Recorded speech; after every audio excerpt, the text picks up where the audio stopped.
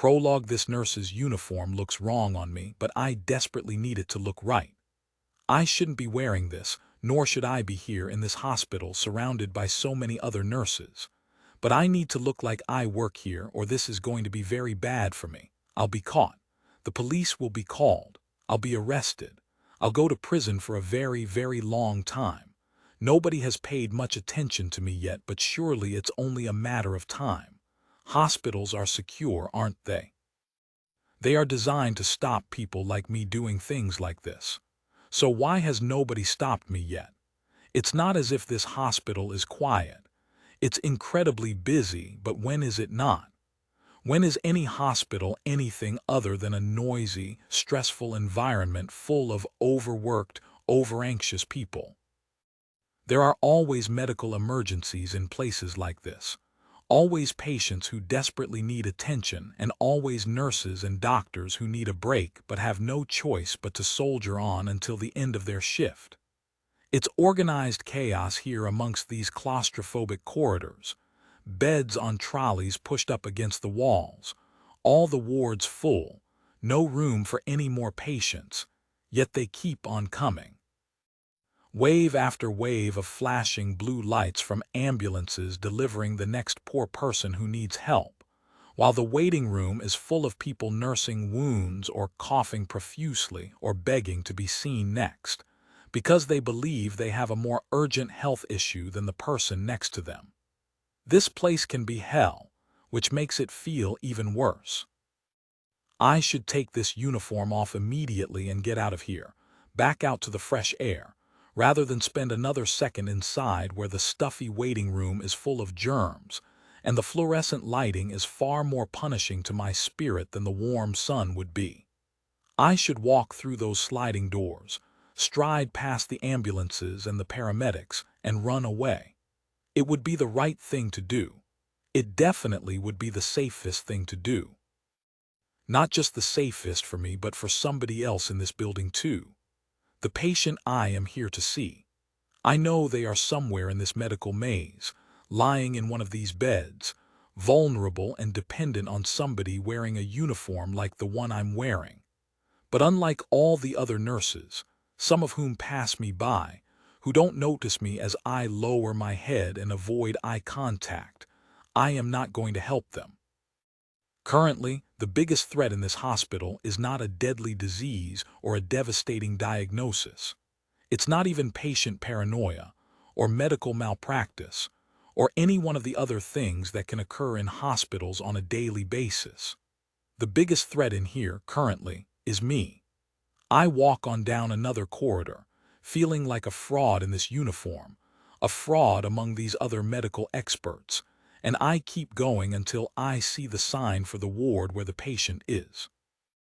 If they knew I was here, they would panic, cry out for help, alert somebody to the fact that something is wrong, but they don't know I'm here. Not yet. By the time they do, it will be too late. As I turn a corner, I'm suddenly confronted with another nurse. She looks me right in the eyes, causing every cell in my body to tell me that this is it. This is where it's over. This is where I get punished for being here and pretending to be a proper nurse. But nothing happens. The other nurse just smiles at me before walking past, as if she didn't see a ghost. Okay, so I'm not dead, so I'm not really a ghost, but I feel like one, haunting this hospital, destined for doom, because the longer I'm here, the less time I have to back out of this. Except I'm not backing out, and I know I'm close to where I need to be now. I see a police officer chatting to a doctor in the distance. That police officer is here to see the same patient. But I need to make sure I see them first. I walk past the police officer and the doctor, either one of whom could suddenly ask me a question and cause me to have a panic attack. A simple question like, "Where are you going?" would be enough to do it. Then when they saw me crumble, they'd know I was a fraud, and the doctor would sound the alarm while the officer would reach for one of two things, his handcuffs or his gun. I can't believe I'm doing this. I can't believe I thought this was best. I can't believe I could be responsible for giving nurses all over the world such a bad name. They don't deserve it. This uniform and this job should be respected, but I'm about to make it feared. It didn't have to be like this. Things could have been so different. As it is, I'm going to do the one thing that a person wearing this uniform should never do. Hell, I'm going to do the one thing no person should ever do, regardless of their profession. I am going to take a life. Even worse, I'm not going to regret it for 1 second. Before one Darcy, I checked the address scribbled on the napkin in my hand before looking up and confirming that I'm in the right place. I think this is where I'm supposed to be, 31 Ocean View Parade, and it is actually a fairly accurate representation of the surrounding area. Some streets have fancy names that fail to live up to the glamour of them upon arrival, but this one is as advertised. There's a view of the ocean from this property, and I savor a few seconds of staring at the serene sea behind me before I stuff the napkin in my pocket and head for the door. The napkin originated from the cafe where I was working a trial shift. I was given this address by a handsome male customer who clearly took pity on me and my poor coffee-making skills. I'd been dropping things all morning and earning unwanted glares from my manager, so maybe the customer had detected that I was in trouble. Either that or he could tell that I was desperate for another job, something I'd be better at, something more meaningful than serving hot drinks to frustrated Floridians. The sympathetic customer chatted with me and was friendly at a time when I really needed it, so by the time he said he wanted something from me, I was inclined to provide it. Whatever the case, he gave me this address and told me he needed my help that would be better paid than the help I was providing at the coffee shop, and as I'm here now, I guess I'm willing to offer it. This place is one of many condominiums in this state, plush high-rise apartment buildings, mostly home to retirees who flock to Florida for the warmer weather and cheaper prices, aiming to enjoy their remaining years in pleasant surroundings. It's certainly pleasant here, and while it might be cheaper than other places around the country, it must still be pricey if the building itself is anything to go by. I look up at the tall building and see balconies that must offer even better views of the ocean, as well as several sports cars parked nearby and plentiful palm trees in the surrounding gardens. I'd be more than happy to retire here myself, if not for the fact that I'm not even 40 yet. Even if I was older, I hardly have the kind of money that would afford me a luxurious type of retirement. As I reach the door, I'm still undecided as to whether or not this is a good idea. I don't know if I should be here or if I'm even capable of doing what I'm supposed to do when I go inside, but it's either this or I go back to that cafe and beg for another chance. At least here I'll earn good money, all cash in hand, in fact, which is perfect, and it's also likely that I'll have a much better boss. The good-looking guy who wrote down this address is called Parker, and I'm here to meet him and his father. Joe Parker has asked for my help, though he's not the one who needs it.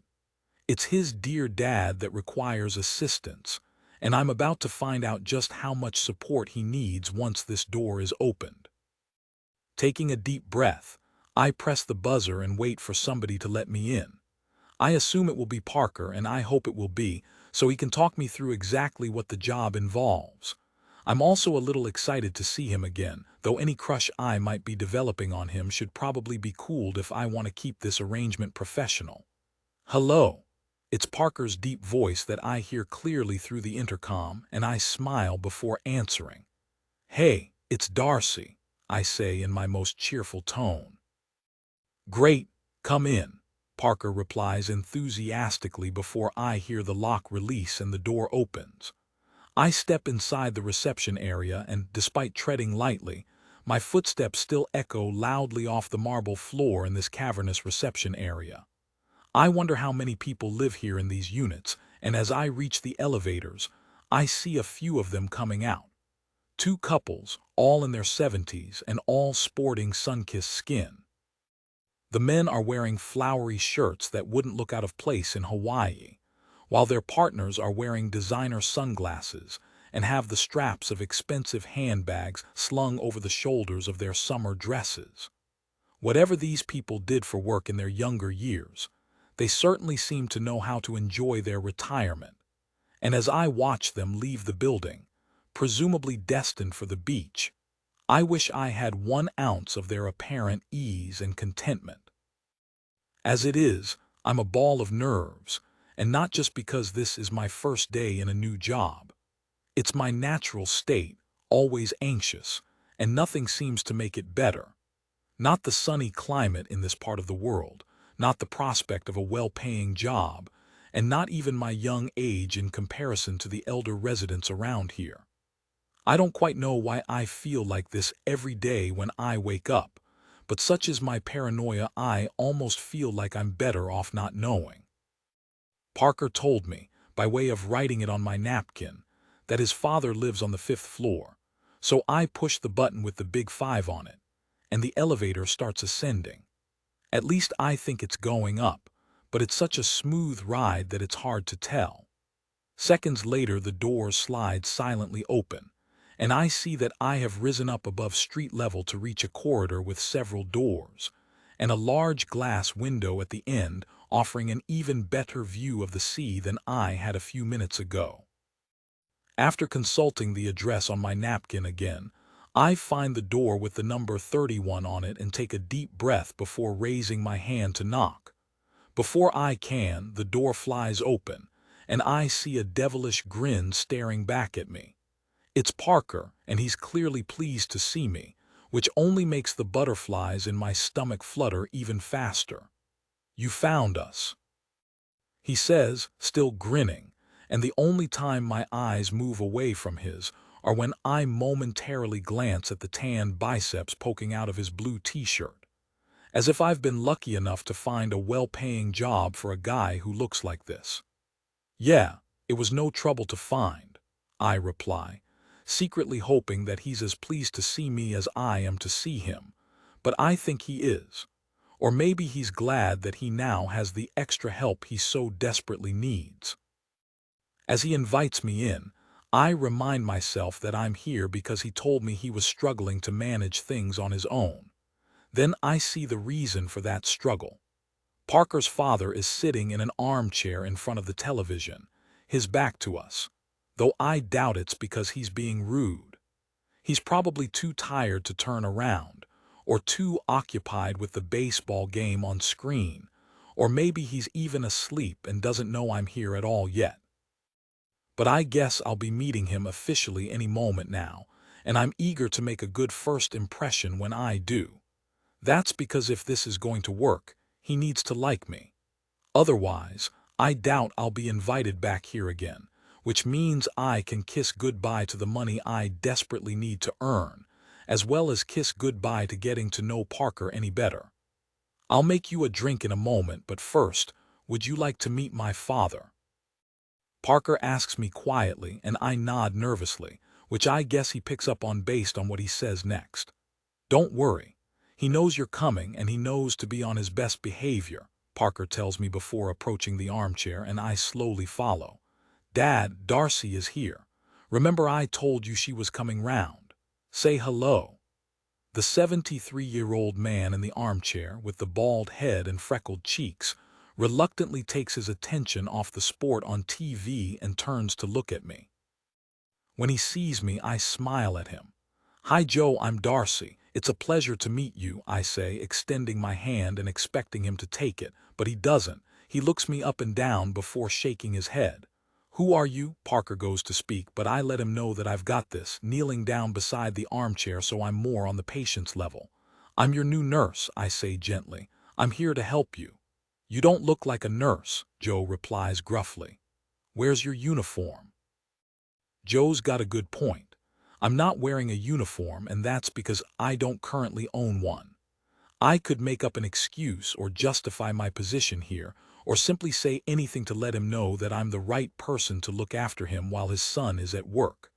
But I don't, because I don't want to start off things by lying to this man, and right now, I'm not even sure I could look after myself. The truth is, I'm afraid that Joe might be right. I don't look like a nurse. I don't even feel like one. Yet I'm here trying to be one. But should I be? Or am I making a big mistake? 2. I'm going to need to overcome my awkward start with Joe and put his concerns at ease, as well as any concerns that Parker might have had about hiring me in the first place. I'm aiming to do that by sitting with Joe while he watches the baseball game, so I can chat to him about the action on screen, as well as ask him a few things about his personal life. I'm not just going to inquire about him as a person to be nice. It's vital that I get to know him better, as the more I know and understand him, the better care I can give him when his son isn't around. Parker has mostly left the pair of us to it since our initial introduction, making himself busy elsewhere in the spacious apartment. So I've got the freedom to engage with Joe, which is important if I am to bond with him. I'm hoping to get plenty of interaction with Parker too during my time here. But at the moment, his father is the more pressing priority. All Parker told me before I got here was that his dad was in the early stages of dementia and needed somebody to keep an eye on him, before he inevitably requires full-time care and is forced to leave his home and move into a facility with other patients just like him. I can see why both father and son are desperate to delay that fairly grim inevitability for as long as possible, because this is a lovely home that Joe has here. The apartment is very modern, no doubt built recently, and, as such, it's equipped with plenty of mod cons to make life easier for those who reside here. A strong air conditioning unit keeps the place cool, while the blinds over the windows are electronically operated, perfect for when the sun is glaring through and those inside need some respite from the brightness. There is a large fridge in the kitchen, a spacious shower with handrails in the bathroom, and the TV is big enough to keep Joe's attention even when the game pauses for a commercial break. Best of all, there is the balcony, offering a stunning view of the beach below, with all the tourists sunning themselves on the sand, and the sea beyond that, where I can spot jet skis bouncing across the water, driven by laughing thrill-seekers wearing life vests. Wherever Joe ends up after this, he's unlikely to have access to all these amenities, or a view as good as this one, so I guess it's up to me to help him as much as possible to hopefully delay the need for him to leave here. His place is much nicer than mine, a rundown apartment with noisy neighbors, but that's my problem. His problem is hanging onto this lovely place that he's got. That was a good catch, I say to Joe after we've watched the outfielder on TV claim the baseball in his glove, but Joe says nothing, meaning I've still got plenty of work to do to win him over. It's a lovely place you have, I say, looking around again. How long have you lived here? You don't have to pretend to be interested, Joe replies glumly. But I am interested, I reply. Interested in me or interested in getting paid? I'm here to help you. You're here because it's your job. This might not be the best line of conversation to continue along, so I switch lanes. Okay, I'll tell you about my place then, I say. I live in an apartment too, but it's much smaller than this one. It's nowhere near as nice. I don't have a view like yours, but I wish I did. Very jealous. Joe scoffs at that, which is not what I was hoping to hear. What's wrong? I ask him. You're not jealous of me, he says quietly. How could you be? You're young, you're healthy, I'm neither of those things. Joe probably thinks he has me beat there, but while I can't argue with the first point because I am much younger than he is, I wouldn't say I'm healthy, not with the way I struggle to remember things too. But as well as that, there is one other area where he trumps my current situation. You're right about me being younger than you, but you have something I don't. What's that? Joe mumbles. I must be making progress because he turns to look at me rather than the baseball for the first time since I sat down. You are close to your family, I reply. Your son is here and you get to see him whenever you want to. I don't get to see my family whenever I want to. Why not? While I might be making progress with Joe by talking along these lines, I'm regretting it now. This is something I shouldn't really be talking about. It's complicated, I say meekly. Try me. Joe is very intrigued, probably because he gets the impression my personal life is more interesting than his own, or at least more interesting than the baseball game. But I've already said too much, so I try to change the subject. Parker said you still enjoy going for walks, so I was thinking we could make a habit of it. Maybe I'll treat you to ice cream at the beach one day if you like. I expect Joe to like that idea, or simply to go back to watching the game, but he doesn't allow me to drop it that easily. What's the issue with your family? Why won't you tell me? It's nothing. I try, but it's well past the point of me hiding it, and Joe still has the mental faculties to know it. You've got a secret, haven't you? He asks confidently, but I'm not sure if it's a question or a statement. Excuse me. You can't fool me. I might be losing my marbles, but there's still a few cogs in here that are working, he says, tapping the side of his head.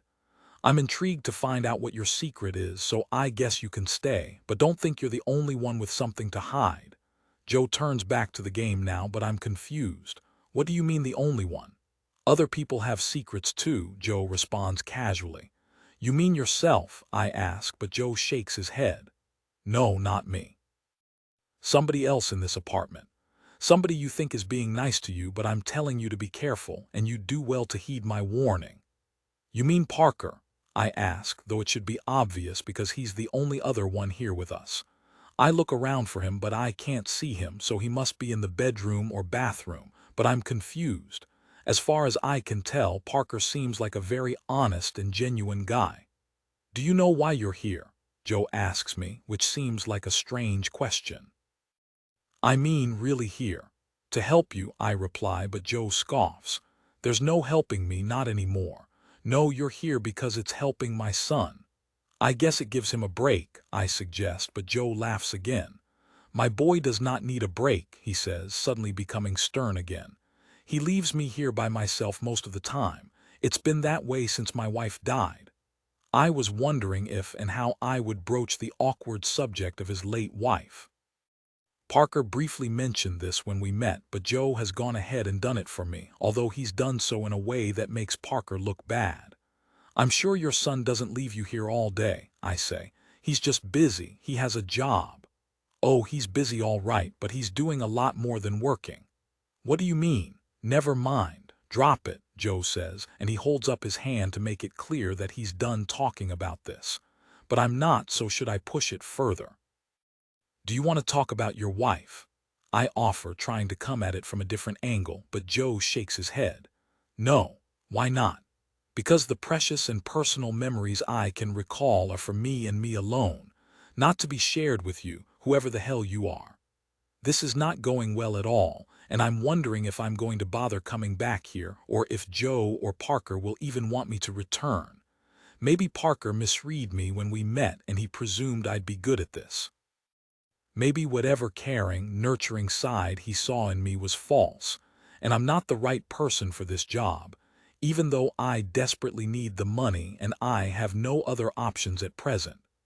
Maybe I'd also be better off leaving it because, from the sounds of it, Parker might not be the most trustworthy guy either. But who do I trust more?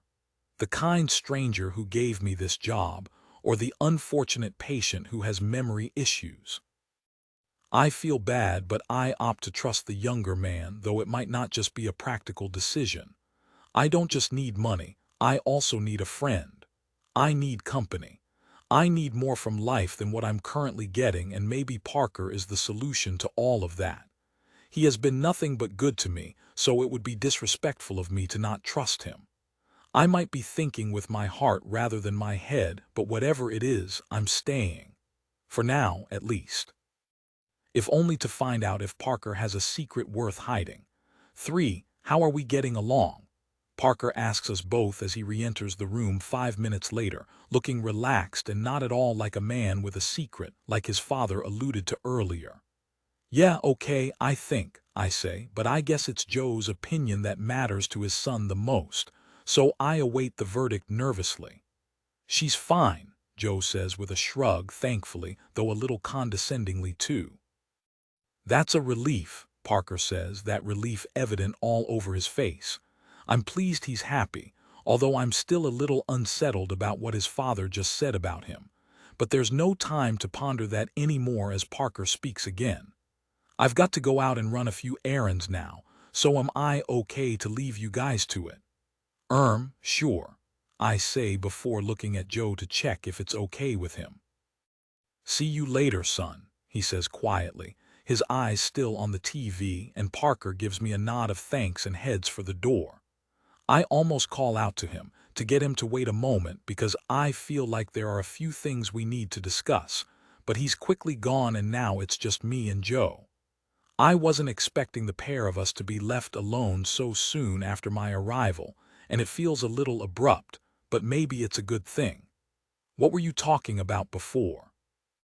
I ask Joe, probing once Parker has definitely gone. I'm intrigued, even if it is most likely over something silly and innocent. You were suggesting your son has a secret. Forget about it, Joe says. He makes a sad joke. Oh no, wait, I'm the one who forgets things around here. He chuckles to himself, but the truth behind what he said means, I assume, that his humor is merely a coping mechanism for his declining mental functions. But was he making an attempt at a joke, or was he actually hinting that he knows more about me than I realize? After all, I know he's not the only one who has memory issues here, though I would not openly admit that to him or his son if I can help it. I have my troubles too, but best to keep them to myself. There's no way Parker or Joe can know about me or my past. I can't even remember most of it, which actually helps, and nobody else around here knows it either. That's why I'm here. Because I'm a total stranger in these parts. It's safer for me that way.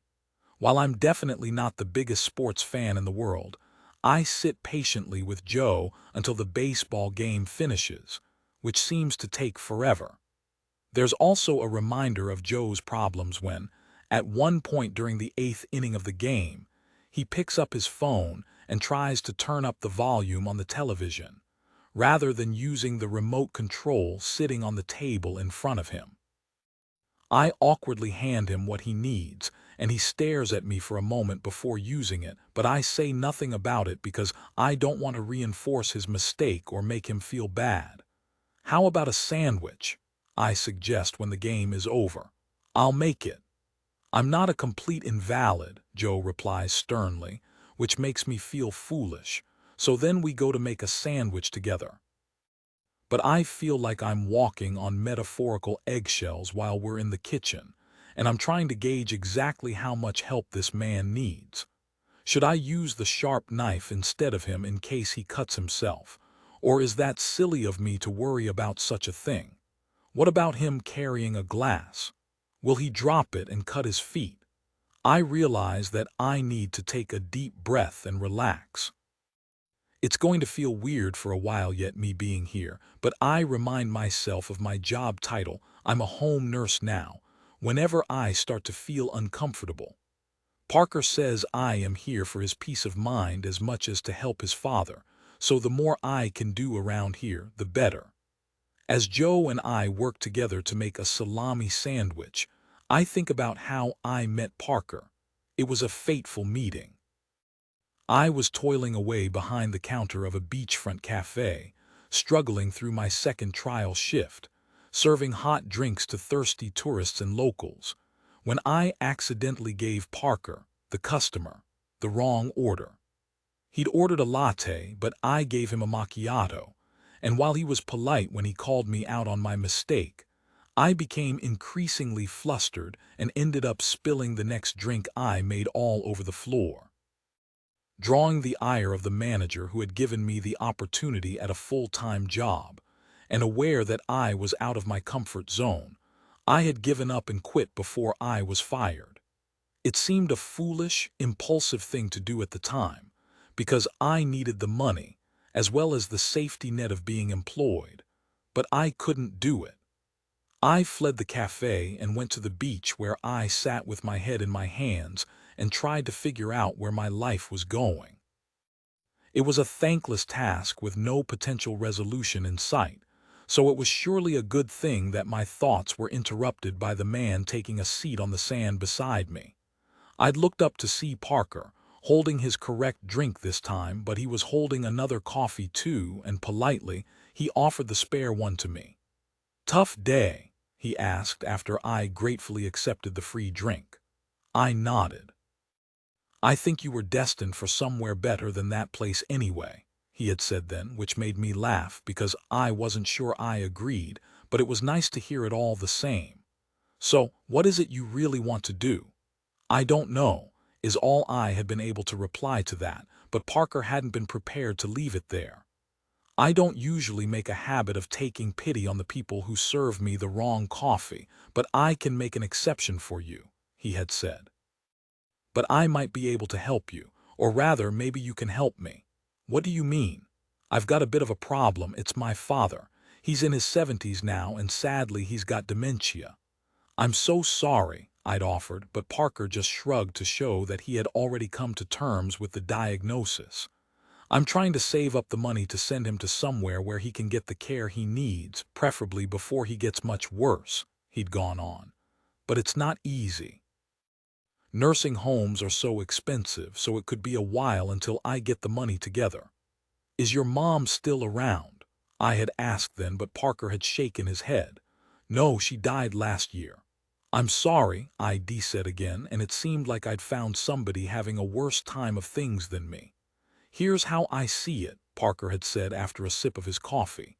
"You need a new job and I need somebody to help me look after my dad. So how about it? Do you want to help me? I'll pay you, of course. I can do cash too if that's better." Money sounded great, but did the job. "How do you mean help, like a carer?" "You could call it that, or nursing. It would be informal, of course, but it's still the same kind of thing." "Nursing? Sure, why not? I can see you have a caring side and that's all you need. Who knows, maybe you should have been a nurse in another life and this is your true calling." I'd pondered that when he said it, and it was weird, but something about it seemed to touch a nerve.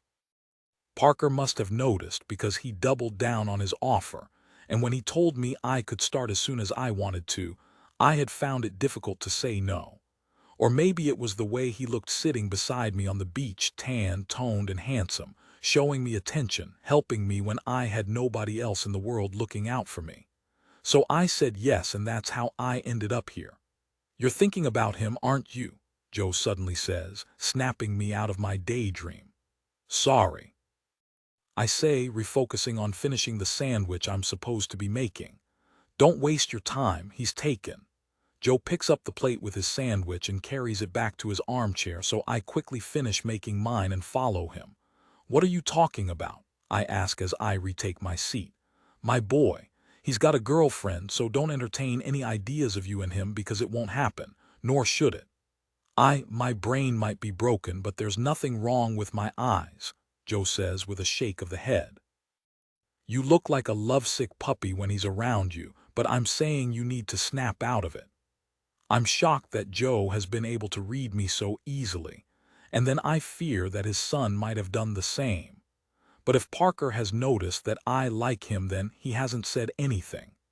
He's certainly not as blunt as his father, and it's hard to tell if Joe's bluntness is a trait of his personality or a symptom of his condition. But it's not just the fact I've been called out that has shaken me a little. It's the fact that Joe has told me his son is already in a relationship. I didn't know that, not that it's any of my business. But has Parker deliberately been keeping that fact about his personal life quiet, or has it just not come up yet in conversation? Or is he withholding it because it doesn't suit him to reveal it? Maybe he knew he'd have a better chance of convincing me to do this job for him if I thought he was a handsome, single stranger rather than a taken man. If he does have a girlfriend, I guess that means he is out of bounds for me in terms of anything beyond friendship developing, because I wouldn't wish to steal him away from anybody. I shouldn't even be bothered he's taken, and it's bugging me that I am. I'm overthinking things again, but sadly, I'm not the only one whose brain is struggling. Not too long after Joe has finished his sandwich, he gets up to go to the kitchen, and when I ask him what he's looking for, He says it's time for lunch and he needs a sandwich. He's obviously forgotten he's eaten, and while it could be worse and he could be forgetting to eat altogether, it's just another sign that his mental faculties are on the wane. With that in mind, I try to forget about Parker and what his father has told me about him since I got here and focus on being the best help I can for Joe. I make him another sandwich, one he barely touches in the end because he's obviously full from the first one, and then I try to run through a few memory exercises with him, though he quickly gets bored of that and ends up falling asleep in his chair. I sit with him for the rest of the day, most of which he spends snoozing. At least I'm here, watching out for him and doing what his son asked me to do. Pretty soon, Parker will be home and I can't wait, though it's not because I want to finish here and go home myself. Why would I wish to be back in my tiny apartment, alone again? It's because I have a few questions to ask the man who gave me this job. The answers to those questions will resolve whether or not I can trust him, and whether or not I'll come back here again. For it's not the most professional thing I could have done at work, but while Joe was sleeping, I actually fell asleep for a short while myself. Maybe it was the heat from the sun coming through the window in front of the balcony, or maybe it was the opposite, and the coolness of the air conditioning made it the perfect temperature to induce sleep. Whatever it was, my eyes closed while Joe's were closed and the pair of us slept, although when I wake up, I hope the man in the armchair beside me achieved a better state of rest than I did. That's because I had another one of my nightmares, the ones that always seem to plague me, and the ones I blame the most for my current levels of tiredness and paranoia. This particular bad dream was similar to my other ones in that I was wearing a nurse's uniform. There's always a medical theme to my nightmares, not to mention the random flashbacks I sometimes get too, but I'm not sure why that is. All I am sure about is that, when they're over, I feel very, very unsettled. Perhaps it's the sense I get that the uniform does not belong on me, or it could be the feeling that something terrible is going to happen the longer I stay with a patient or be around others in the medical profession. Or it could be much simpler than that. It could just be the vision my nightmares always end with. The vision of the dead woman, the one who lies on a bed beside me and stares at me with vacant eyes, one arm outstretched and hanging over the edge of the bed towards me, as if she needs me to help her but it's already too late. I couldn't help her, or I chose not to, or I possibly even killed her myself. I rub my eyes and do the best job I can of making it look like I wasn't asleep, so that Joe won't notice when he wakes up and report back to his son about it. But thankfully, Joe is still asleep when I wake, so I haven't been caught napping on the job. I check the time and see that it's almost 5 and I wonder when Parker will be back.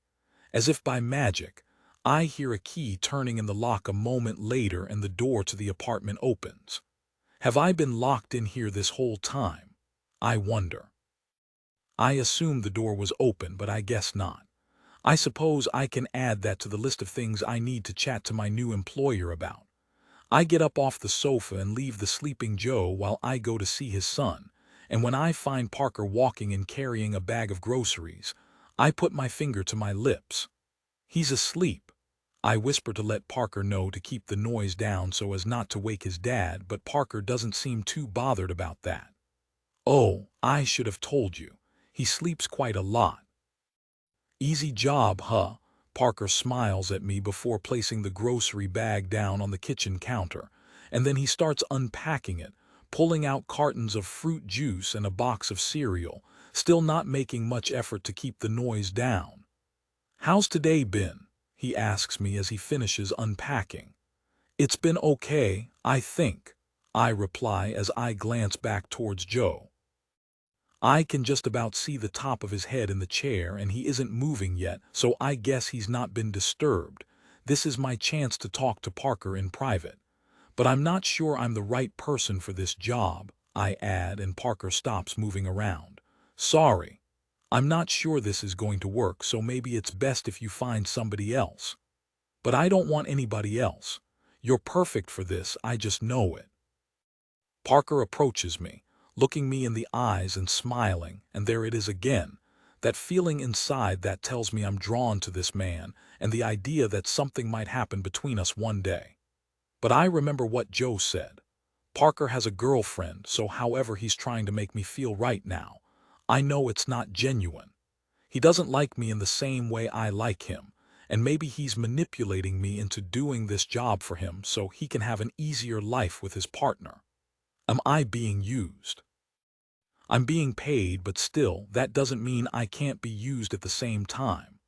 What did my dad say? Parker asks me, rolling his eyes. Sorry, he must have said something to make you have second thoughts. So what was it?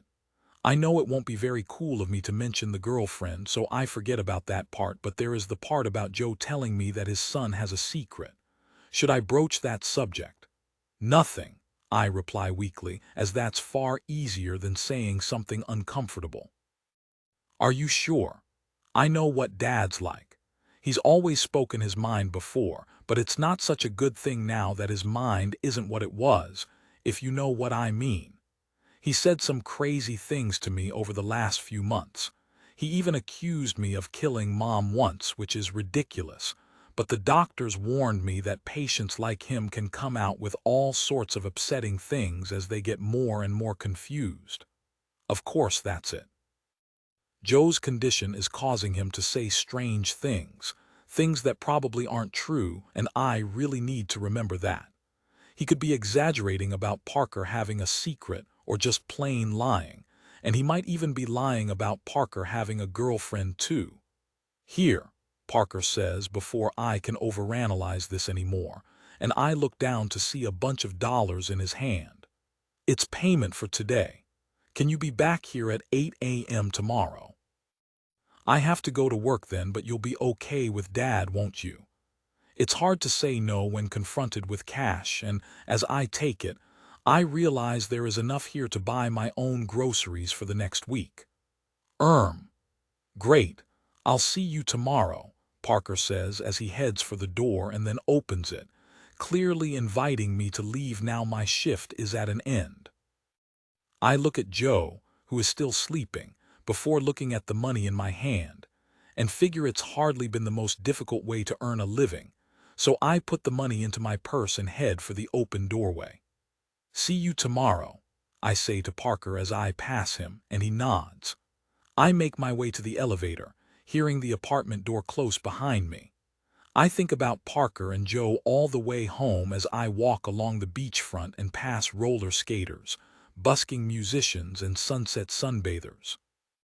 I'm still thinking about them as I reach the door to my apartment, a building a world away from the gleaming high-rises further down the beach, but actually only a 15-minute walk. The white paint on the exterior of the building is peeling, and the flimsy gate that acts as security here is nothing like the electronic door to Joe's place, nor are there any of the nice neighbors that man has. Instead of being around smiling pensioners, I'm living in close quarters to shadier types, people I don't trust and people who would probably screw me over if they ever got the chance. That's why I keep a tight grip on my purse as I walk to my apartment door, aware that there's plenty of cash in there and afraid that somebody might try and take it from me. Nobody does, though I don't make it inside without the long-haired man in the next apartment poking his head out of the door and seeing me. There she is. He cries, "My favorite neighbor, where have you been all day?" "At work," I reply quietly as I unlock my door. "Then you'll need a drink. Care to come inside and have one with me?" "No, thank you," I say as I open my door, but I'm worried my neighbor isn't going to let me go that easily. His name is Ross or Russell or something like that. I forget. But whatever it is, it's obvious that he's attracted to me. But while I've tried to make it just as obvious that the feeling is not mutual, he never seems to get the hint, or he simply refuses to give up. "Are you sure? It could be fun," he tries one more time, but I apologize before going inside and then lock my door as quickly as I can. Sighing deeply, I look around my humble home, the one I've lived in for the past 3 months, and I don't have much to show for my time here. The only furnishings are the things that were here when I moved in: a microwave, a small fridge, an uncomfortable sofa, a bed that's just as bad, and a TV with barely any channels on it. But I manage here, mainly because I try to go out a lot, if only for a walk, but also because I spend most of my time looking at one thing. It's the thing I go to get now, and I find it lying under my pillow where I always leave it. It's a small notebook, and I open it to see the photos of the people who are apparently my family. I see a dark-haired woman in her 50s and the name written beside it, Scarlett. But it's the word written beside the name that should mean more. Mom. Except it doesn't mean more. That's because, despite this photo and this note telling me who this is, I don't actually remember this woman. But then that's the whole point of this notebook. The person who gave it to me told me to look at it every day or I would forget all the people mentioned within it. The next person is Adrian, and I look at the photo of the man in his 50s with salt and pepper hair before my eyes move over the word dad. But again, it's just a photo and words, and it's hard to feel the emotion that should be attached to them. I turn the page and see the person who gave me this notebook. The photo shows a woman of a similar age to me, and she is smiling. Even though I struggle to feel who this person is just the same, there is a little more warmth to her image. Pippa, sister. I know Pippa gave me this notebook, the writing on the next page tells me so, and I read the note like I do every day. It's very important that I do. Dear Darcy, you need to read this every single day and do as I say.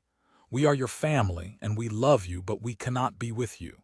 You're safer away from here, and you will be safe as long as you stay away. Look at our photos every day and make sure you remember us like we will remember you. But make sure you do as I say on the next page. It's crucial that you do. Love you, sis. Pippa. It's the next page that I turn to now, and there are 2 sentences written in big, bold writing. The 2 warnings that I am to adhere to and have been adhering to ever since I got here. Never watch the news, never ever come back home feeling frustrated like I always do whenever I look at this notebook. I put it back under my pillow and lie down on my bed, wishing I knew why my sister was giving me such warnings. I have a family out there who I apparently cannot visit, but I can't remember why. I'm guessing the news might give me a clue, but Pippa says I can't watch that, and I've followed her advice. She clearly cares for me. I know that because, as well as sending me some money once I told her my new address, she has been writing letters to me to make sure I'm okay. I am able to reply to those letters by sending them to a P.O. box in Chicago, so I assume my family is there, but that's all I know. Well, that and the fact that there is one final thing written in small writing on the back page of this notebook. In case of emergency, if you find this notebook and the person who owns it is in distress, help her get back here. 1 Sherwood Crescent, Winnetka, Chicago, Illinois. I assume that's my parents' address or maybe Pippa's. So what's stopping me from going there? Every single other thing that's written in this notebook for one. There must be a very important reason why I can't go home. I don't know what it is, but according to Pippa, it's better that it stays that way. I am putting my trust in the fact that my family knows best. 5 Pippa. I run a hand over my tired face and ask myself a question every nurse must ask themselves at least 6 times a day. Why am I doing this job? Like most nurses, I never get to actually answer that question because I'm too busy to have the time required to properly ponder it. Today is no different. And as yet another long shift finishes, I race to my car, catching a glimpse of myself in my vehicle's window and seeing my uniform and my very tired face before I get in behind the wheel and start the engine. I drive out of the hospital parking lot as quickly but also as carefully as I can. having to adhere to the very slow speed limits that exist here, because so many patients and their families are wandering around. But just because I'm driving slowly, it doesn't mean that I'm not in a hurry. Once I'm out of the vicinity of the hospital, the speed limit increases, and I can gradually put my foot down on the gas pedal. I've got 10 minutes to go and pick up my 4-year-old son from kindergarten. I'll take him home and feed him before getting him ready for bed. I might have just finished work, but my daily tasks are far from complete. I've also just finished a shift where I spent the entire time providing care for sick children, some of them even younger than my son. But again, that doesn't mean my caring duties for a child are at an end yet. Campbell, the busy, boisterous boy I gave birth to 4 years ago, is the light of my life, but he's also the most exhausting part of it, and coming from a nurse, that's saying a lot. I love being a mother, but I hate being a tired one.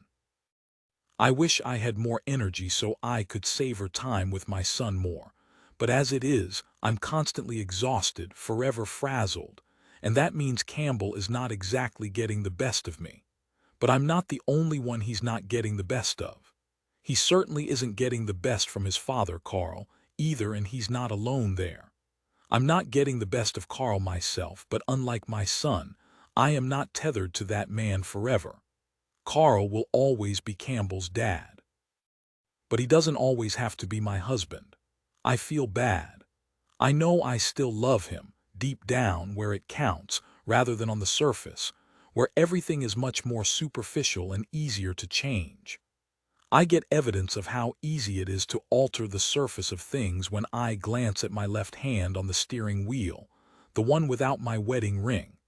It's not there because I took it off months ago after a particularly bad fight with my husband, and I haven't put it back on since. We're still together, or at least we're still in the same house and going through the motions of married life, but we're broken. There's no denying that, and it's sadly debatable as to whether we can be fixed at this point. We have so many happy memories together, the highlights being our sun-kissed wedding in Florida and, of course, welcoming our little boy after an intense and tear-filled labor, but more current situations have knocked us off course. Darcy's accident, my distracted state of mind, his frustration, a collective sense of exhaustion that suffocates us on a daily basis. Maybe things are salvageable, or maybe we don't have the energy for it anymore. Divorce is hardly the most fun thing for a tired and stressed parent to think about on their way to their next errand, but the word is very prominent in my mind and, unfortunately, has been for some time. My marriage is on the rocks. There's no denying that, just like there's no pretending that it's all the fault of one person. Like any relationship, it takes two. And I guess I'm as much to blame for the cracks between me and Carl as he is. I could put all of our problems on him getting home from work late every night and not providing me with enough help with our son, or the fact he likes to drink too much when he does get a day off, or any one of a million little things that annoy me about him these days, right down to the way he leaves the toothpaste cap off or only takes the trash out when the bag is at the point of bursting. But it wouldn't be fair of me to say it's all him, because I'm guilty of many things too. My job is demanding like his, meaning I'm overworked too, and I bring a lot of my stresses home with me. Even though I spend more time with Campbell than he does, it's still not as much as I'd like. And while I don't choose to spend my free days drinking, I do spend most of them dealing with my family issues, of which there are many, and that is putting it very mildly.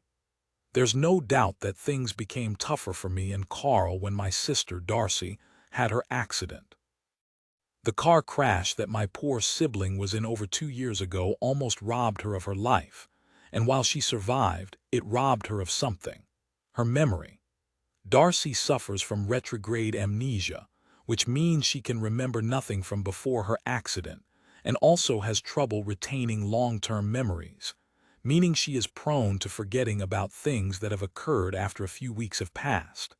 It's been devastating for her, both personally and professionally, but she's not the only one.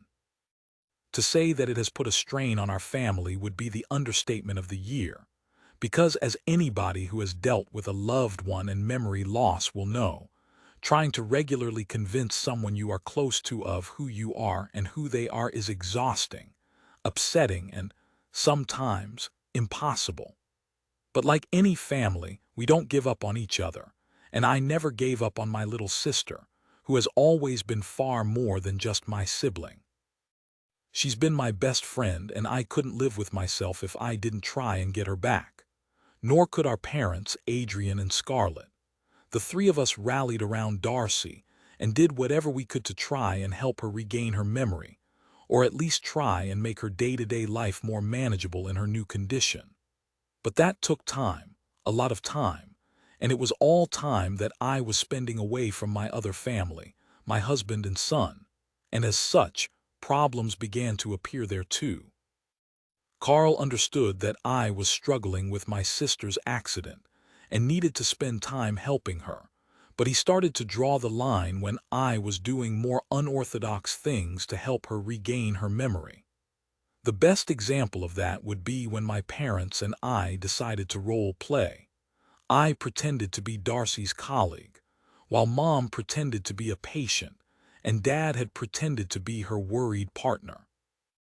That whole charade took time to plan and implement, and I have to admit that I was not exactly present with Carl or Campbell during that difficult and unusual time. I also had to take precious vacation days to do it, depriving my husband and son of a holiday with me this year, which only added to my partner's frustration. Worst of all, the role-playing didn't really work as we'd hoped, but of course, that wasn't the worst of it. Not really. The worst thing was what I had to do when a few glimmers of Darcy's memory surprisingly came back to her. As I sit in traffic and lean my weary head against the wheel as another light turns red, I think about the body I helped to hide. It was the body of a man my sister was once intimately involved with, a man who murdered his sick wife while Darcy was caring for her. This was before Darcy's accident. Lawrence Murphy. Darcy remembered what happened between her, Lawrence and his wife Melissa, and it was bad. Working as Melissa's nurse as she battled cancer, Darcy became romantically involved with Lawrence, which was unprofessional, and I felt out of character too, but nothing more dangerous than that. But things took a sinister turn when Lawrence suggested he and Darcy could be together much sooner if Melissa died ahead of schedule, and he had wanted Darcy to be the one to end his wife's life. Thankfully, Darcy did not kill Melissa. Lawrence killed her, and as if that wasn't bad enough, he also embarked on an affair with Darcy's colleague and best friend, Eden. The shock and horror of it all was enough to cause my poor sister to lose control of her car and crash while on the way to report Lawrence's crime to the police. And it was that crash which changed all our lives forever. But my life took an even more troubling turn recently, when Darcy recalled those events. She was then in danger with both Lawrence and Eden, who were preparing to kill her to silence her forever. Fortunately, my sister survived, but she had to kill Lawrence. It was self-defense, she told me. By the time I found her, there was a need for his dead body to be concealed. We could have called the police and told them the truth, but would they have believed a woman with memory loss? I decided we couldn't take that risk, not if it meant my sibling going to jail, or for me and my parents losing her in such a way, so I protected my sister and got rid of Lawrence's body. It was incredibly stressful, and I'll never really recover from it, but I couldn't stand by and watch her be arrested. I did what I had to do, and then I told Darcy to get out of Chicago. I knew that, thankfully, given time, she would forget all about what we had done. It sounds awful, but I have been able to use my sister's memory issues to both of our advantage. Darcy forgets things a few weeks after they've occurred unless she is reminded regularly.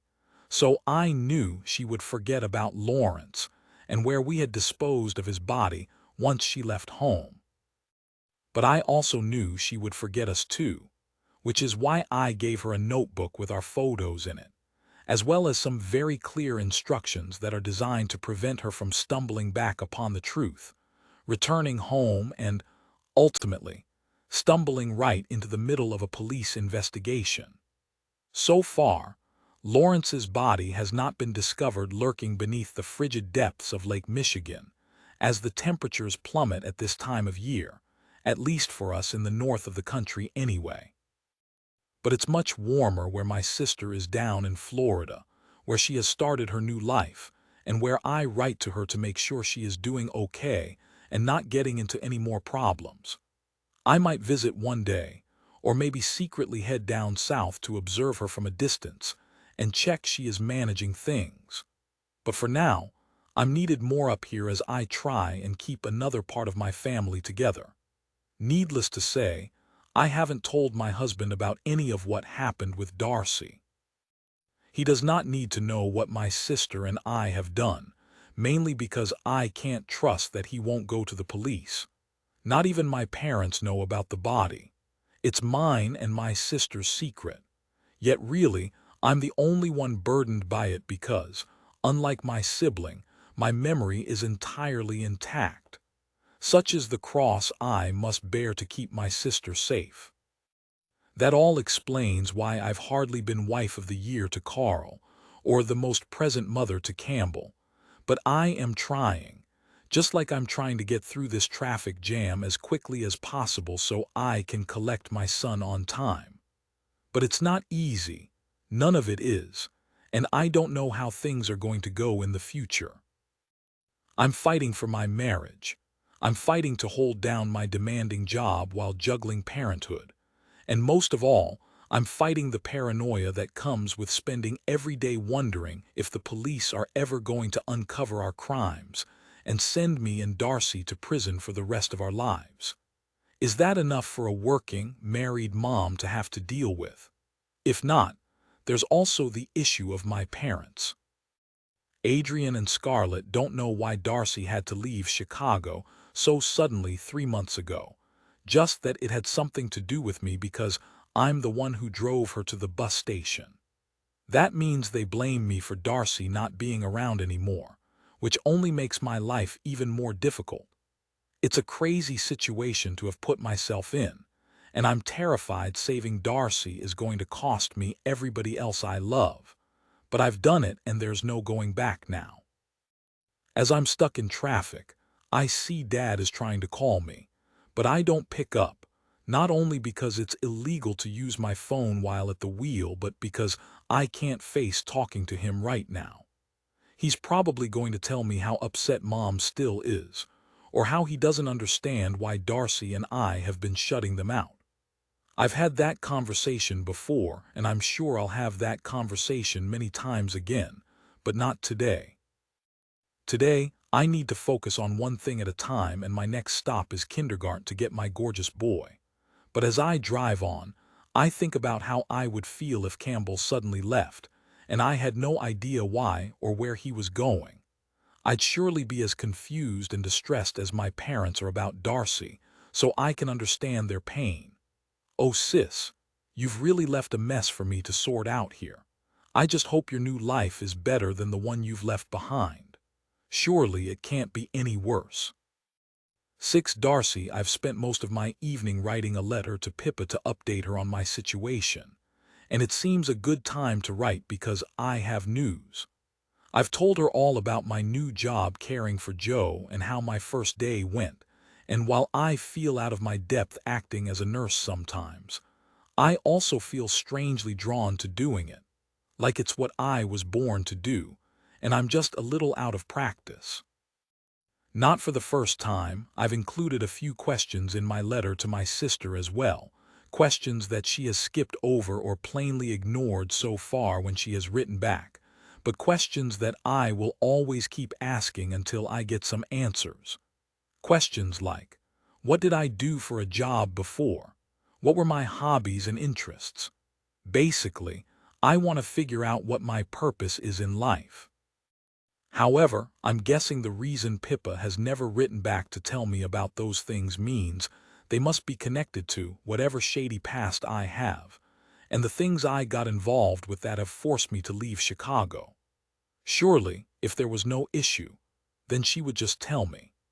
As it is, I'm forced to stumble on by myself and try and figure out what is best for me without a real guide, as if I'm flying a plane with no coordinates, and somehow expecting to magically land where I need to be. I plan to post this latest letter to my sister on my way to work tomorrow morning, which will be a simple enough task, but before that I need to tackle a much more difficult one. I need to get to sleep. It's early evening and I can still see some sunlight coming in from outside, as well as hear a few bursts of laughter coming from people having fun at the beach. But they aren't the main reasons why I might struggle to get some rest for a while. It might be an everyday thing that most people don't even think about, but for me sleep is always an incredible hurdle to overcome. I cannot shut my brain off when I lay my head down on the pillow, and I know I need to do something about it. Sleeping pills, anxiety meds, whatever might help make this process smoother would be worth trying. But getting access to those would require going to a doctor, and I haven't done that yet, mainly because any good doctor would most likely ask me about my medical history before prescribing any drugs, and that's a total black hole to me. All I know about my past is in the notebook under my spare pillow beside me, but I can hardly offer that up to a doctor for them to read. They'll simply look at me with a confused expression and ask me if it's some kind of a joke, except I wouldn't be laughing. I'd probably cry like I'm on the verge of doing right now. I can feel a few tears running down my face and onto my pillow, and I try and wipe them away as quickly as possible. That seems better than letting them flow freely and dampening my mood as well as my pillow even further. I try to tell myself that, as bad as I might feel I have it now, there are always people who are worse off than me in the world and I should be grateful for what I've got. Like Joe, for example. That poor man is losing control of his mind, and while I have only witnessed the minor problems it brings for him so far, like using his phone to try and turn the volume up on the television, I know there are far worse aspects to it than that. I know because Parker told me about some of those, like Joe accusing Parker of killing his mom. That must be an awful thing for a son to have to hear from his father. Parker would be grieving for the loss of his mom anyway without having his dad say it was all his fault. But Joe is just confused, losing his grip on reality more and more every day, and soon, he probably won't even remember who his son is, never mind what he thinks he might have done. As I think about it, I'm struck by the similarities between me and the patient I'm now being paid to look after.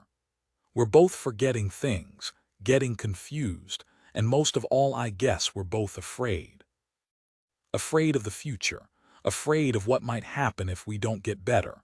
Although there is a big difference between me and Joe. He's actually been diagnosed with a medical condition of which there is a prognosis and pathway to navigate it. I haven't, or not that I know of. I don't know what is going on with me, only that Pippa, this person who says she is my sister, wants me to avoid the news and avoid going home. Am I dangerous? Are the police looking for me? Am I a killer? It seems totally bizarre to think that I could be. Look at the state of me. I'm curled up in the fetal position in my bed, alone, shedding tears and feeling very vulnerable, so it's ludicrous to think that I could be some kind of menace to society. It's better to tell myself that the reason for my current situation is perhaps not to keep others safe but to keep me safe. Maybe there is somebody out there looking to hurt me, somebody from the past who I cannot remember. Who knows? It's just another night of lying awake and questioning my life. I put up with it for a couple more hours before, mercifully, I achieve sleep. Any thoughts that such a thing might give me peace of mind are laughable because no sooner have I slipped into a slumber than I have one of my weird dreams again. As usual, I see the same two people I always see. I see her, the poorly patient lying in bed and begging me for help. Then I see him, the handsome man standing beside me, letting me know that everything is going to be okay and that things will be better when this woman before us has gone. I've seen these people in my dreams for a while now, though I don't know who they are. But this dream takes a sinister turn when the scene suddenly changes, and it's the man who is the one begging for his life. He's on the floor and I'm standing over him. When I look down, I see that I am holding a syringe. What has happened? Have I injected him with something? Am I the reason he seems to be dying? The natural thing would be to help him, but I don't do that, as if a part of me knows that it's better this way if I just leave him to gasp for breath until he stops. And he does stop, the life eventually leaving him. Now he's still. This is simply a bad dream. The dream version of me says before I urge myself to wake up. I'll feel better when I do. I'll realize this dream was nonsense, and then I can go back to sleep and start a new dream. A nicer one, or better yet, have no dream at all. But I can't force myself to wake up, and the longer I'm stuck here with this man's body, the worse I feel. Until somebody asks me what I've just done. The syringe falls from my hand as I turn around and see Pippa standing there. What is my sister doing here in this dream world? It looks like she's here to help me. She tells me she can take care of all of this, but I'm going to have to trust her. So I do. Then I wake up. I'm sweating, even though I can see the sun has gone down outside now, and my heart is racing, even though I've been doing nothing more strenuous than lying in bed. It must be because my brain has clearly told my body that the dream I had might be more than that. It might have been a memory. I'm wide awake now, so give up on sleep and pick up the notebook again, turning to the page with Pippa's photo. Yep, this is definitely the same person I saw in my dream. But who was that man? I have no way to find out if I don't have a name for him, unless I think about checking the news. What if I don't see him and get no answers? Or worse, what if I do see him and it's bad? Really, really bad. I close my eyes before I can be tempted for a second longer to look at the news. Follow the advice in the book. Heed the warnings. It must be better for me if I don't know what I'm really capable of.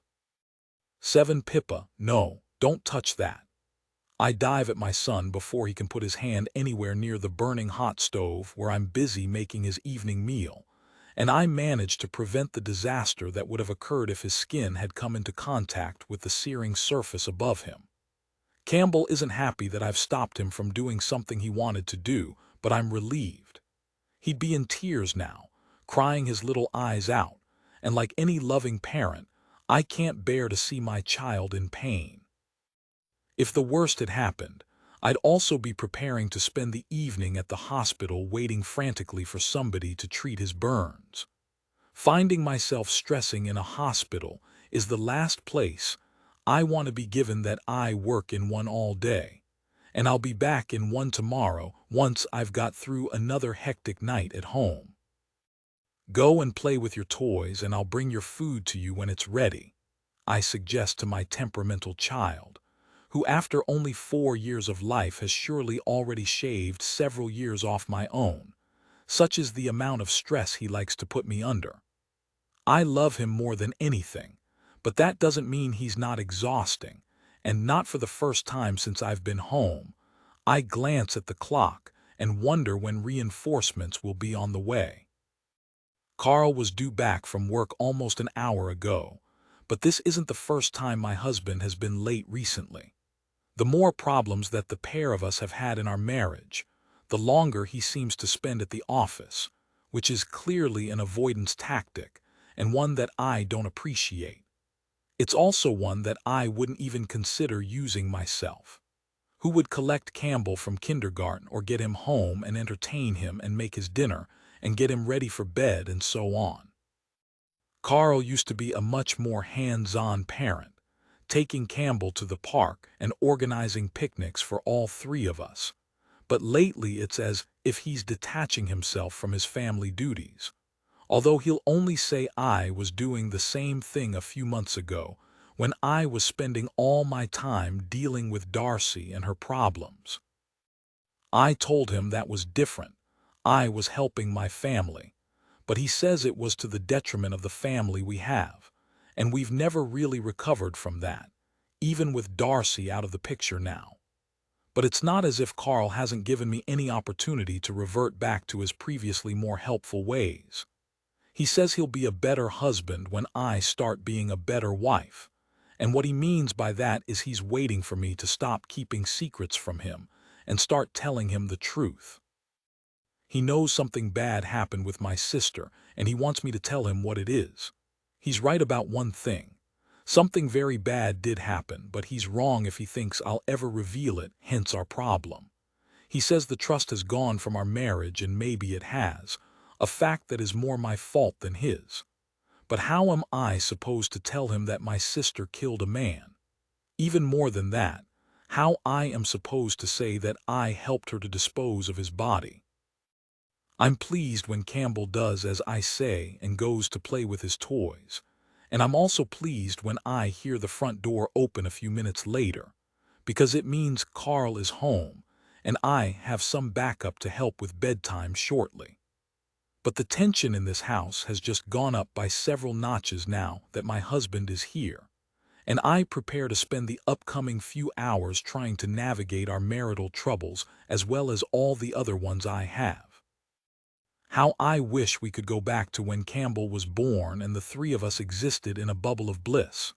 That bubble has been popped now, and as a consequence, all three of us seem to be getting further away from each other.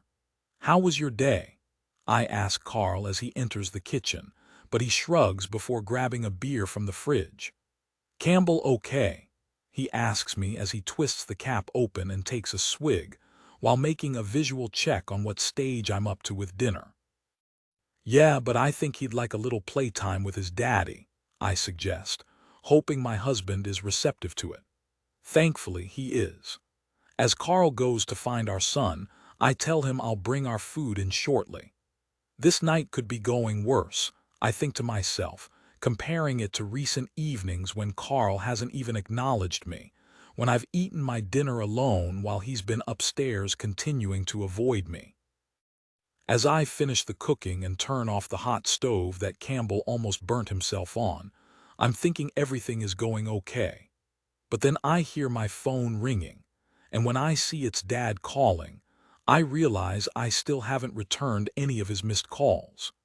He's really keen to talk to me about something, whatever it may be, and I feel bad for not answering, but I have enough going on here at the moment. It can't be that important or he'd send me a text message or come and see me directly. He knows exactly where I am. It's his other daughter he has no idea about. I decide not to answer this latest call.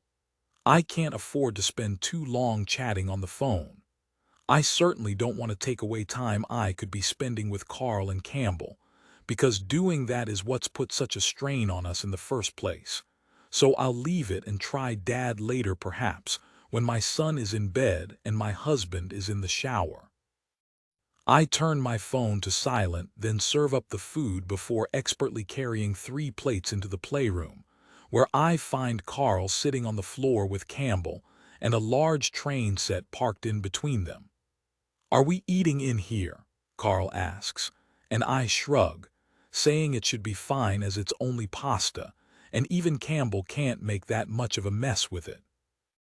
Our son takes a seat at his miniature table and chair set while Carl and I sit on the floor, surrounded by toys, but I don't care because this is all I need right now. My family together and, for the time being, at peace. That peace is threatened when Campbell asks if we can watch TV while we eat, and as Carl grabs the remote and starts flicking through the channels, I feel a knot tightening in my stomach. I get this exact feeling every time the TV goes on, as well as the radio in the car, or whenever I see the front page of a newspaper as I pass the shelves in the supermarket.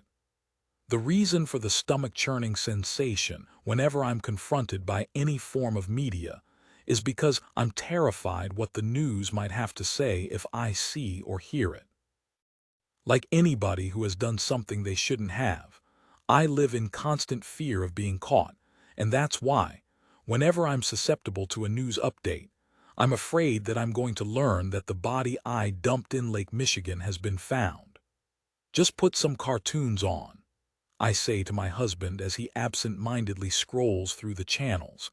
And while it sounds like I'm choosing something our son might like to watch, it's really because I want him to stop before he happens across the news. If he does that, I might hear a reporter saying something very frightening, and if I do, I won't be able to control my reaction.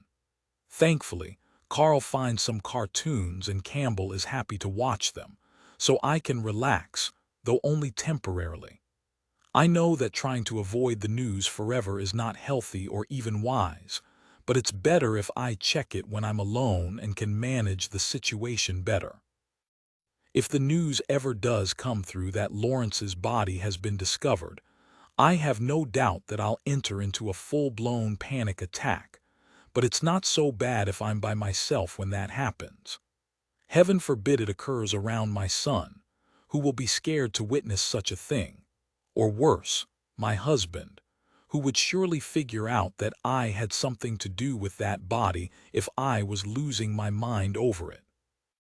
I wrote in Darcy's notebook that she was to avoid watching the news because I didn't want it stirring up any memories for her, but I'm just as afraid of it as she is, and I guess that fear will never go away. Let's hope I make it through the rest of my life without Lawrence's body being found. But realistically, is that going to happen? I'm afraid my life's not that perfect. I know it's only a matter of time until somebody finds that body. We hid him in a rush, at night time, in an ever-changing lake beside one of the busiest cities in the country. When they do, it'll make all my current problems seem laughable in comparison. 8 Darcy I wake after a restless night with my soul still unsettled by that bad dream I had. So I spend the first minutes of my day looking at the notebook like I usually do before I get up and prepare for work. I'm getting ready to go to look after Joe again, and Parker needs me to be on time today as he has work to go to, so I don't want to disappoint him. I leave my place promptly and only stop once on the way to post the letter I wrote for Pippa last night. The beach is empty as I walk along it, though I see a few empty bottles scattered around on the sand, no doubt left behind by a few of the revelers whose voices I could hear while I was lying in bed alone. I guess they all had fun out here, socializing, making memories, basically doing things that aren't part of my own life anymore. I make it to Joe's apartment 10 minutes early and try the buzzer. The door opens quickly, the sound of Parker's voice over the intercom letting me know he's grateful that I'm prompt. I wonder what time Parker gets here in the morning to make sure his dad is okay to start the day, but it must be exhausting, and it's no wonder he needs another pair of hands to juggle things. As I travel up in the elevator, my thoughts shift from feeling sympathetic towards my employer to wondering if he has anything to hide, like Joe mentioned yesterday. But by the time I knock on the door, my only thoughts are about getting through today so I can be given another handful of dollars. "Hey, Darcy. Good to see you," Parker says, looking weary but still handsome and also not looking like he's dressed for work today, unless there is a very lax dress code at his workplace. I was expecting him to be wearing a shirt and tie or at least something reasonably smart, but here he is in shorts, a vest and sneakers, looking like he's going for a run rather than going to be a good employee. But then again, this is Florida, where the dress code is casual and it's impossible sometimes to tell between a guy going to work and a guy going to the beach. So maybe he simply doesn't have to be too smart for his boss. His casual appearance certainly hasn't diminished his attractiveness, not that I should dwell on that given his partner and all. "Everything okay?" I ask as I enter Joe's apartment and look around for the homeowner, but I don't see him. Not really. Joe's still in bed. I tried to get him up, but he's refusing. Oh, maybe he's tired. No, he's depressed, though he won't admit it. Depressed? Yeah, wouldn't you be if a doctor said you were losing your memory? I don't need a doctor to tell me my memory isn't right. I only have to try and think of anything more than a couple of weeks ago to realize there is a black hole there, but I nod sympathetically. How about I go and see him and you get yourself off to work? I suggest, and Parker appreciates that. Thanks. Good luck today. I hope you don't need it. He grabs an apple before leaving. Once I'm alone, I stare at the closed bedroom door and wonder how long I should leave it before going in there. It might be easier for me to stay out here for as long as possible, but that wouldn't really be doing my job, would it? Joe, I call out as I knock on the door before entering the bedroom, though I quickly wish I hadn't when I find the man standing beside his bed wearing nothing but a wide grin. Oh my goodness, I'm sorry, I say, quickly putting a hand over my eyes and wishing I hadn't just seen what I saw. But Joe doesn't seem too bothered by it, which makes me think he might have planned it. But it's hard to be angry at a man with his condition. I'm not sure what is on purpose and what is as a result of his confusion. So I ask him to get dressed before leaving the bedroom and waiting for him in the kitchen. Joe emerges 10 minutes later, fully clothed, and doesn't seem at all bothered by what happened, simply opening a set of sliding doors and stepping out onto the balcony that overlooks the beach. He might just be getting some fresh air, but I have a moment of panic that he's about to topple over the railing and fall to his death, so I rush out to join him before he can get too close to the edge. I'm guessing Parker asked me to watch out for his father for moments exactly like this one. There's no doubt that a high-rise apartment can be a dangerous place for a person like Joe. "Beautiful morning, Maggie," he says to me once I'm beside him, as he breathes in the fresh air, his hands on the stainless steel railing. "I'm sorry," I reply, unsure what he called me. "What time are you meeting your friends for lunch today?" Joe asks me, still not looking at me but at the magnificent view below. I realize that Joe has got me mixed up with somebody else, and a few seconds later, I figure Maggie must be his late wife. I guess it was a habit of his to come out here when he woke up and chat to his wife, but now she's gone and he's ill, he thinks she's me. His brain must be operating out of habit, but what should I do about it? "I'm Darcy," I remind him gently, hoping I won't upset him too much when he realizes his mistake, but figuring it's best to correct him rather than have to spend all day pretending to be someone I'm not. "Yes, I know that. I'm not a fool," Joe snaps at me, and now I'm the one who is confused, though he quickly makes me see sense. "I was talking to her spirit, not to you.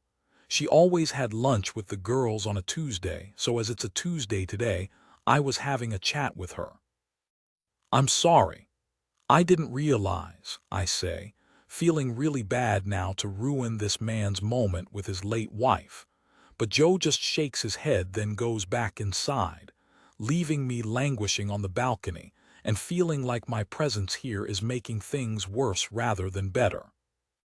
I spend the next few hours with Joe, engaging in some interesting conversations about his time spent as a traveling salesman in the 70s and 80s, where his memory seems surprisingly sharp as he recounts his tales from the road.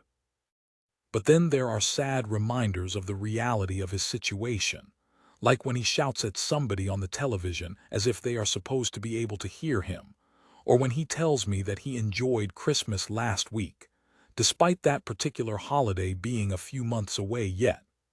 I also have to remind him who I am, as well as explain to him where his son is, and I have to do that several times. Not that I mind, because this is part of the job. But I'd be lying if I said it wasn't a relief when Joe tells me a baseball game is starting and he wants to watch it. I know that will keep him occupied now for the next few hours. It certainly does, and by the time the game has finished, a game that I struggled to keep my eyes open through because I found it so boring, I notice Joe has fallen asleep. I turn the volume down on the TV and take the opportunity to tidy up our lunch plates in the kitchen before returning to the sofa. But when I do, I see something that sends a shiver through my body. A TV news bulletin is starting. It's silly for such a thing to make me nervous, but Pippa's warning in my notebook immediately comes to mind. So I reach for the remote control to either change the channel or turn the television off entirely. But just before I can do either of those things, Joe wakes up. "Leave it. I want to watch this," he says, and he takes the remote from me before I can do anything else with it. I realize that the news is staying on now, whether I like it or not, but that's not good. I shouldn't be watching this, should I? Is there anything else we could watch? I ask hopefully, but Joe ignores me and turns the volume up to show what he thinks of that idea. As I stare at the screen, I see that this is a national news bulletin. The first report is about a drug scandal in New York. I tell myself again I should stop watching. I could go in the kitchen and pretend to be busy there, or simply go to the bathroom and come back when the news is mostly over. But I find it impossible to tear myself away from watching it now. It's as if I have denied myself of this one thing, and now that it's forbidden, I just can't resist having access to it. I keep watching the TV nervously, though I've no idea what I'm expecting to see or if I'll even know what it is if I see it, and the reports keep coming. A flood in Houston. A fight at a mall in Minnesota. Nothing is troubling me any more than it should, though. Nothing is giving me any reason to understand why Pippa has told me to not watch the news ever again. Then the reporter starts talking about Chicago, and simply hearing the name of the city where I presume my family is makes me sit up a little straighter and hold my breath. Detectives involved in the search for Lawrence Murphy and Eden Carthy are again appealing to the public for help, the reporter says as the feed cuts to a shot of a house on a street. In particular, they are seeking to identify the two women who were seen on the street where the missing couple lived, in the early hours of the morning around the time of their disappearance.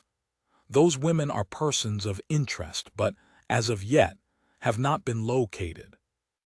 It's now been 3 months since Lawrence Murphy and Eden Carthy went missing, and many questions remain about their whereabouts. That's when 2 photos appear on screen, and when they do, I let out an audible gasp, one that causes Joe to look at me and frown. "What is it?" he asks me, but I don't answer him. 1, because I'm too shocked to speak, and 2, because I dare not say a word even if I could. That's because I recognize one of the people on the news. Now I know why Pippa told me to avoid watching these programs at all costs. I know the man this news report is about. Lawrence Murphy. He's the man from my dreams, or should I say my nightmares. He's the one who was dying as I stood over him with a syringe in my hand. So I guess he's the reason I can never go home again. 9 Pippa, another manic morning has meant that it's almost midday before I realize what I forgot to do last night. I forgot to call Dad and see what he was trying to speak to me about. "Can you cover for me?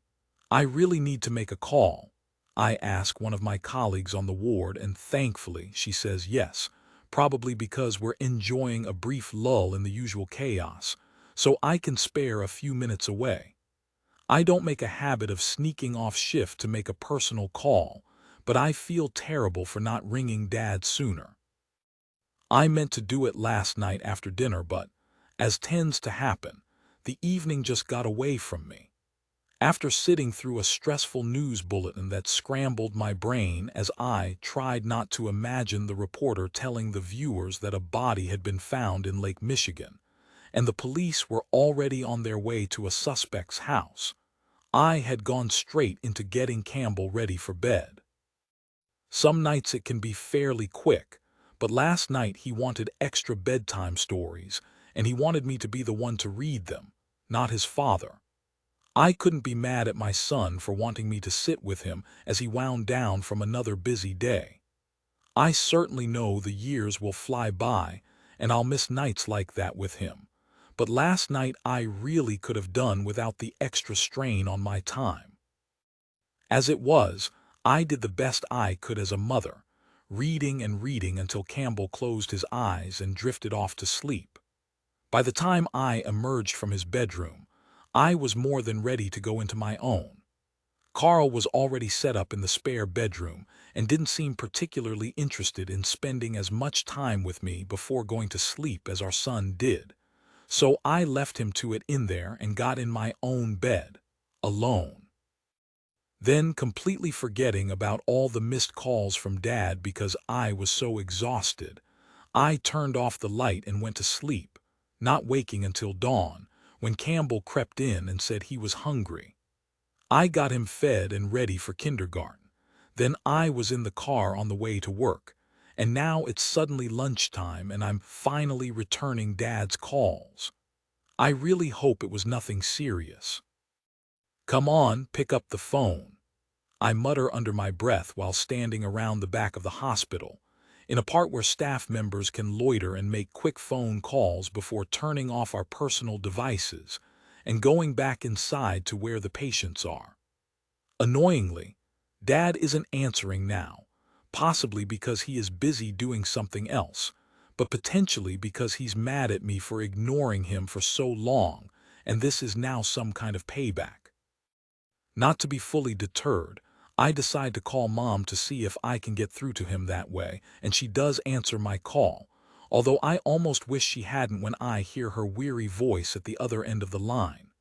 "What do you want?" Mom asks me with all the usual vigor she reserves for her least favorite daughter these days, but I'm seasoned enough to roll with it without it knocking me off my stride. "Hi. I was just hoping to speak to Dad. He's been calling me. Is he there?" "Oh, so you've decided to return his calls now. That's nice of you. Mom, please, I don't want another argument. You should have thought about that before you took your sister away from us and didn't tell us where she went." I already knew Mom would be annoyed at me, which is why I would have preferred it if Dad had answered himself, but I guess, like most parents, they come as a package. It's hard to talk to one without the other getting in the way. But what I didn't know when I made this call was whether or not Mom would have started drinking yet today. Although now I've heard her voice, I can tell that she has, which is disappointing but not totally surprising. Wine has become my mother Scarlett's best friend since Darcy moved away, and I refused to tell her where she'd gone. And a little morning drink or two isn't completely out of character for my mother these days. "Please, can I speak to Dad?" I ask politely, not having the energy to prolong this conversation any longer. "No, you can't. Not unless he answers his phone to you anyway," Mom replies rather curtly. "What does that mean?" "It means I can't help you because he's not here." "Where is he?" I ask, growing more frustrated by the second. Why can parents be so difficult? Then again, they'd probably say the same about their children. "He's at the other house," Mom says, so at least now I know where he is. The other house being the first family home we had before my parents got rich and bought their second, current and much larger property in Winnetka, where so many wealthy Chicagoans live. "What's he doing there?" "He's packing." "What?" I snap back. That was not what I expected to hear, nor what I wanted to hear. "This is what he was trying to call you about," Mom goes on before she pauses, and I swear she takes a sip of something before speaking again. "He's decided to sell our old house. It's full of memories of Darcy and it's making him sad, so he wants to get rid of it." "He's selling the house," I cry, thinking how this is very bad news. "And you're letting him?" "Yes, because it's making me sad too. Now Darcy's gone, there's no point having it sitting empty, so we might as well get rid of it." This sounds like a snap decision, but knowing my parents as well as I do, there's no way they'd simply choose to sell a house that they hope Darcy might one day return to live in. No, they're clearly bringing this up to punish me and make me feel bad about not telling them where my sister is. "Just leave it. You don't need the money," I say, as if that could persuade them to change their minds. "No, but we need closure, and if Darcy is gone then getting rid of that house will help us move on," Mom retorts, seemingly willing to hurt herself in getting rid of this house if it hurts me at the same time. Dad's at the house right now. I ask for clarity, because I can't be confident of how reliable an informant Mom is in her current state. Yes, she replies, and that's all I need to know to realize that I'm not going to be able to return to work in a few minutes. What I need to do is get in my car and get to that house as quickly as possible, before Dad finds anything he shouldn't. Specifically, anything that might give him clues as to why Darcy had to leave so quickly. 10I made an excuse about Campbell being ill and needing to be collected from kindergarten as quickly as possible, and then I raced to my car and sped away from the hospital in the direction of my old family home.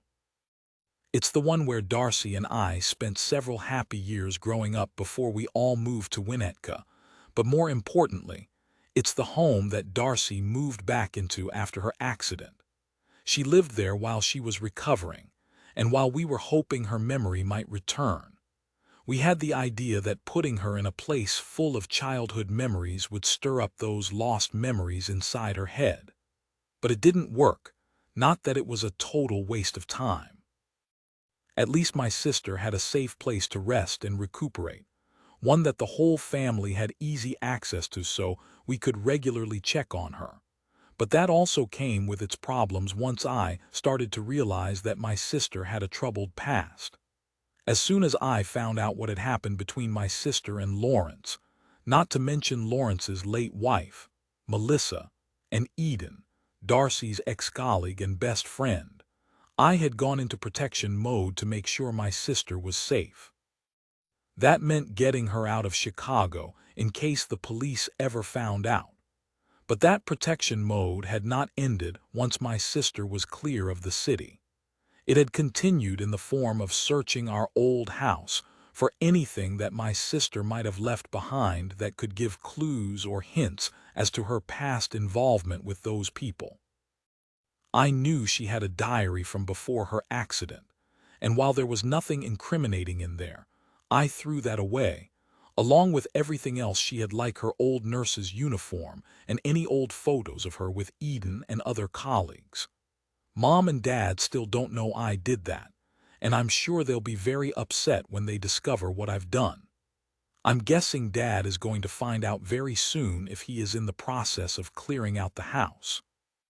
The thought of him rummaging through all the boxes in the attic fills me with such dread that it has led to me speeding across the city to get to the house before he can find anything awful. I think I checked everything and made sure there was nothing bad left behind, but what if I missed something? More specifically, what if Darcy had hidden things in places that I couldn't find but my dad might? At the forefront of my mind are the missing pages from Darcy's diary. The diary seemed to abruptly end on a certain date not long before her fateful car accident, and it was obvious that all the pages after that had been ripped out. It hinted that the thoughts Darcy was recording in the days before her accident were dark, troubling, and potentially pointing to something illegal. The problem is, I have absolutely no idea where those pages are.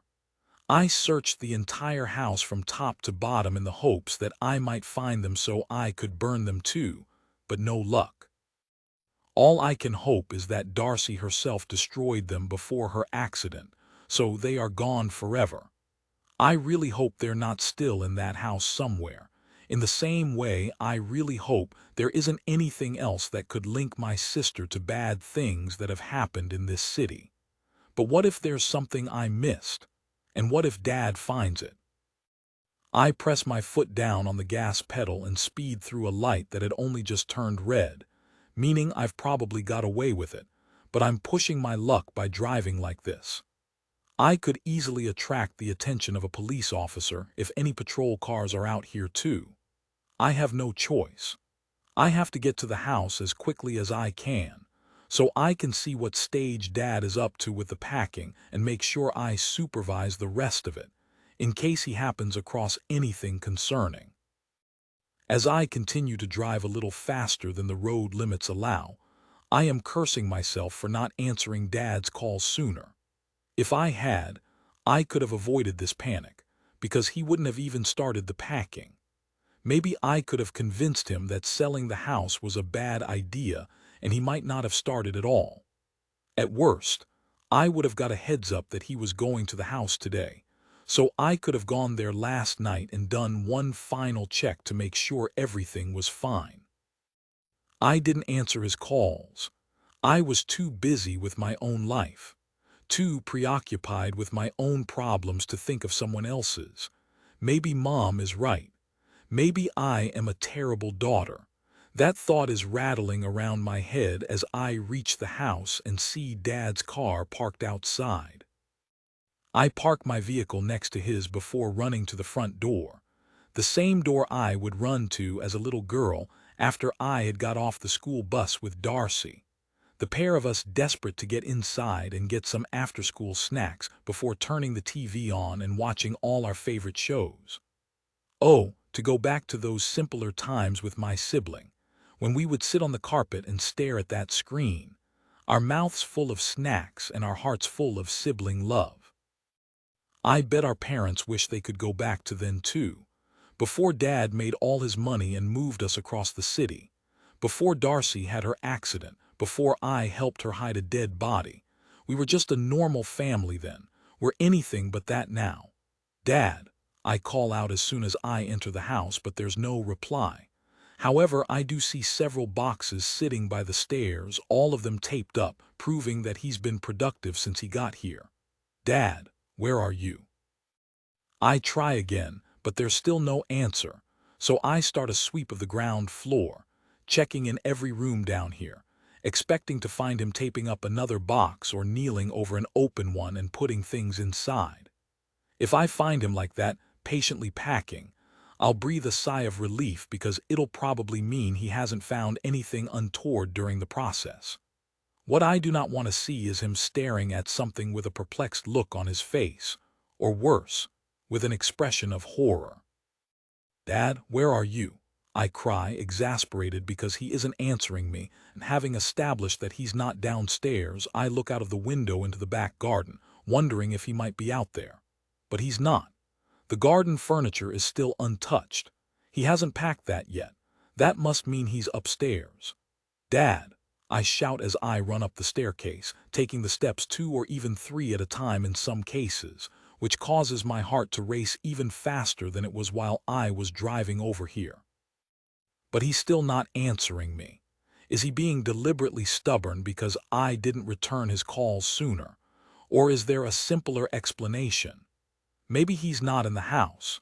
He could be next door, chatting to a neighbor, telling them about his plans to put this house on the market. That would be a courteous thing to do, and Dad is very courteous, so maybe I am reading far too much into the lack of response I'm getting from him. But then I reach the door to the bedroom that Darcy was sleeping in before she left, and when I open it I solve the mystery of where my father is. He's in here, which means he has been ignoring my calls. When I spot him, I see why. He is sitting on the rug, but half of it has been lifted up and there are several exposed floorboards beside him. There's also a hole in those floorboards, but that's not the most shocking thing I see. That would be what my dad is holding in his shaking hands, and what I presume he found in that hole in the floor. They are crumpled pieces of paper, and as I take a step closer, I see exactly what they are. Darcy's missing diary entries. 11 Darcy, I have to go, I say to Joe once I emerge from his bathroom, the one I've just been hiding in for the last 15 minutes. I've been in there ever since I saw the news report featuring the man from my bad dreams, a man who the Chicago police classify as missing, presumed dead. What? Joe asks. You're supposed to stay here with me until my son gets home. I know, and I'm really sorry, but something has come up and I need to leave, I say, which is kind of the truth. Something has come up, although not something external in my private life, but something that happened right here, thanks to that television and the news report that I really knew I shouldn't have been watching. I have to go immediately. I'm not in any state to function properly as Joe's nurse, not after what I have just seen. While I now know why Pippa wrote me a clear message in my notebook to never watch the news, I also know enough that I can't just carry on with my day as normal, and that means I cannot be here to look after Joe. I need to go back to my flat and process this information. Try and figure out what it means. See if there is any way this isn't the bad news it seems to be. I'm so sorry. I'll call Parker now and tell him I have to leave, and he might be able to come over, I suggest, taking out my phone, but Joe gets out of his armchair and dismisses that idea. No, he's busy. He's paying you to be here so he doesn't have to be. I know, and I'm terribly sorry, but I have to go, I repeat, on the verge of tears again. These are new tears. I already shed a few in the bathroom, which is why I went hiding in there for so long after that news bulletin was broadcast. But I couldn't let Joe see how upset I was. He would have asked me questions, more questions than he's already asking me now, so at least I avoided those. Although the longer I remain here, the more chance there is of him figuring out that my desperation to leave has something to do with that report on the missing man in Chicago, because that's when all my distress began. I'm so sorry, I say as I rush to the door, my phone to my ear as I call Parker. I hope he picks up so I can give him my excuses and let him know that his father is going to be unaccompanied. But he doesn't answer, and as Joe follows me out into the corridor, I don't know what to do. I need to get out of here and sort out my thoughts, but can I leave this elderly man alone? What if he hurts himself? I'd get the blame, plus I'd never forgive myself, so maybe I should stay. But then I see the door of the apartment next to Joe's opening, and when a woman my age emerges, I sense an opportunity. Hello, I'm really sorry to have to ask you this, but could you possibly do me a favor? Could you sit with this man here for a few hours until his son gets home? It's your neighbor. He's called Joe. You might already know him. Would that be okay? The poor woman I've just bombarded with questions looks as perplexed as anyone in her position would, and when Joe catches up to me and speaks, she only looks more confused. You need to come back inside and do what you are being paid to do, Joe tells me firmly, or my son will fire you and hire someone else. The woman looks at him, then back to me, but I try her one more time. Please, could you help me? I ask, but she shakes her head. I'm not going to help Parker, she says. I made that mistake once before, but never again. With that, the woman walks away and gets into the elevator, leaving me with more questions. But Joe speaks before I have time to ask her what she meant. Let's go inside and talk, he says. If you're not bothered about losing your job, fine. But you might be bothered about me telling someone about that missing man on the news who has got you so worked up. Joe re-enters his apartment, and I watch him go in horror, fully aware that he has made the connection between that news bulletin and my distress. I better give him an explanation, any explanation, or he could pass this information on to his son, or worse, the police. That's why I follow him back into his apartment and close the door so none of the other neighbors might hear what we are about to discuss. I don't know what you're talking about, I try lamely, but it's worth a shot. What missing man on the news? I might be losing my mind, but it's not totally gone yet, Joe says with a snigger as he opens a few kitchen cupboards, though I'm not sure why. Who is that missing guy and how do you know him? I don't know, I reply. Joe finds what he's looking for, which is a bottle of whiskey that looks to have been well hidden at the back of a cupboard, presumably so Parker couldn't find it and remove it. Is that a good idea? I ask Joe as I watch him unscrew the lid and pour himself a strong measure into a crystal glass. If you're wondering if the doctors told me to stop drinking, then yes, they did. But being sober won't cure me, so I might as well enjoy myself before things get really bad, Joe replies.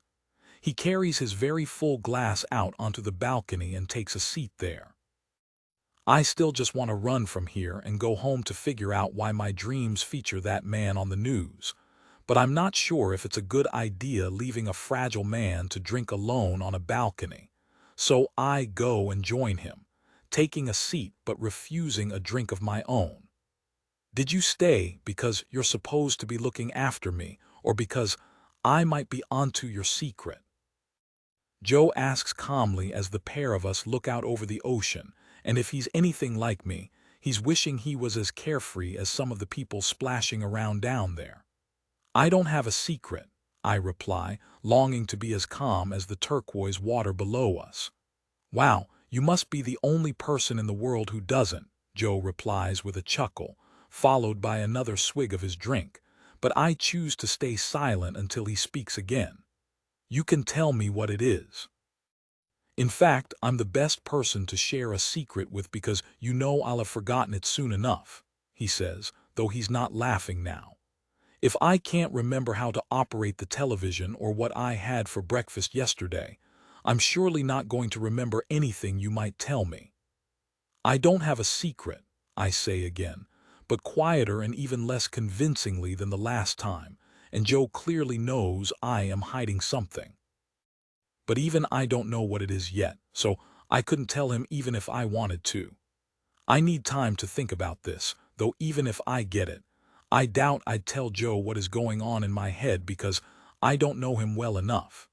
He might think that his declining memory means he is a perfect sounding board for any confessions, but could I really trust him? What would stop him telling Parker? And what if my secret is so bad they have no choice but to tell the police? I need to say something to Joe to get him to drop this, and I think I have just the thing. You're not the only one with memory troubles, I admit to him, and he turns away from the ocean and looks at me. I don't have dementia, but I do have something wrong with my brain. You do? I nod and regret for a second the fact that I turned down a drink. I feel like I could use one now. Ask me what I did yesterday or last week and no problem. I can tell you for the most part anyway, I explain to Joe. But ask me what I did a couple weeks ago and it gets foggy. Ask me what I did last month and I can't remember at all. Ask me what I did last year and honestly, I don't even remember being alive. Joe looks puzzled by my explanation of my issues, but I'm being totally honest with him, which I think he realizes because he quickly looks sympathetic. You've got amnesia, he guesses. I don't know, maybe, probably. Do you know what caused it, he asks, but I shake my head. No, I don't know a lot of things, I just know what I'm not supposed to do. Which is? I almost say watch the news, but that'll give away too much, so I leave it and ask a question of my own. Are you going to tell your son? I ask nervously. Maybe you should. I should have told him before he gave me this job. I doubt I'm the right person to be giving you care. Joe is quiet for a moment, and I have absolutely no idea what his response is going to be. But when it comes, it surprises me. I won't tell my son what you've told me, he says. Like you, I'll probably forget it soon enough anyway. Like I said, you're not the only one with secrets, so whatever your secret is, it's safe with me. At least it is as long as you go and make me a sandwich. I laugh, Joe's jokey last line doing the trick of breaking the tension that had been building between us. Do you mean that? You won't tell anybody what I just told you? I ask, seeking further reassurance. Hey, I said it, didn't I? Why would I lie? I don't know, but that doesn't mean it's not possible. But here's the problem. Either I trust Joe now or I don't, and if I don't, I might as well leave here and never come back. I take a few seconds to make my decision before I get up, though I'm not headed for the door. I'm going into the kitchen to make lunch. I'm still troubled by my thoughts on the news report and how I might know the missing man in Chicago, but at least it seems I'm not in any immediate danger of being exposed. Once it's made, I give Joe his meal, and we spend the rest of my shift out on the balcony, him asking me a few things he already asked me yesterday, as well as repeating a few things, banal things, but things that show his memory is waning. But he doesn't ask me any more about my murky past, and when Parker arrives home, Joe gives me a quick wink to let me know not to worry about anything more being said, before asking me in a whisper not to mention the fact that he has an open whiskey bottle stashed away here. Were you trying to call me earlier? Parker asks me as I'm getting ready to leave, and I realize I need an excuse for why I was ringing him. Oh, don't worry about it. I was just going to check with you what Joe had for breakfast, but he told me. That white lie is good enough, and with that, I tell Parker that I have to get going and I'll be back tomorrow. But I'm not sure if I will be, because between now and tomorrow, I am going to be spending as much time as I can trying to learn about that missing man on the news in case it stirs any more memories for me. I can use my phone to search, the one I bought when I got here that has no contacts in it other than Parker, my new employer. I also know there is an internet cafe near the beach just past my flat, so I could go and use a computer there if I want to. By the time I make it home, I've been struck by the paranoid thought that someone might be able to see what I have been looking at online. Not wanting to have a suspicious browser history, I avoid the internet cafe and just enter my flat. I might still spend some time browsing the web on my phone, even if it is a bad idea, because there will be no way I can sleep with all this in my head. As I enter my bedroom, I think about the warning in my notebook and what Pippa might think if she knew I had ignored it. I feel bad for her, even if I don't really know her, at least not anymore, but what could I do? Joe wouldn't let me change the channel, and now I can't rewind time. I reach under my pillow for the notebook, as if reading it again will change something, which it won't, but I'll do it anyway if only out of habit. But there's a problem. The notebook isn't here.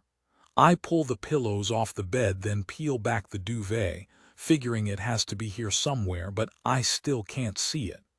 Maybe it fell down the back of the bed, so that's the next place I check, but still no luck. Now I'm looking behind the bedside tables, opening drawers, rummaging through my wardrobe, and eventually searching the rest of my flat, including the bathroom, even though I know my notebook never, ever leaves the bedroom. It's no longer where it should be. But I haven't taken it. That means someone else must have. 12 Pippa, any hopes I have that the missing diary pages hidden beneath the floorboards in Darcy's old bedroom contain nothing incriminating are dashed when the person who's just read them asks me one very serious question. What the hell did Darcy do? Dad wants to know, fear etched onto his face as he lowers the diary pages and looks up at me standing before him, out of breath and out of time to stop him from finding something terrible here. It's not been long since I rushed into this house and tried to get my father's attention. Not long since I saw he had found the diary pages that had managed to elude me when I had searched this place 3 months ago. And not long, therefore, since Dad entered the world I have been forced to live in. The world where we realize that Darcy is not just some poor nurse who had a bad accident and lost her memory. She is so much more than that. Give me those, I say as I reach for the diary pages, but Dad swipes them away, though sadly not because he hasn't finished reading them. It's because he's not going to give them up until I've explained what is written on the pages. Of course, it's tricky because I haven't read them myself. However, based on what I already know about Darcy's past, I can make a pretty good guess that whatever is written there is not good. There's also the fact these pages were hidden underneath the floorboards. Nobody hides anything in a place like that unless they don't want that thing to be found. But Dad did find them. How? I ask as I stare at the hole in the floor beside the bed where my sister used to sleep. I was kneeling under the bed, moving some boxes around when I felt a weak spot in the floor, Dad tells me as he stares at the hole too. I pulled the rug back and realized one of the floorboards was loose. When I pulled it up, I saw something was hidden under there. I wish more than anything that I had been the one to notice that loose floorboard. Then I'd have been the one reading the diary pages. But it didn't work out that way. Where my sister is involved, things are rarely perfect. Tell me what you know, Dad says as he takes a seat on the edge of the bed. Tell me everything. I can see that pretending to be clueless is futile, So I simply take a seat beside Dad, and when I do, I see there is something he is holding along with the diary pages. It's a photo of Darcy smiling, and Lawrence is right beside her, smiling too. It's the missing man from the news, Dad needlessly points out to me. Did Darcy have anything to do with him vanishing? Don't make me tell you, I say. Honestly, you don't have to know, and it's better if you don't. I can protect you if you don't know. Protect me? I'm your father. I should be the one protecting you. This isn't about some bully at school, Dad. This is much bigger than that. You can't protect me from this because I know too much and I've also done too much. But you can protect yourself. Stay oblivious to it. You and Mom stay out of it. That way, even if everything goes wrong, you two won't get in trouble. That seemed perfectly reasonable as I said it, but Dad disagrees quickly. Me and your mother have a right to know what our children have been doing, he snaps back. Especially if it relates to anything illegal, and from what I have read in this diary, it certainly sounds like it does. Dad thrusts the diary pages into my hands, allowing me to have a quick read of them so I know exactly what has got him so worked up. I had already figured it related to Lawrence, but as I read the missing entries, I realized just how bad it is. May 16th. I probably shouldn't be writing this. I might scribble it out when I've finished, or maybe I'll burn it. That's because what is happening is dangerous. He suggested something yesterday and he repeated it again today. He has an idea about how we can be together sooner. He knows how we can get rid of his wife. He wants to kill her, and he wants me to do it. I already knew the story of Darcy caring for Lawrence's sick wife, Melissa, and then him embarking on an affair with Darcy. I also knew from the previous diary entries I had found, the ones not hidden under the floorboards, that Darcy was in love with Lawrence and was frustrated that she couldn't spend more time with him, though it was understandable because his wife needed his attention too. There had been nothing to suggest that Darcy was rushing anything, but it is clear from the diary entries that Lawrence was growing impatient and wanted a way to speed up his wife's descent into death by helping her along the way. He wanted Darcy to kill his wife, and foolishly, my sister, blinded by love or just confused by fear, was stupid enough to not only entertain the idea but write it down in her diary. She obviously knew it was a bad idea because she mentioned that she shouldn't be writing it and that she might burn it afterwards so nobody could read it. But she didn't burn it. She buried it. Then she had her accident and forgot it was still here.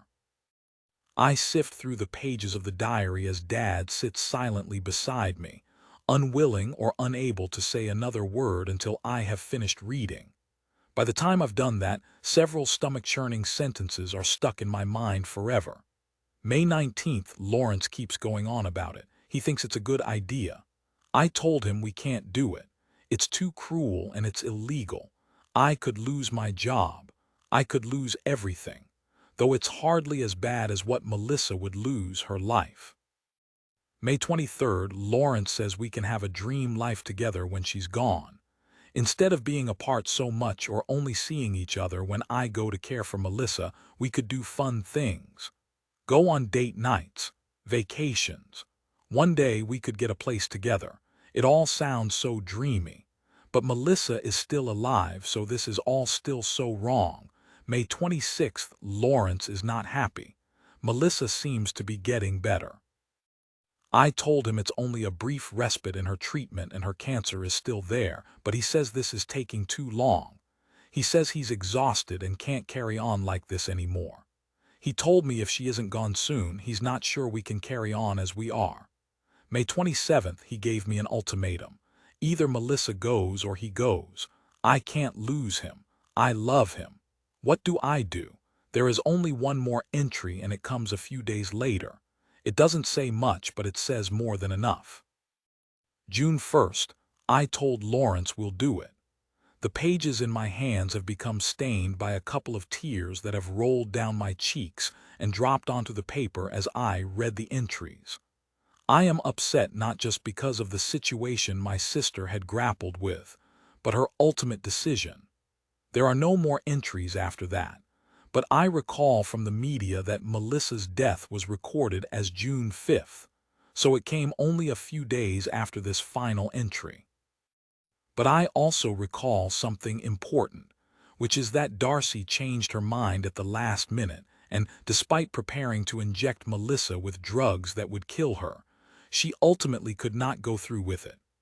That had been when Lawrence had taken over and killed his wife himself.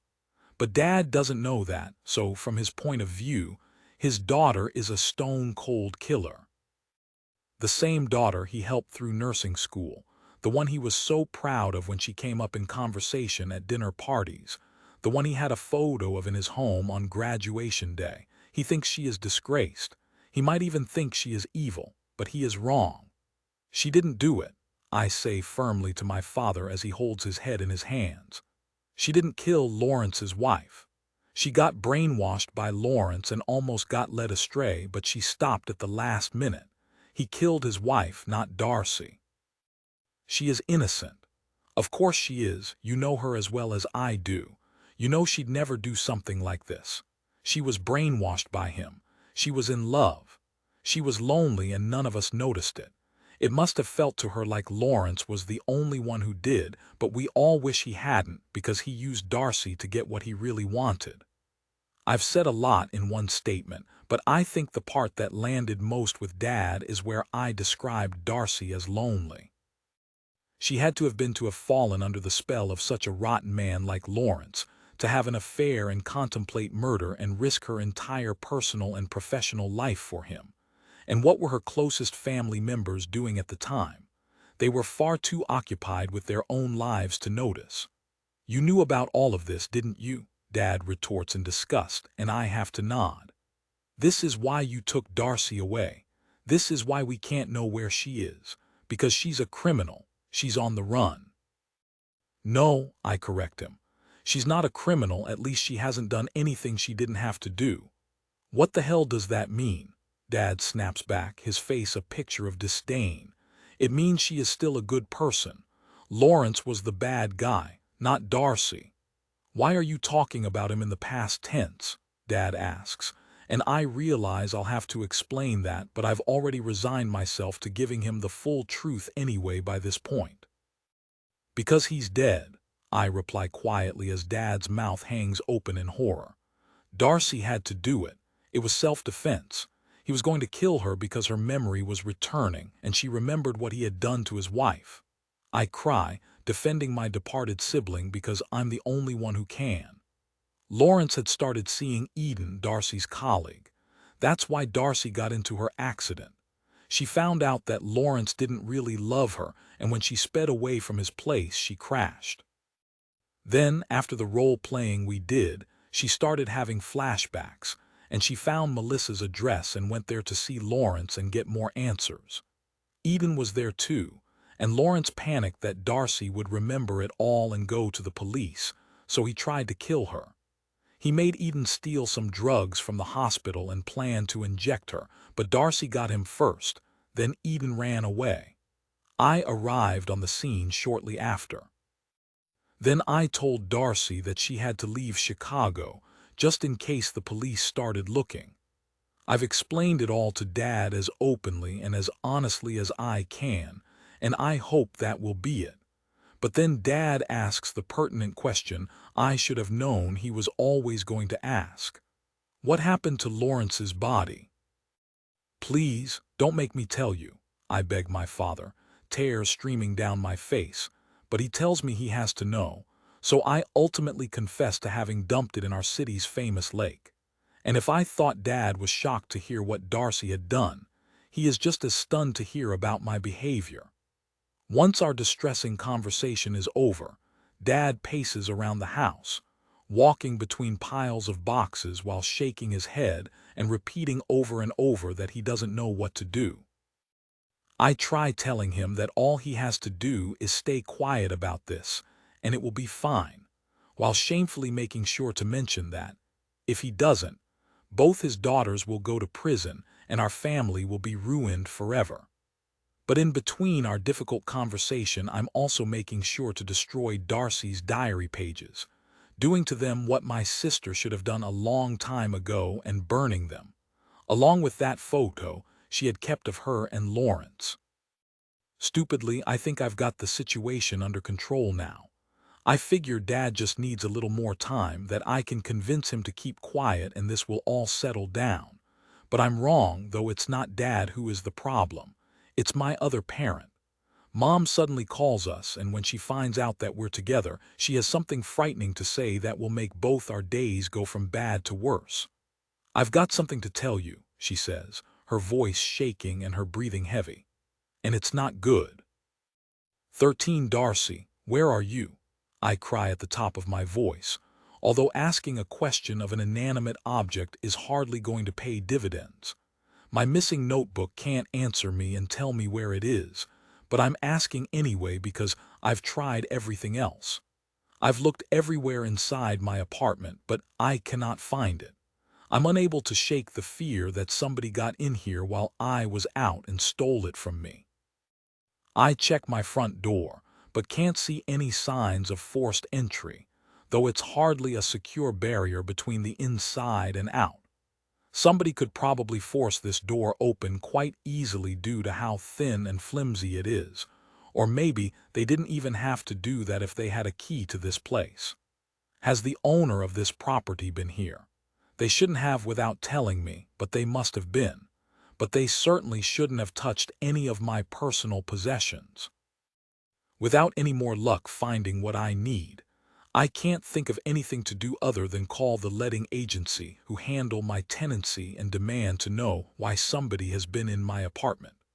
The problem with that plan is there is no answer when I call the office, and I guess that's because the working day is over now.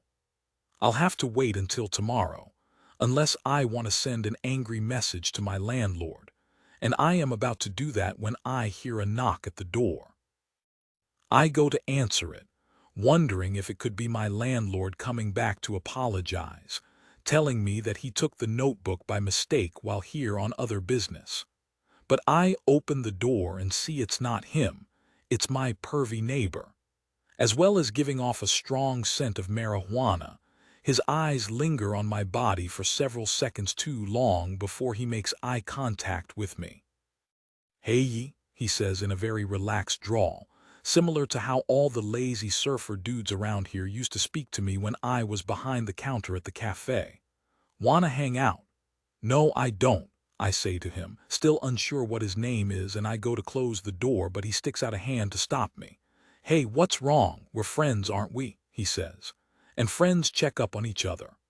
"I'm fine," I say firmly before trying to close the door again, but his hand remains as an obstacle.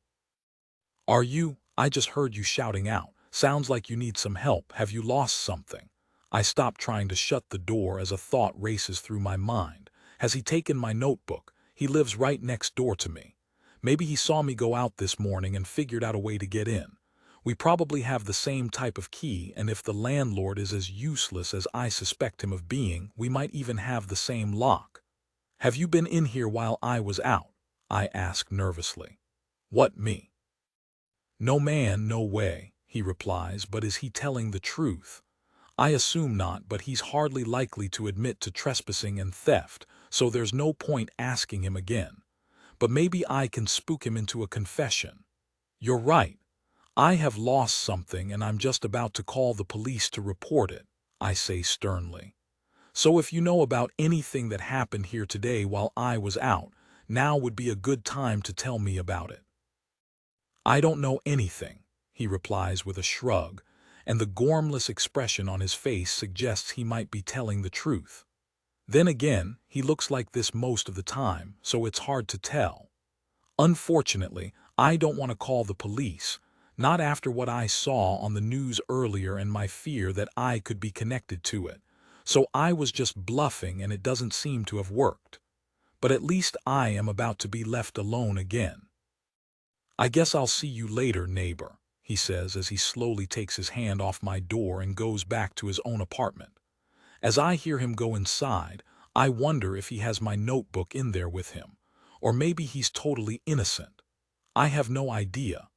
All I do know is that I need to find my notebook. It's important that I read it every day. Without it, I'll eventually forget everything written inside it. Then I'll know absolutely nothing of my past.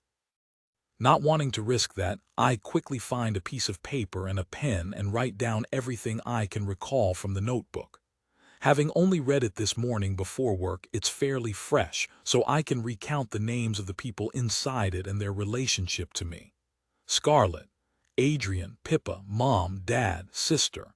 Next, I write down the 2 instructions Pippa had for me. No news, don't go home. Lastly, I go to write the home address. I know it was a place I was to only go to if there was ever an emergency, but this is where I stall. I can remember the address was in Chicago, and I think it was in a place called Winnetka. But that's about as much as I can remember. Damn it, I've forgotten the house number and street name. Whoever has my notebook has the information though, so I have to find them and there for it. And with no other possible explanation as to why it's gone missing, I know I have to find the culprit fast.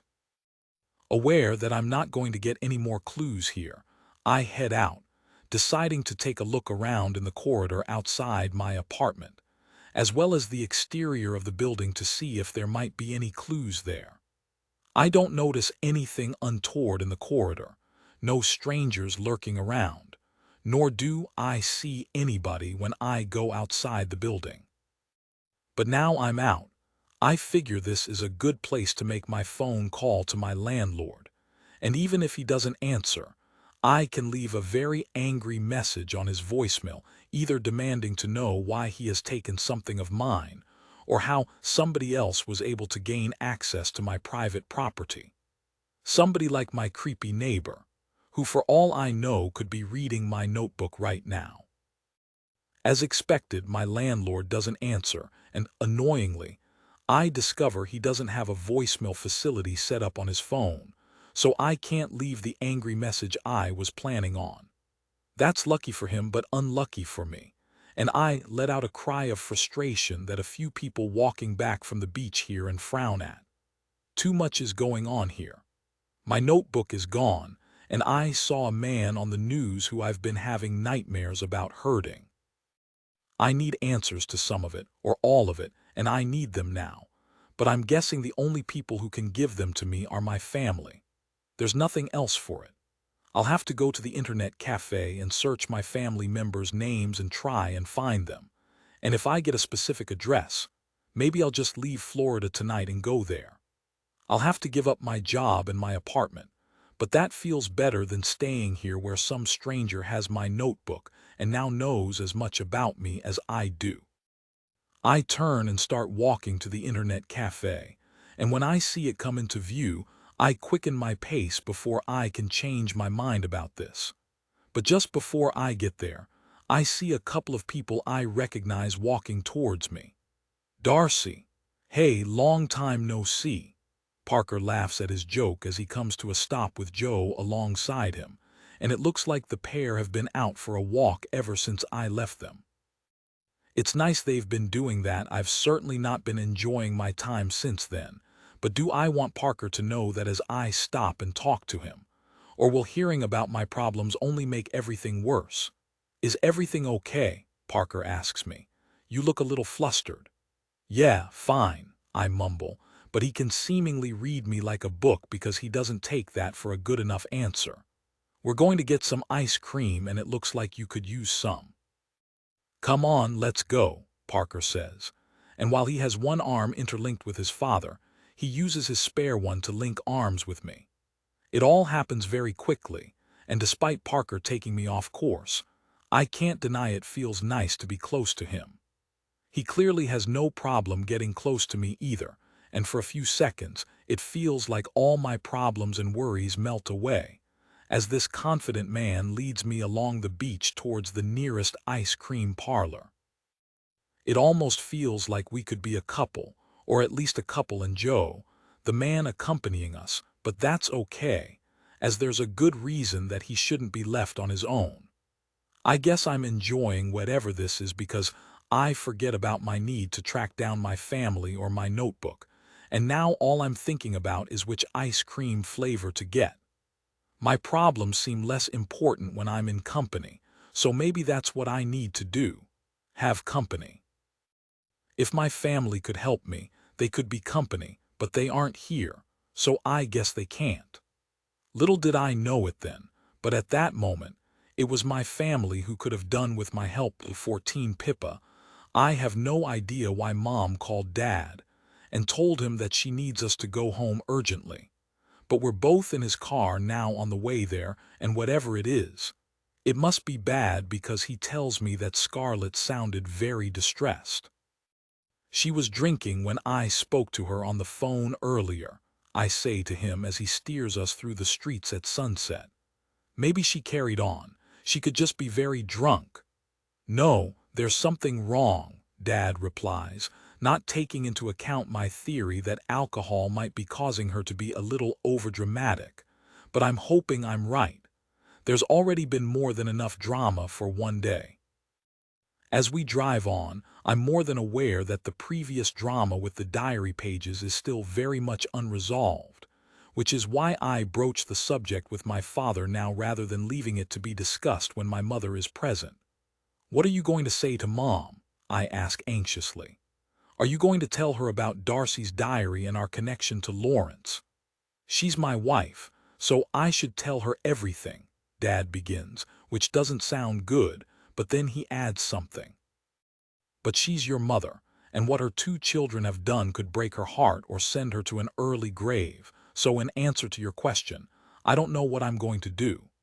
Okay, I say, nodding, because maybe this damage can be contained. If that's the case, best to stay quiet until we've had more time to think it through. If you really want to tell Mom in the future, then I guess I can't stop you. But let's take it slowly and not rush into anything. We don't want to make a mistake. Because we'll all end up in prison if we do, Dad assumes, turning away from the road for a second to look at me. That's what you're getting at, isn't it? If we make a mistake, then we go to prison. I guess you're right. We would all go, Darcy, you, and now me. You know you wouldn't be in trouble, I suggest, but Dad just scoffs at my naivety. Of course I would. I've just heard you confess to disposing of a body my other daughter was responsible for. Not to mention I've read evidence of another crime involving some poor woman who was murdered by the husband who was supposed to be helping care for her. If I don't take that information to the police, and I'm obviously not going to, then I am almost as guilty as everybody else in this now. A jury would certainly see it that way. Unfortunately, Dad is right. Any impartial third party would say he is incriminated now because he hasn't reported any of what he has discovered to the police. But of course, there's a very good reason for that.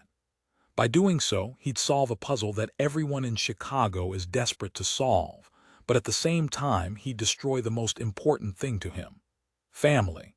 Stop talking about police and juries and evidence, I suggest, trying to improve his mood, though it's not an easy task. You need to stay calm. I've managed it for these last 3 months, and so has Darcy. It's that easy, is it? Just stay quiet and carry on with life as normal, Dad asks sarcastically.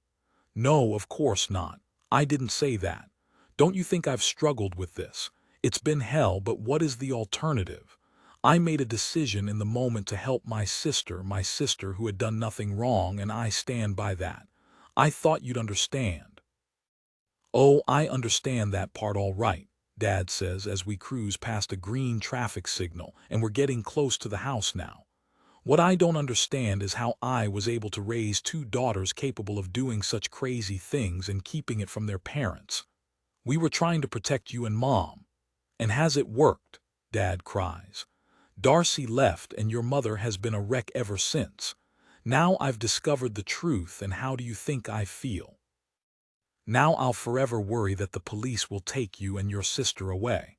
What kind of life is this going to be for us all? I'm sorry, but what do you want me to do? I'd do anything to make this better, but I can't. I was just trying to help Darcy. So you keep saying, but she's not here helping you, is she? Nor is she here helping me or your mother. So where is she? What is she doing that is so much more important than being here with us while we try and deal with all of this?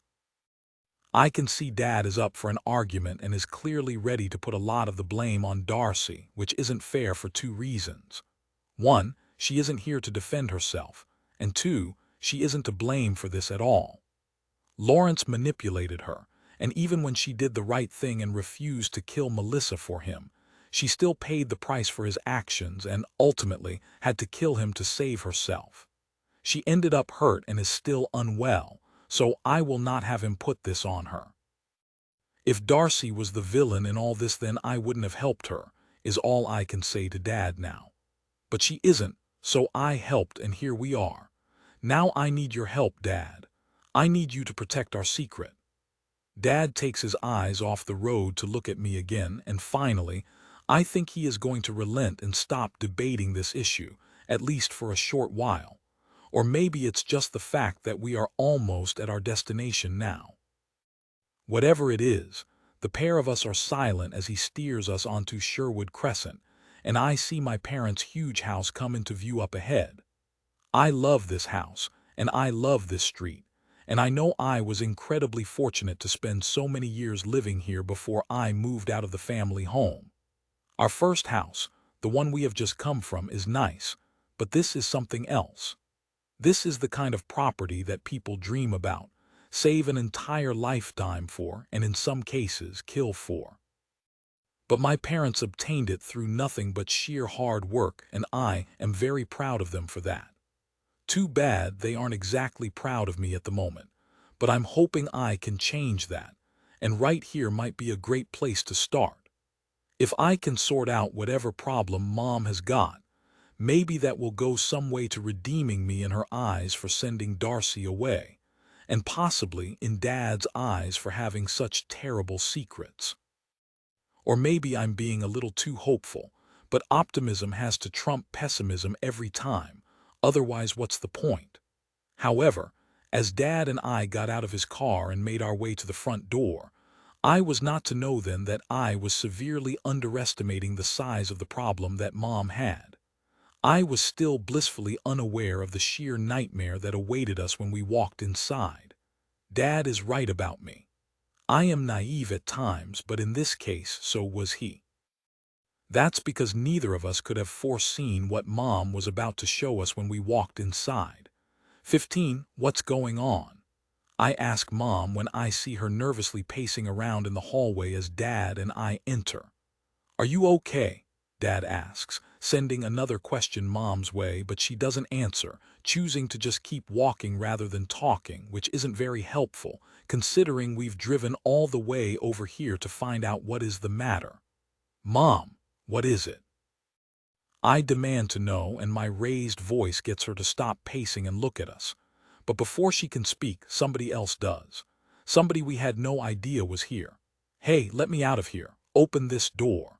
I spin around and look in the direction of the female cries for help before realizing they come from the study.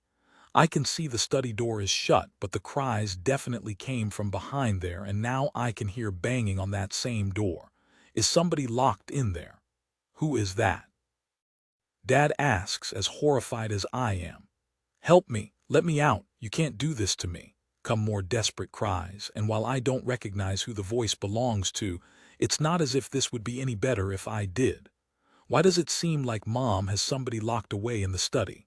Mom, start talking now, I urge my mother, rushing to her and putting both my arms on her shoulders so she can't move or get away. I notice that she feels very weak once I have taken hold of her. I can smell alcohol on her breath, but she doesn't seem to possess any of the extra boldness or courage that she usually has when she's been drinking. I've not seen her looking this vulnerable since Darcy had her accident and we were at the hospital, wondering if she was going to survive. That tells me, as if the trapped woman in the study wasn't enough, that this must be bad if it's got Mom so troubled again. Who is it? Who is in there?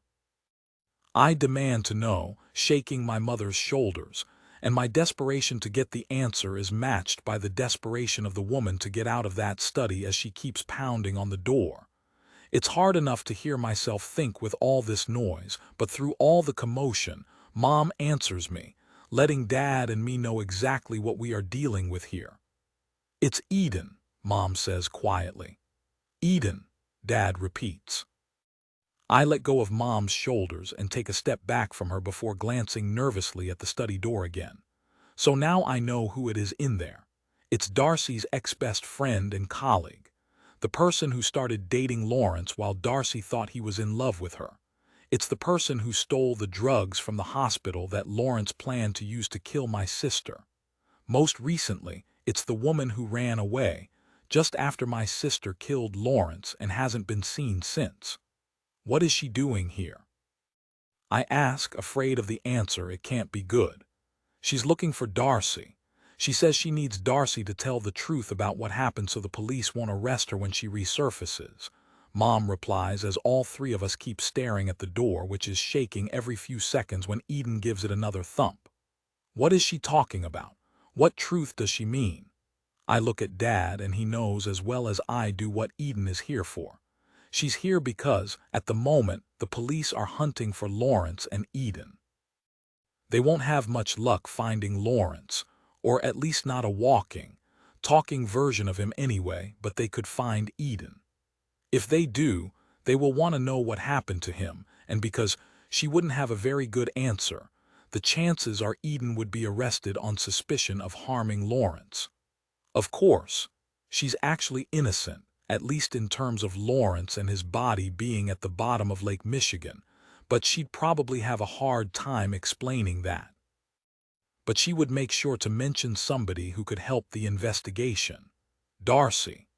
I always knew it was a worry having Eden out there somewhere in the world, possibly ready to pop back up at any time and ruin things. But after 3 months, I'd figured she'd found a way to lie low herself and start a new life elsewhere. I assumed she wouldn't come here or go to the police because that would risk her being arrested. She stole the drugs from the hospital that were found in Lawrence's house, next to his blood. It wouldn't take a genius detective to come to the conclusion that she killed her boyfriend and ran away. But that detective would be wrong. My sister did the killing. Eden is guilty of theft and would lose her job. She is also guilty of assisting Lawrence in imprisoning my sister while they prepared to kill her. However, she is not guilty of homicide. But I cannot have her telling the police that. "I'll speak to her," I say as I step towards the door, but Dad shoots out an arm and stops me. What are you going to say?" he wants to know as Mom looks puzzled. "What is going on here?" she asks, figuring that Dad and I are obviously in the know on something that she isn't. "Wait, how did you even get her locked in there?" I ask Mom, trying to fathom that part out, and now Mom's the one who looks like she doesn't want to answer a question. I had no choice. She kept talking about going to the police and something about Darcy and how this was all her fault. I didn't know what she meant, but it was obviously bad news for Darcy, so I panicked and Mom's voice trails off, but Dad urges her to finish her sentence. "I hit her," Mom confesses, and that was not what either of us expected to hear. "You did what?" Dad cries. "I had no choice. She was saying that Darcy had hurt that man on the news. Lawrence, is it?" I thought she must be lying, but she seemed so sure about it, and she kept insisting she would go to the police. I had to do something. I had to stop her leaving, so I used that. Mom gestures to an umbrella lying at the bottom of the stairs. "You hit her with an umbrella," Dad says, visibly stunned that his wife was capable of such an act. "What else could I have done? Let her go to the police and tell them Darcy had hurt someone. She hasn't, has she? Darcy is innocent, right?" That's a very long conversation and one I don't have time for right now, not when there's a very live problem in this house, or more specifically in the study. "How badly did you hurt her?" I tentatively ask Mom. "Enough to slow her down. She's bleeding from her head a little," Mom admits. Dad starts panicking, but I tell him to calm down. That won't help us. "So what? You hit her and then pushed her into the study and locked the door?" I ask, trying to fill in the blanks, and Mom confirms that's what happened, more or less. "Let me out." Eden shouts again, her voice pained but the lock still holding firm. It's clear there's only one possible way she is getting out of there. That's if the door is open from this side. But is that a good idea? Okay, here's what's going to happen, I say after taking a deep breath. Dad, you're going to take Mom into the kitchen and you're going to explain everything to her. Everything you found back at the other house and everything I've told you since. Okay.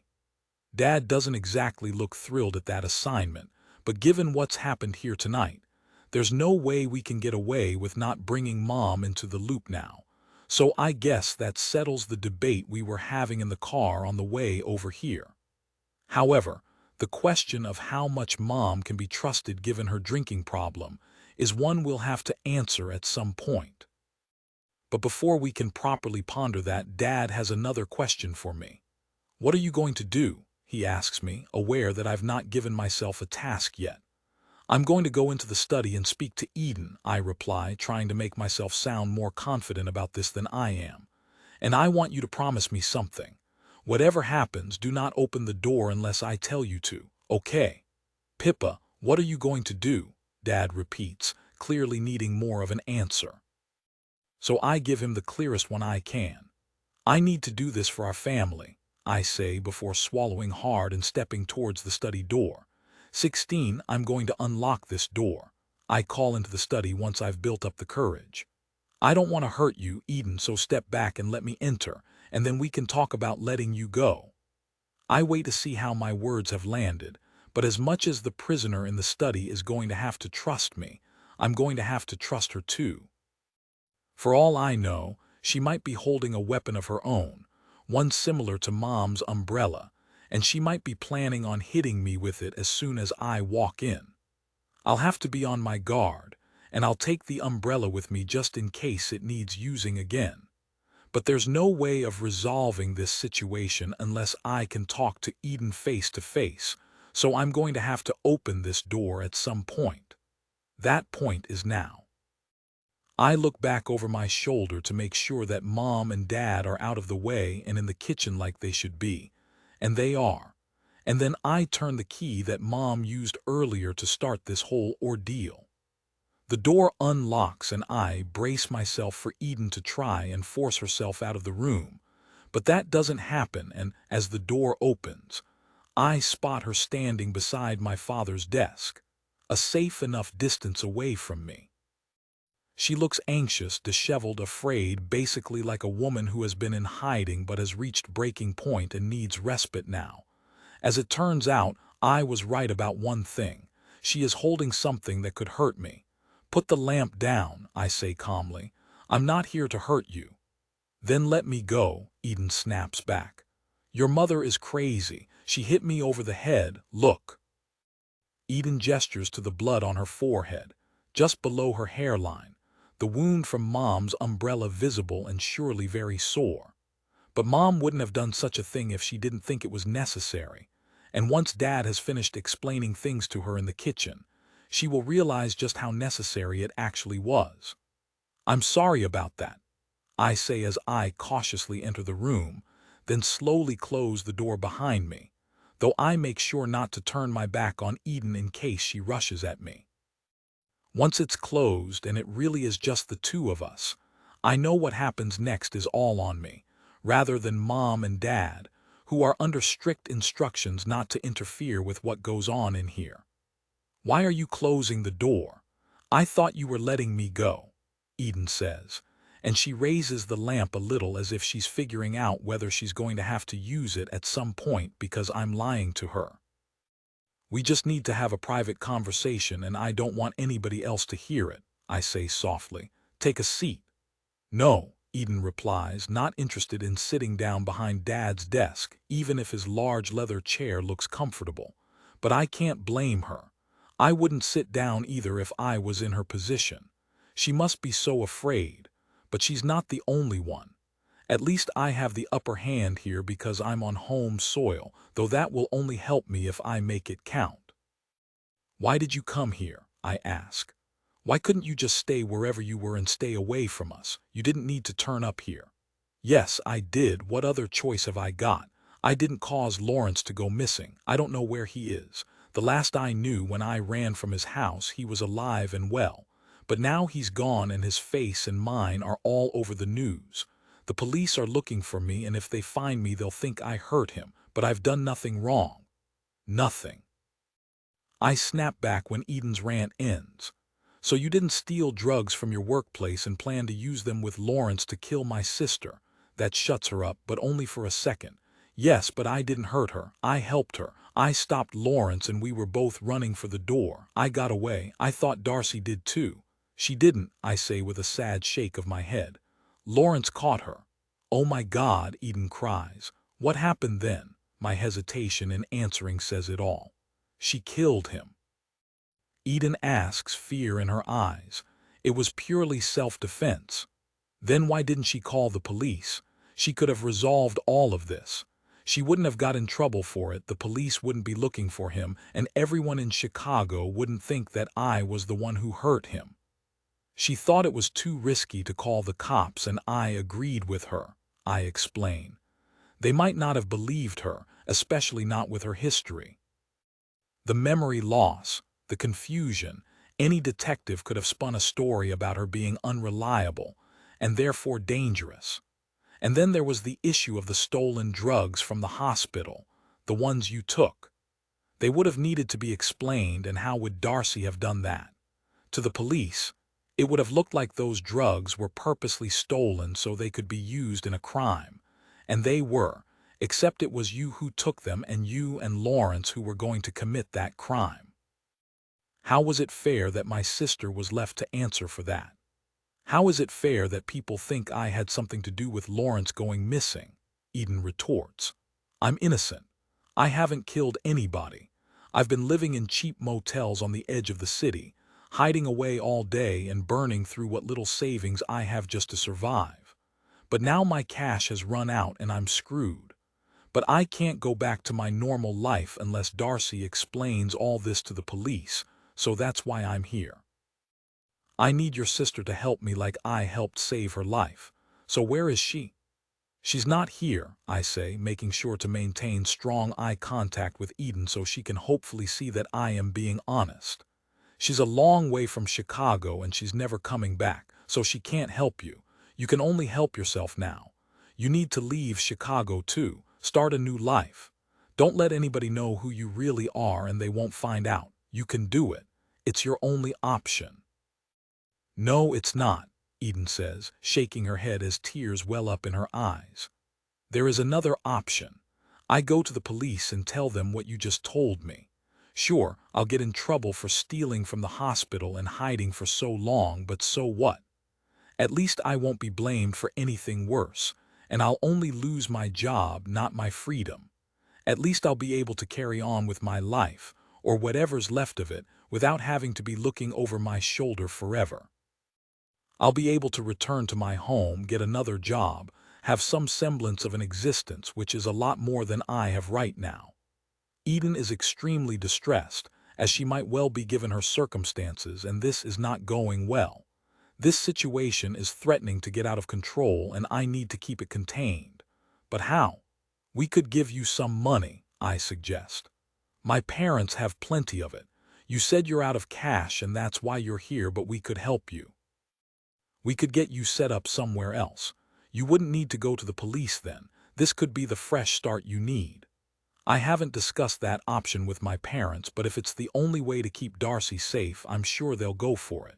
And they do have lots of money, which I'm sure Eden has already noticed as she stands in this decadent house. I don't want a fresh start. My life is here.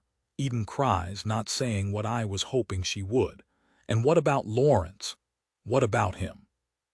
People need to know what happened to him. Where is he?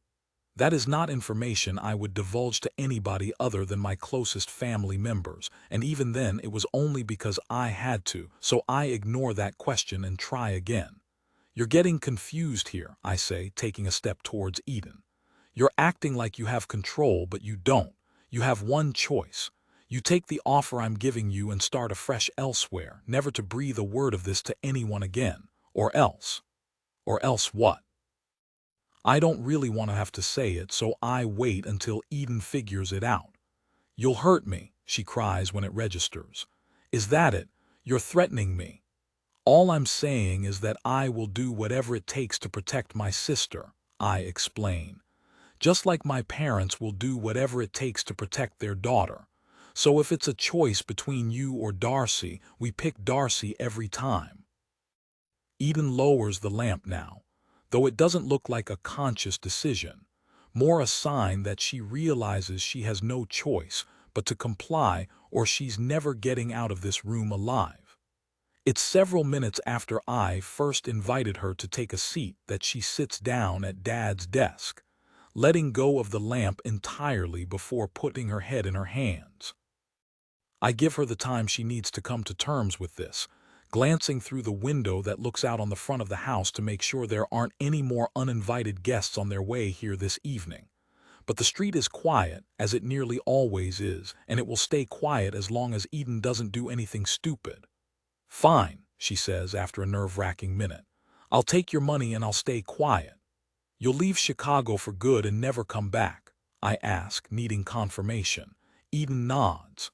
"Yes." "I'll go tonight," she replies. "It seems I've gotten my way and that's good news, but I have a few more questions." "Where will you go?" I ask. "I don't know. I'd like to get the sense that you have some kind of plan. California, maybe. Do you know anybody there?" "No, isn't that the point? I'm just making sure," I say. "What about family and friends here? You won't ever be tempted to get in touch with them?" "No, I don't have much family and I can make new friends." Eden seems like she is on board with this, so I guess it's time to invite my parents into the conversation so we can go through the details a little more. "The door is unlocked," I say. "Why don't you go and get yourself cleaned up?" Eden looks at the door and doesn't waste any time getting up and going towards it. I watch her as she goes, but just before she can leave the study, I have a question for her. "You didn't ask me how much," I say quietly. "What?" she says, pausing by the door. "You haven't asked me how much money we are going to give you," I reply. "If I was you, I would have wanted to know the exact amount I was going to get if I was having to start a new life. It seems quite an important detail." Eden stares at me for a second, and as I study her face, I'm desperately looking for any sign that the doubts I'm feeling are unwarranted. But I don't find any reassurance in her expression, and a moment later, all doubt is removed when Eden pulls the study door open and runs out into the hallway. I knew it. She was just bluffing. She had no intention of taking our money and starting afresh. She was just saying what she had to for me to let her out of this room alive. And now she's out. I run out of the study and see Eden reaching for the handle on the front door. Just before she can pull it open, I grab her by the hair and drag her backwards, reminding myself that this is the woman who almost allowed Lawrence to kill my sister. Without Eden's part in this, Lawrence probably wouldn't have ended up dead, and Darcy wouldn't have been forced to leave the city. Eden is not an innocent woman. That's what I tell myself as I drag her back into the study, ignoring Mom and Dad's questions as they call out from the kitchen to find out what is going on. I ignore them and I ignore Eden's cries for help. Most of all, I ignore the voice in my head that tells me this might be a bad idea as I pick up the lamp and raise it above my head. I ignore everything as I hit Eden over the head with that lamp until she stops moving. Only when I stop hitting her and look down at the body on the carpet do I realize that I'm even more like my sibling than I realized. We are sisters. We are nurses. And now we are both killers. 17 Darcy, are you okay? I look to Parker sitting beside me on the sand, and he obviously just noticed that I shivered. But it wasn't the cooling temperature that caused it now that the sun has gone down in Florida. It was weird, but it felt more like a warning chill, or a sense that something is wrong somewhere. I don't know what it could be relating to. Needing an answer for Parker, I just blame it on the cooler evening air. "I'm just a bit cold," I say, rubbing my hands over my arms to warm them up and reinforce my white lie, and Parker buys it. "Maybe we should get going," he suggests, And that's not a bad idea. We have been here for a while. We've been sitting on the sand, surrounded by other people who are enjoying an early evening outdoors, ever since he and his father bumped into me while I was out walking earlier. My head was spinning as I worried about my missing notebook and who might have taken it, and at first I thought encountering the pair was more of a hindrance than a help. But that was before Parker invited me for ice cream, and ever since he did, I've begun to feel a little better about things. I still don't know where my notebook is, and I'm still worried about it, but tonight has given me something I've not had in a very long time: genuine company. The three of us had made our selection of ice cream, Parker choosing chocolate, Joe opting for vanilla while I went for toffee, and after Parker kindly paid for it all, we came to the beach and sat down to enjoy it.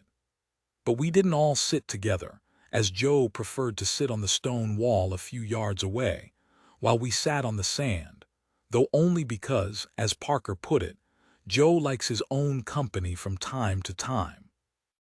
But that was okay, as it gave me and Parker the chance to talk a little more privately than if Joe had been with us, and therefore the conversation was a better one for it. "I'm happy to stay for another 5 minutes if you and your father are," I say in answer to Parker's suggestion that we get going, and when Parker agrees, I guess he's happy to stay too. I'm glad about that because if he leaves, I'll be alone again, alone with my worries and problems, and that feels far worse than being here with a man. I am warming to the more I spend time with him. "Great," Parker says before glancing at his dad to make sure he's okay, but he is. He looks perfectly happy sitting and watching a few skateboarders rolling past along the beachfront. Joe has seemed very content to be out here this evening, watching the world go by, and I suppose it's a welcome break for him from his apartment, which must feel increasingly like a prison, given how much more time he spends there as opposed to when he was in full health. "He's looking well," I say to Parker with a smile, "considering what's going on beneath the surface anyway. Couldn't the same be said about everyone?" Parker replies, not quite following the more positive note I was trying to stick to, but actually saying something incredibly honest and revealing in such a short response. He's right, of course. Most of us look fine on the outside, but it's often a different story within. He's certainly right about me. However, it's not me I want to talk about now, nor am I the one with problems that I think Parker is hinting at. It sounds like he has a few of his own, and as we're here and he's been so nice to me so far this evening, I feel it would be rude of me not to ask him if he's okay. "It's my girlfriend," he says after I've inquired. "Things aren't exactly great with her. Do you want to tell me about it?" I offer, realizing this is the first time he has mentioned to me that he is in a relationship. I already knew about his girlfriend because Joe told me, but now Parker is willingly divulging that information himself. "We're not getting along anymore," he replies, proving that he is comfortable to open up about this to me, which gives me a warm feeling, even if it's a difficult topic to discuss. "I'm sorry to hear that. Is this a recent thing?" "No, it's been like this for a while. Gradually got worse. Now it's really bad." "How bad?" My latest question is very probing, and I worry I've pried too much, but Parker doesn't seem fussed. "I won't bore you with the details, but let's just say something has happened that we can't come back from." I instantly wonder if he is referring to an affair or something where trust has been broken between the pair, but I won't press him on that. It could be too much. "I'm sorry," is all I can think to say again, though I'm wondering if it was his actions that led to this relationship breakdown or the actions of his partner. "What's her name?" I ask tentatively. "Irene." "How long have you guys been together?" 4 years. That's longer than I thought it would be. Parker's relationship is obviously more serious than some brief fling. Do I feel a little jealous of this Irene? Not exactly if things are clearly going bad between her and Parker, though I presume the years leading up to this point were fun, at least in the beginning anyway. Maybe that's what I'm jealous of. The fun of a new relationship, the spark, the lust, and the love that eventually blossoms. Not having any of that in my life is just one of several reasons why I feel so unhappy at present. Can't you talk things through, I wonder? I think it's too far gone for that. It can't be that bad, can it? I ask, pressing for more details. I think we're over, Parker tells me now, sounding very sure of that. It's time to try something else. I don't know if he means for that something else to be me, but I can't help but look at Parker after he has just said it, and as I do, I see him turn to look at me. We hold each other's gaze for a couple of seconds too long. If I wasn't so self-aware and self-conscious, I'd say it would actually be the perfect moment for one of us to go in for a kiss. But a kiss doesn't materialize, and that's probably for the best. Not only is Parker technically my boss, but the person he is paying me to care for is sitting nearby and could see us being very unprofessional if he was to look over. I glance at Joe to see if he is watching us, at the part of the wall he has been sitting at all this time, yet when I do, I can't spot him. "Where's your dad?" I ask, sitting up a little straighter on the sand as I look around for him, and Parker clearly had no idea he had moved either because he looks just as surprised as I am. "Oh no," Parker says, scrambling to his feet and sending a little bit of sand onto my clothes, though I can't be annoyed because he's clearly worried where his dad has gone, and now I'm worried too. "Dad!" Parker cries out, rushing to the wall where his father was sitting, before looking around through the moving mass of pedestrians, skateboarders and those sitting on the sand trying to enjoy a quiet evening. But they're all being disrupted now because Parker continues to call out to his father. But there is no response. Realizing I need to join the search, I get to my feet and start calling out for Joe while simultaneously scanning the beach for any sign of the man I've been looking after all day. But there are a lot of people here. The light is fading, and without knowing which direction he might have gone, it's no easy task to locate him. "Dad!" Parker keeps calling, and he's decided to go left down the beachfront, which makes me decide to go right so we've got both directions covered. I keep my eyes peeled for Joe while dodging a guy on his skateboard and a couple taking a selfie, but I'm still not having any luck. What if Joe has wandered off and got lost? What if he's confused and can't find his way back to us? What if he can't even remember who he is and where he needs to be? I don't know if this has happened before, but I vow to ask Parker about it if we do find his dad, mainly so I can be wary of it in future while I'm caring for him. But I can't care for him again unless we find him, so I keep running, and as Parker and I continue to widen our search area, we're still not being reunited with the man we need to find. And then I see him. He's down on the beach, standing on the sand, right on the water's edge. It looks like he's just staring out to sea, but he's not in the water, at least not yet anyway. Now I've spotted him. I race towards him to make sure I reach him before he can enter the ocean. "Joe!" I call out, and he turns to see me running at him, concern all over my face but relief flooding through me as I realize he is okay and Parker isn't going to have to be given any bad news about his father. "Are you okay? We've been looking for you," I say, out of breath. "You wandered off." Joe keeps staring at me but doesn't speak, and I wonder if he even knows who I am and why I had to find him. But then he opens his mouth, though what he has to say is extremely disconcerting for a different reason. "He needs to let her go," Joe tells me, looking me square in the eyes. "Sorry, what?" I reply, still catching my breath. "Irene," Joe adds, still looking serious. "Parker's girlfriend," I ask, and Joe nods. "She's in danger," he tells me. "And now so are you." 18 Pippa, it's not always easy to tell your parents things. It can be difficult to tell them about a new relationship with someone they don't approve of, or a drastic career change, or anything else that might give them cause for concern if they're worried you might be making a mistake. But in comparison to what I have to tell them now, the tricky conversations I've had to have with them in the past now seem ridiculously easy. Like the time I was considering dropping out of nursing school because I was finding it too hard, or the numerous nights I phoned home asking for money after I had frittered all mine while traveling. I wish I was talking to them about simple things like that now. Instead, I'm having to tell them that we need to get rid of a dead body. What's going on? Dad asks me after he comes running out of the kitchen, ignoring my advice for him to stay where he is. Mom is quickly behind him and looks just as worried as he does, although I'm about to make everything a whole lot worse for them. Right now, they can't see what is lying behind me on the carpet in the study. All they can see is me standing in the doorway to that room, blocking their view, and while I must appear flustered, they don't know why. But they will in a second.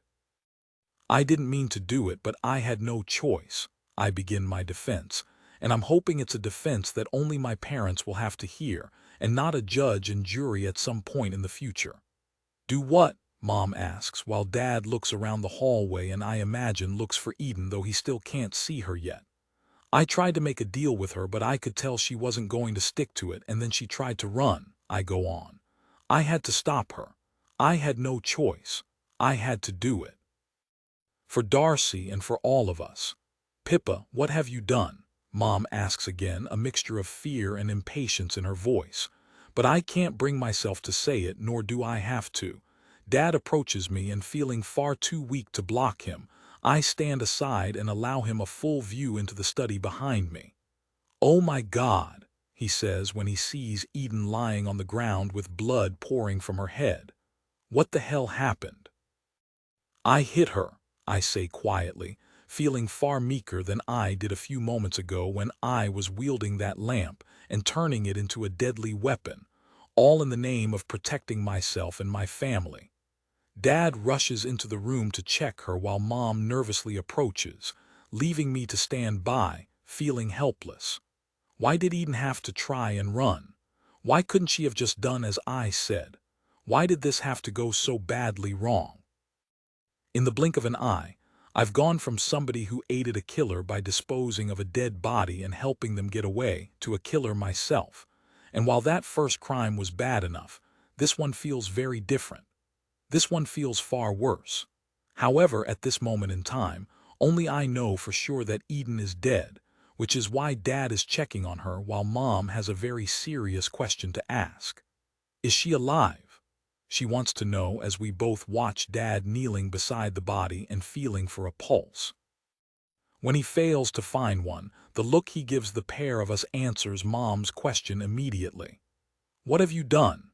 Mom gasps, her face twisted in horror and her body seizing with fear, as if she is nervous just to be standing beside me, like I'm suddenly a danger to her as well. I'm not, of course, but I can see how bad this makes me look. In the blink of an eye, I've gone from being her precious, caring daughter to a callous killer. That must be a hell of a lot for any mother to process, especially one who only just found out that her other daughter has taken a life too. I had to do it, I insist again. She was going to go to the police.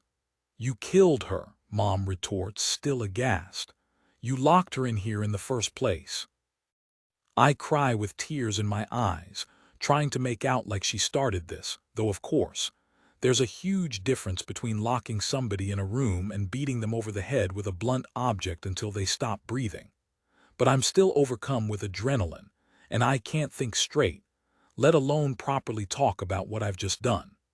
"To reason with her, not kill her," Mom cries, while I watch Dad check Eden one more time before grimly accepting his initial diagnosis that she's deceased.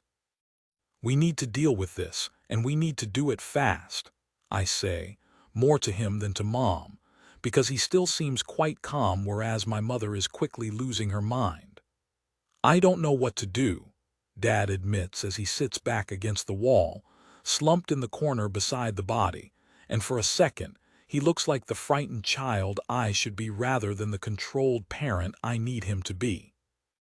Lake Michigan, I say simply, 2 words that I know he will understand based on what I've already told him tonight.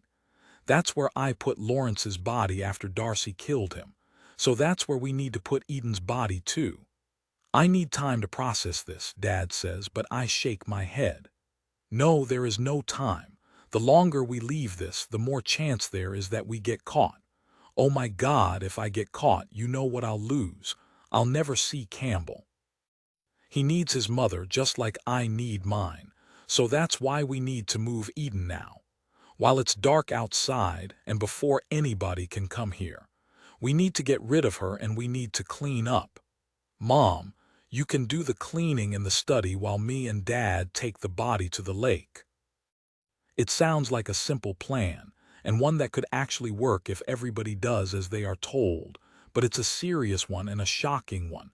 Both Mom and Dad are just staring at me like I've suddenly grown an extra couple of heads. Just listen to yourself, Mom exclaims. Who are you? I'm sorry. I know it's a difficult thing to hear me talk about, but we don't have any time to waste.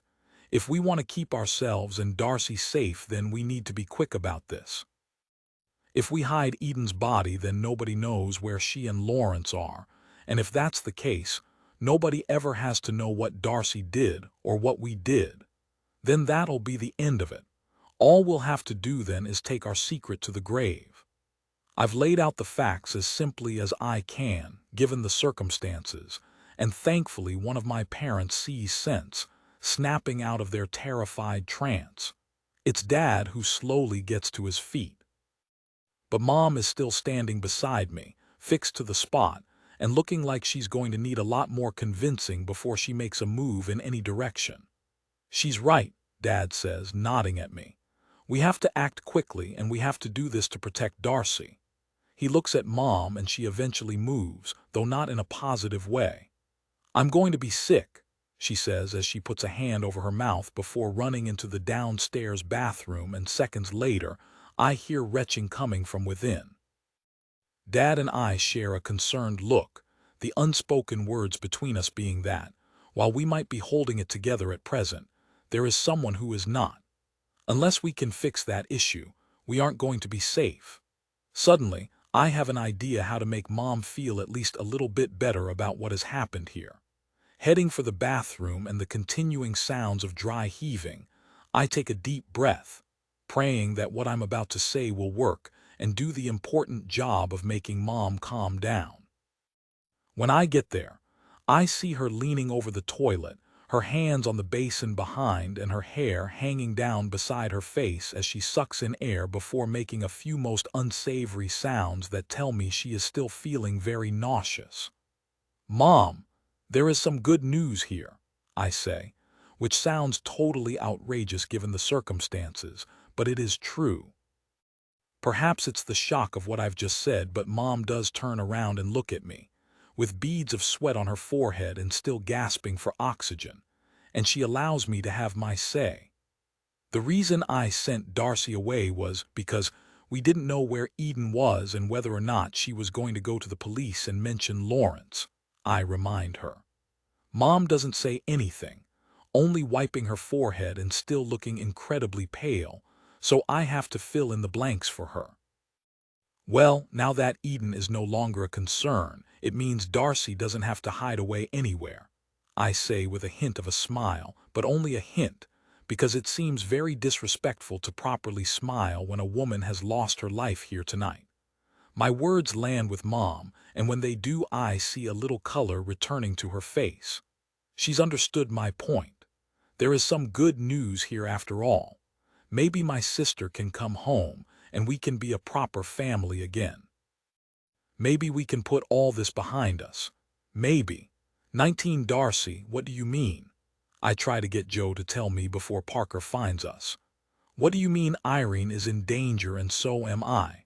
Joe looks worried, but not because I've asked him to explain himself. It's because somebody is approaching behind me, and when I turn around I see Parker running across the sand towards us. Tell me, I urge Joe during our last few seconds together, but he says nothing. And then Parker reaches us, surely spoiling any chance I have of getting his father to divulge further details about what he was referring to. "Dad, what have I told you about wandering off?" Parker cries, looking concerned, or is it annoyed? It's hard to tell, especially with Joe's recent words still rattling around in my head, and while I was feeling very close to Parker only a few minutes ago, I'm now wary of him again. "We were so worried," Parker goes on, taking his father's arm. "Come on, it's time to get you home." Joe goes along with his son's wishes, and as Parker marches his father across the sand and back to the beachfront, I'm left wondering what to do next. I decide to go after them. As I catch up, I'm debating whether or not to bring up what Joe just said to me. But I don't want to put the poor man on the spot, nor get him in trouble, so it might be best to do it when he's not around. "Parker, can I talk to you for a minute?" I ask, but no sooner have I done that than Joe shakes his head at me. He clearly wants me to shut up, so I do, even after Parker asks me what's wrong. "Nothing," I reply, taking Joe's suggestion to stay quiet. "Sorry about this. I really need to get my father home. We'll see you tomorrow, okay?" Parker says, ready to leave, but just before he can go, "Wait," I call out, and he stops, his hand still on Joe's arm. "What is it?" he asks me, looking slightly irritated, but it's not just his evening that has not gone to plan. I'm not sure I'll be at work tomorrow," I say nervously. "Why not?" "I've got a few things to sort out," I say, which is an understatement. I still have the mystery of my missing notebook to solve, amongst many other things, one of which is figuring out if Parker is somebody I can really trust. "But I need you," Parker says, seeming genuine. "You know I do. I need you to help me with my father. This is a full-time job, I made that clear." I look at Joe, and he looks a little defenseless, standing beside his son, being held on to as if he is a disobedient child who will run away again if given the opportunity. But Parker takes a chance and lets go of his father, stepping towards me for a quiet word. "I can pay you more if it's money you're worried about," Parker says under his breath. "I appreciate this might have been a bit distressing for you, having to go chasing my dad around a busy beach, and you might be worried about it happening when I'm not around. So how about I give you some more money?" I'm still unsure, for several reasons, so Parker fills the silence. "How about an extra $50 a day?" he suggests. "No, it's okay," I say, feeling bad, but he shakes his head. "That's still far cheaper than any nursing home I could put him in," Parker goes on. "Although maybe I'm running out of time on that front if Dad is going to keep wandering off." "Has he done this before?" I ask, and Parker nods. "Occasionally. Gives me quite the fright until I find him again. But it was you who found him this time. Thank you for that. Things could have been much worse if you hadn't helped me. He could have fallen into the water." This is the dilemma I face. I realize as I look at Parker, who seems truly grateful to me as well as nothing but worried for his father's health. He seems like a great guy, so why is it that his father keeps warning me about him? If Parker was that bad, surely Joe would have told somebody else about it by now, and he wouldn't be left with him. I know I'm unlikely to find out what is really going on if I just stop working for Parker, nor should I do that because it's imperative I know the truth. Either Joe is wrong and just saying things that he doesn't mean, in which case Parker really does need my help as much as he says he does. Or Joe is right, but if that's the case, he is in danger and I should help him, rather than his son. I also need money, and Parker has just offered me more of it. Without my notebook, I don't have much else to cling to that could improve my fortunes. "Okay, I'll see you tomorrow," I say quietly to Parker, who smiles and thanks me again, before returning to his father and leading him away in the direction of the older man's apartment. As I watch them go, I think about what to do next. Should I go to an internet cafe and try and find out more about the names I recall from my diary and where they might be specifically in Chicago? Or should I go home and get some rest as it's getting late? As I've already committed to working tomorrow and finding out as much as I can about what is going on with the father and son duo, I opt to return to my own apartment. That'll also give me the chance to see if anything else has gone missing when I get back. But it hasn't. Everything else is as I left it before I went for a walk and bumped into Parker and Joe. Now I'm tired and I need some sleep. When it comes, I dream of myself running around on the sand again like I was earlier in the night. Only this time I'm not running towards Joe. I'm running away from his son. 20 pip of the water on the lake is calm and quiet, in direct contrast to my heartbeat as it thunders away in my chest, the blood pumping around my body so fast and hard that I can barely hear myself think. I'd give anything to be as still and serene as the large body of water in front of me, but I never will be. If I thought I was struggling before tonight, I'm really going to suffer once it's over with. But it's not over yet. The dead body in the back of my father's car has not been deposited into the lake, so Dad and I could be caught if a witness was to wander by this part of the shoreline and catch us in the act. We need to hurry, I say, stating the obvious, but needing to utter something that might get Dad moving. He hasn't budged since we parked up here a few minutes ago. I directed my father to this part of the lake, having been here before. I know it's quiet here at this time of night, and I also know something just as important as that. This is a place where dead bodies don't seem to get discovered. It was 3 months ago when I pushed Lawrence's corpse into this part of the lake and watched it sink below the surface. The rocks I'd put into the dead man's pockets helping take him down to the depth where only the fishes who reside here would see his face. Trout, salmon, and other marine life may have been unsettled initially when the body of a human began to sink down amongst them, but they have surely grown used to its presence now, wherever it lies on this lake bed, disintegrating over time until it's nothing but a pile of bones and a fully fledged part of the ecosystem here, if it isn't already. Safe in the knowledge that the body has not been disturbed yet, at least by anything other than aquatic life, I figure this is a good place to put another body. It's time for Eden to reach her final resting place, or at least what I hope will be her final resting place. Dad is quiet as we get out of the car and walk to the trunk. He lifts the lid, and we both look down at the lifeless face of the woman I murdered 2 hours ago. In that time, we have moved her body from the study to Dad's car, which was conveniently parked inside the garage, rather than on the driveway in full view of all the neighbors. Then we drove it here while Mom stayed at home, hopefully doing as I told her to and scrubbing the floor of that study to remove any blood, as well as smashing the lamp into as many tiny pieces as she can and disposing of it safely. But I'll have to trust that Mom is keeping her end of the bargain, just like she has to trust that we are keeping our end. To do that, Dad and I now need to work as a team to get the corpse into the water. I'll take the upper half, I say, not because I want to be closer to Eden's broken skull, but because it's easier on Dad if he takes the lower half, holding onto her legs rather than the end where the blood is. I put my hands under Eden's shoulders and lift, and I can feel the bones in her back as I hold on to her. She's a burden to carry, but less so with my father's help, so it's the burden on my soul that is the hardest part about all of this. We carry Eden the short way to the water's edge before we start to swing the body slightly, building up enough momentum to propel the corpse as far into the lake as possible, rather than allowing it to fall too close to shore and risk landing on shallower ground. 1, 2, 3, I cry, and on my last count we each let go of our section of the body.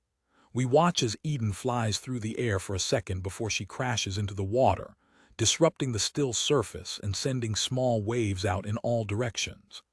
As I watch the ripples fanning out around her, Eden sinks down quickly thanks to the rocks in her pockets, her face the very last thing I see before she vanishes, and seconds later, it's as if nothing has entered the water at all. The splashing sound she just made is quickly replaced by a silence that is comforting and disturbing in equal measure. It's comforting because if everything is quiet, then it probably means nobody else is here and saw what we did. If they were, they'd surely be gasping or screaming, or at least running to get away from the two criminals they have watched in action. But on the other hand, it's disturbing. There's nothing to distract either of us from what we've just done, nor is there anything either one of us could say to make the other feel better. At least I had something to say to make Mom feel better earlier. As I had hoped, telling her that Eden's demise might mean we can bring Darcy back home did the job of cheering her up, at least to the point where she stopped trying to be sick and came out of the bathroom. She still looked pale and very frightened, but she was at least able to be productive, and I'm hoping by now that the study is fully clean of any evidence. I'll certainly be checking it when I get home, although nowhere near as thoroughly as a forensic expert with the Chicago police force would be checking it, so she has to have done a perfect job should they ever come to investigate one day. But while I was able to offer a few words to improve Mom's mood, I haven't been able to find any to make Dad feel better about what has happened tonight. He heard what I said to Mom about Darcy possibly coming home, if I can arrange for such a thing when the time is right. But he didn't smile or do anything that told me he felt my decisive action with Eden was warranted. He's been very quiet, which I hate, because that only makes me think of all the awful things he might be thinking about me since we left the house and drove here. Darcy and I might have been ruining our own lives on the night she killed Lawrence and I decided to hide him here, but now Mom and Dad's lives could be ruined too. Maybe the reason I haven't said anything to him yet is because there is no need to speak when the stakes are so obviously high. If any one of the four of us gets caught, we'll all end up behind bars, and that will be the lasting legacy of our family. I want to get back in the car and get going now, not just because it's grim or risky to linger here for too long, but because it's getting colder by the minute as a long night lies ahead. But there's no point getting into the vehicle without Dad. He's the driver, and so far, he hasn't moved a muscle since we got rid of Eden, or at least got rid of her from land anyway. I'd say my father has gone into shock, but even though I'm a trained medical professional, I don't have the capabilities to bring him out of it. There's nothing I can do to make him better. In fact, my presence here might be making him worse. This will only have been worth it if Darcy comes back, he says, shattering the silence and speaking through his shock. Yes, of course, I say, relieved that Dad is talking again. That has to be a positive sign. So you think you can get her to come back? He asks me seriously. Yes, I reply, faking confidence to hopefully make up for what I currently lack. I'll write to her and I'll go down to Florida myself, but I will get her to come home. Unless she's better off without us, Dad suggests, which sounds less positive. What do you mean? Look at what we've done, you, your mother, and me. We've done an awful thing here tonight, and we're all as guilty as each other. In an attempt to protect our daughter, we have taken somebody else's. Is that right or fair? I don't think so. You can't think like that, I urge my father. Nor should you. What you need to think about is Eden was prepared to let Darcy die. She and Lawrence were dangerous, but Darcy survived, and we've helped finish what she started. None of us wanted this, but this is just what happened. We're not the bad guys here. So they are? Dad asks, nodding to the lake and the two people at the bottom of it. Yes, I say defiantly. They are. With that, I head for the car. Dad lingers by the lake, but he eventually follows me. Once we're in our seats, he starts the engine and we are on the move. We're heading home to see Mom, to check on the status of her part of the cleanup operation, and to eventually get to the point where we can all get some sleep this evening. I know I'll have to go back to my own house soon, where my husband and son are, and somehow I'll have to act as if everything is okay. Is it possible, Dad asks me now as he drives, to carry on in life with the knowledge of what we've done? We have two choices. I reply as I stare out of the window at the eerie darkness surrounding the huge lake we're leaving behind. We either keep our family together and keep our secret, or the world finds out what we did, and we never see each other again. I guess that settles it then, Dad says with a sad nod of the head, and just like that, we drop the topic and make the rest of the journey in silence. When we get back to the house, we find Mom sitting in the kitchen, a mop bucket nearby and a blank expression on her face. We all look at each other and know what needs to happen next. We need to pray that Eden's body is not found. We could leave the city while we nervously allow a few days to pass, just in case the police come, but that would require me making up a story to tell Carl, and I've lied to my husband more than enough. I also don't want to take Campbell out of kindergarten if I don't have to, because I don't want to mess with his routine and cause issues there either. We might not need to leave anyway, so why cause all that upheaval if the police are never going to suspect us of anything? So we'll stay. If enough time passes then, and only then, is there a chance that the missing fourth member of our family can join us again. We all miss Darcy, but after tonight, we might just be closer to getting her back. 21 Darcy, 10 points. Wow, that's a good one. I'm impressed with Joe's Scrabble skills as he takes yet another leap ahead of me in our current game, which is our third of the day, not that I'm growing bored of playing yet. As well as Scrabble, we've completed a jigsaw and attempted a few Sudoku puzzles, and our morning of games has certainly been a fun way to pass a few hours. During the games, Joe has mostly been okay, barring one moment where he asked me what time his late wife would be joining us. But apart from that, his memory has been serving him well, certainly well enough to recall all sorts of long words that are getting extra Scrabble points. I thought you'd be good at this. He teases me once he's won another game, and I just shrug my shoulders. There hasn't been much I could do to beat Joe. I was worried that he might be thinking that I was letting him win, something that I bet a man as proud as him would hate to happen, but I think he's realized by now that I'm trying my best and he is simply too good for me. Another game, I suggest after checking the time and seeing that it's not quite noon, so I won't start making lunch yet. But Joe gets up from his seat, suggesting to me that he has another idea. However, when I hear it, I'm not so sure.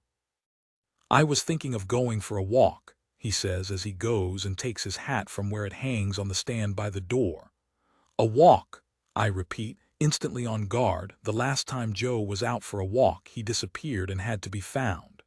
It'll be lunchtime soon enough. How about I make us some food? We can get lunch out, Joe says casually, and I realize he really is set on going, especially now he is putting his shoes on. I consider calling Parker and checking with him if this is a good idea, but he's probably busy and might not answer. Besides, it won't be a big deal as long as I keep an eye on Joe while we're out. So, not wanting to deprive him of getting some fresh air that might improve his mood, I concede. Okay, we'll go for a walk. But I just need to visit the bathroom first, I say, getting up from my own seat and walking away from the box of Scrabble pieces that have kept us occupied for the last few hours. I lock the bathroom door behind myself before checking my reflection in the mirror and noticing that I look almost as tired as I did first thing today. That was a few hours ago now, when I woke up and was getting ready to come here. At the time, I was still very much unsure whether I should report for duty. After last night's events at the beach, I'd gone home and written them down on a piece of paper. In particular, I had written the words that Joe had said to me before Parker joined us. He needs to let her go. She's in danger. And now so are you.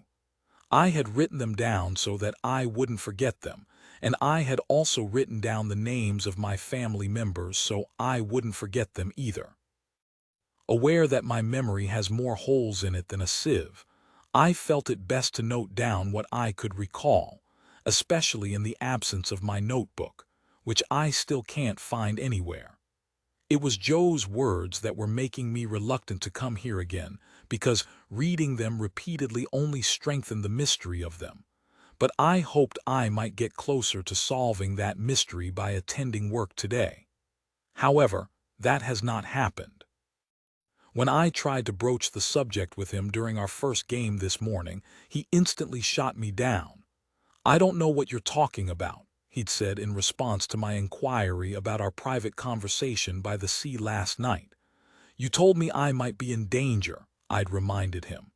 "Irene too. You remember, right?" Joe had simply shaken his head then, which hadn't helped me at all. Just as I was beginning to fear he was deliberately withholding further information from me, I remembered his condition and wondered if that was the reason for him forgetting. It's hard to push somebody for withholding information, but it's even harder when that somebody has a brain condition affecting their memory. So without knowing the real reason Joe was holding out on me, I had to play it safe and assume he had genuinely forgotten. Still feeling frustrated about it, I let out a sigh before walking away from the mirror and hurrying up with my business in the bathroom, so as not to keep Joe waiting too long for me. But as I leave the bathroom, I can tell he's been impatient because he doesn't answer me when I ask him where he wants to go for a walk. "Joe," I call out, figuring he just didn't hear me. But then I see the balcony doors open and assume he's out there. Only on closer inspection, the balcony is clear. If he went out there, he's not there anymore. "Oh my God, Joe!" I cry as I rush to the edge of the balcony and look over the railing, terrified as to what I might see below me when I look down. What if he fell over the edge? What if he's lying there on the ground with a cracked skull, staring up at me with vacant eyes? What if he's dead and it happened on my watch? All the reasons Parker is paying me to watch over his father come flooding into mind as I look down and try to see Joe on the ground. The main one of them being that he could accidentally do something to hurt himself when in the midst of a forgetful state. Most people, barring young children and a select few others, are fully aware of the dangers of falls from height. But what about a man who is no longer as capable as he once was? Has Joe got confused and forgotten how dangerous it could be to fall from a height like this one? If he has, he is almost certainly dead because it's a long way down. Yet as hard as I look, I cannot see him down there. That is good news, but maybe he's just out of view. There's only one real way to find out. I rush out into the corridor, scared of what I might discover when I make it to ground level, aware that I have no choice but to check, and the elevator cannot descend quickly enough as I urge it to get me faster to where I need to be. My sickened stomach feels like it's doing somersaults as I run from the elevator to the door that leads out to the front of the building. But as I get outside, I don't see anything traumatizing. There is certainly no sign of a body or blood or horrified passersby holding hands over their open mouths and wishing they could unsee the scene in front of them. Everything looks normal. So where the hell is Joe? For a split second, I wonder if he could still be in his apartment. Maybe I missed him somehow. Maybe he did hear my calls and chose to ignore me. Maybe he is safe and well after all, and this stress has been for nothing. But just before I can rush back up to the 5th floor to check, I hear a voice behind me. "There you are. I thought you'd forgotten to come." I spin around and see Joe standing there, his hat on and a smile on his face. Then he extends a hand to me as if to invite me to join him on the walk he has planned all along. "Oh my God, you're okay. I thought you'd fallen from your balcony." I cry, all the tension leaving my body now I can relax again.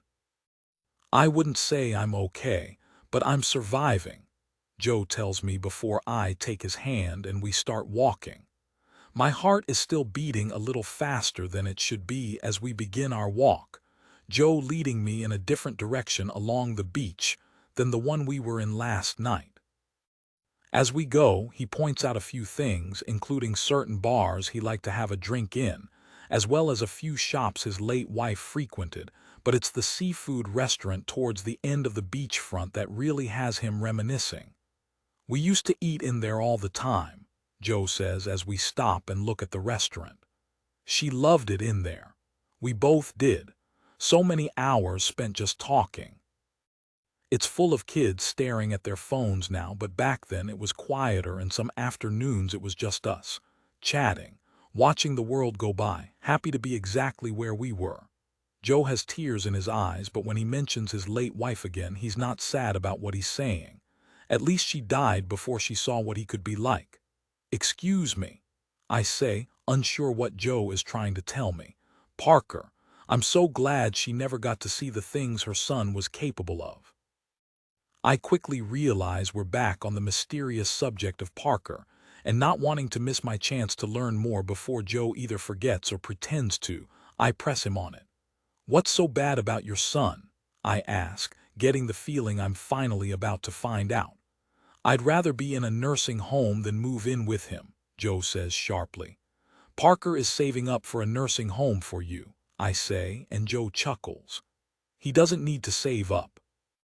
The sale from my apartment alone could more than pay for whatever care I need. He just doesn't want me to go into a home, not yet anyway, not until he's sorted out his mess." "What mess?" "His mess at home." Joe turns to look back the way we've just come, but I am not ready for us to start walking again, in case this conversation trails off when we move. "Tell me what's going on with Parker," I plead. "It's to do with his girlfriend, right? Irene." Joe lets out a sigh and he looks like he might be getting annoyed, but then he speaks again. "He doesn't want me in a nursing home because he's worried I might talk," he says. "Talk about what?" "About what he's doing." "What is he doing?" I ask, impatient but more than a little scared as well. "You need to help her," Joe says quietly, his voice just loud enough to be heard over a distant jet ski engine. "Irene?" Joe nods. "Help her how? What's wrong?" I ask, and Joe suddenly looks at me with an expression I haven't seen him wear before. There's fear on his face. "You want to know why I'd rather be in a nursing home than live with my son?" Joe asks, his expression only growing worse with each passing second. "It's because of what he's hiding in his basement." 22 Pippa. As I look around my basement, I see nothing particularly exciting. Just a washing machine, some bags full of clothes that need to go to a charity shop, and a few DIY projects that my husband started but quickly grew bored of. I came down here to check on the status of my laundry, but if I'm honest, I also came down here because I needed a break from being around the people upstairs. Carl and Campbell, my husband and son, are both as demanding on my time as ever, and each in their own individual ways.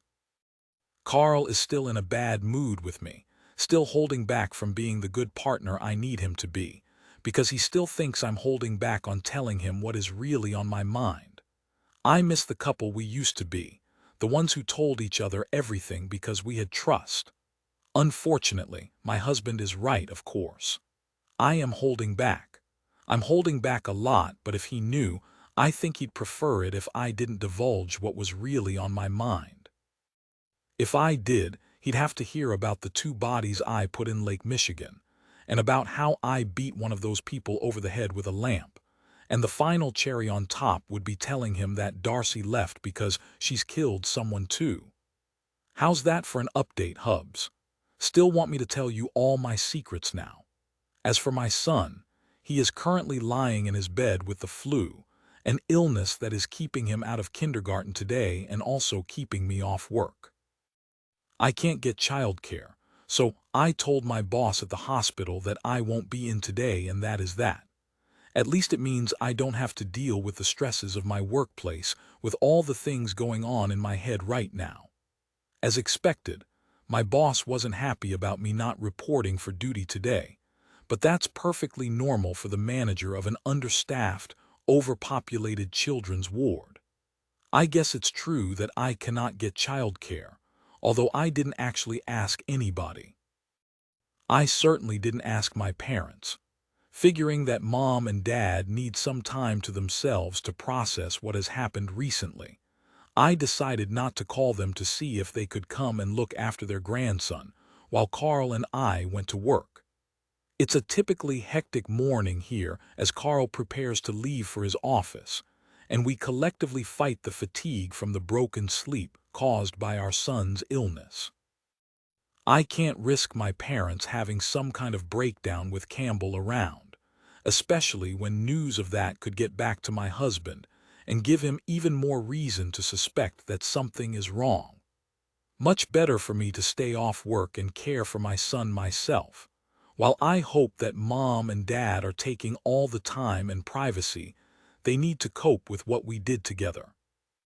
Unfortunately, I cannot control how they are choosing to cope, and I have a feeling at least one of my parents will be sat in front of the news channels at home, worried every time a breaking news bulletin pops up on screen and wondering if the police are on the way to arrest them.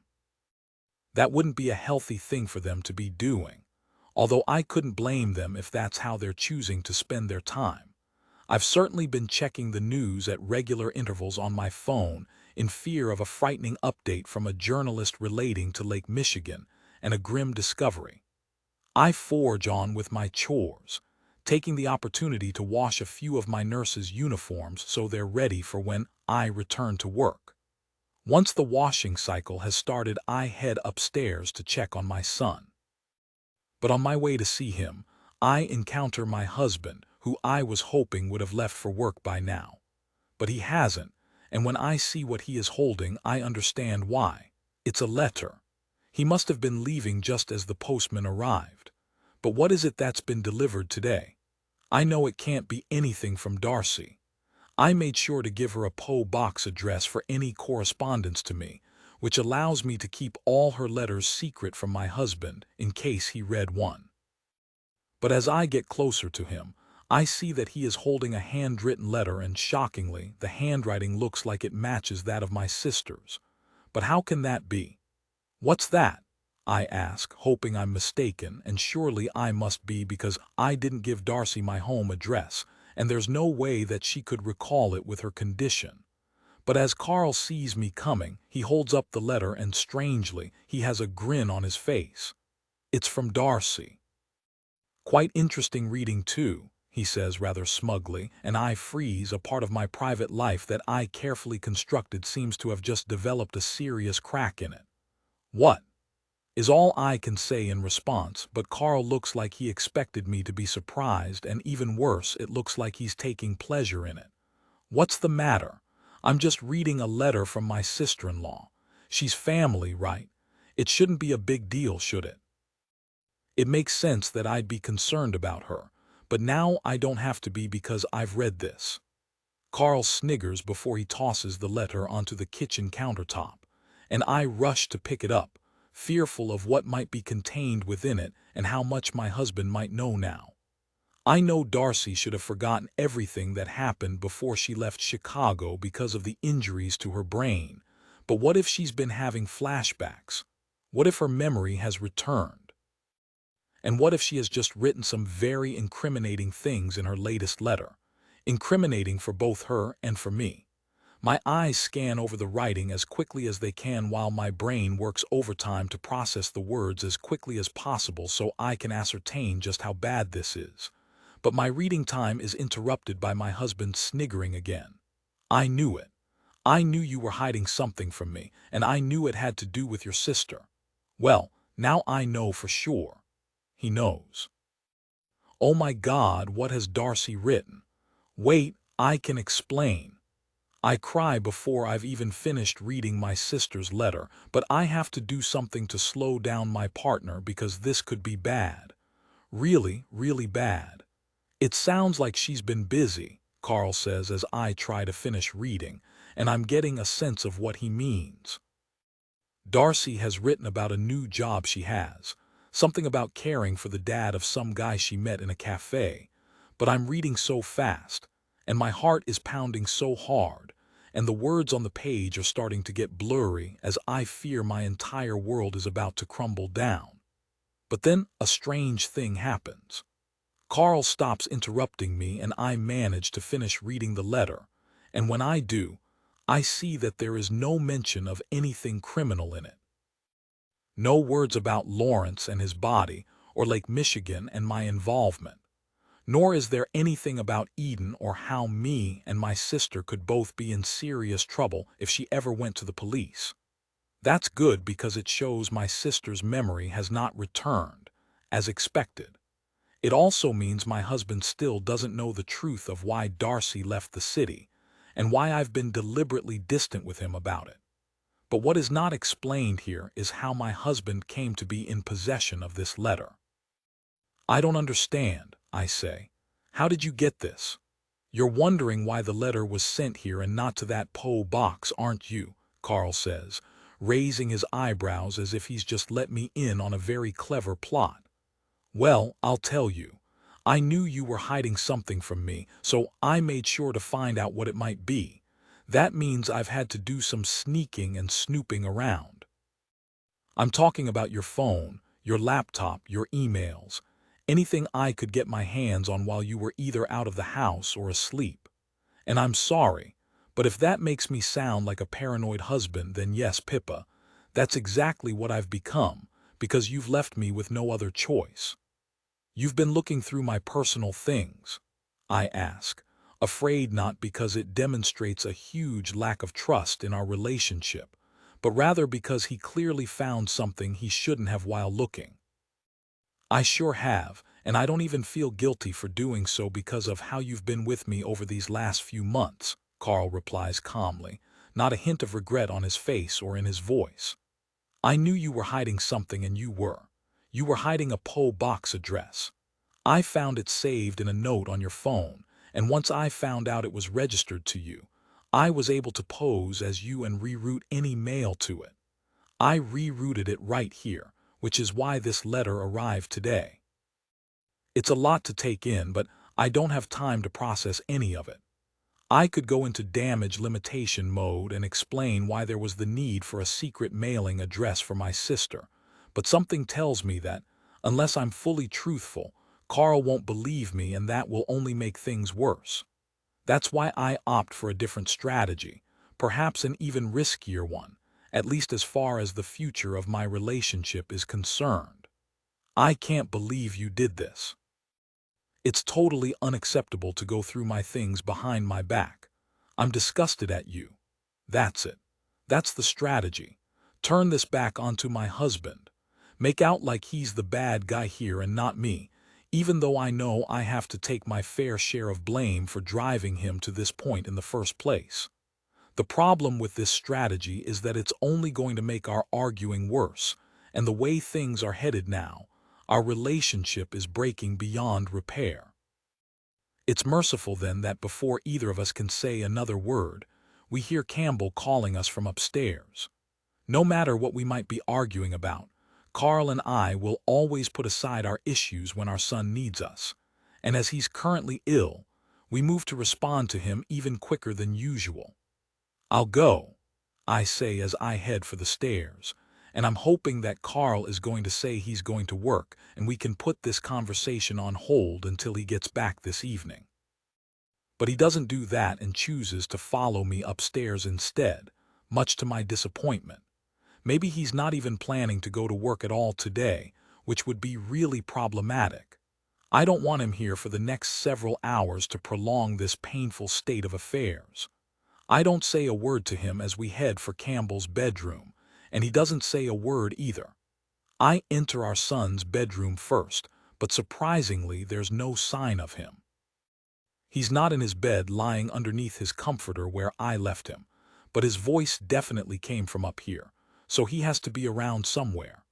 Then I hear what sounds like the television, and I know exactly where he is.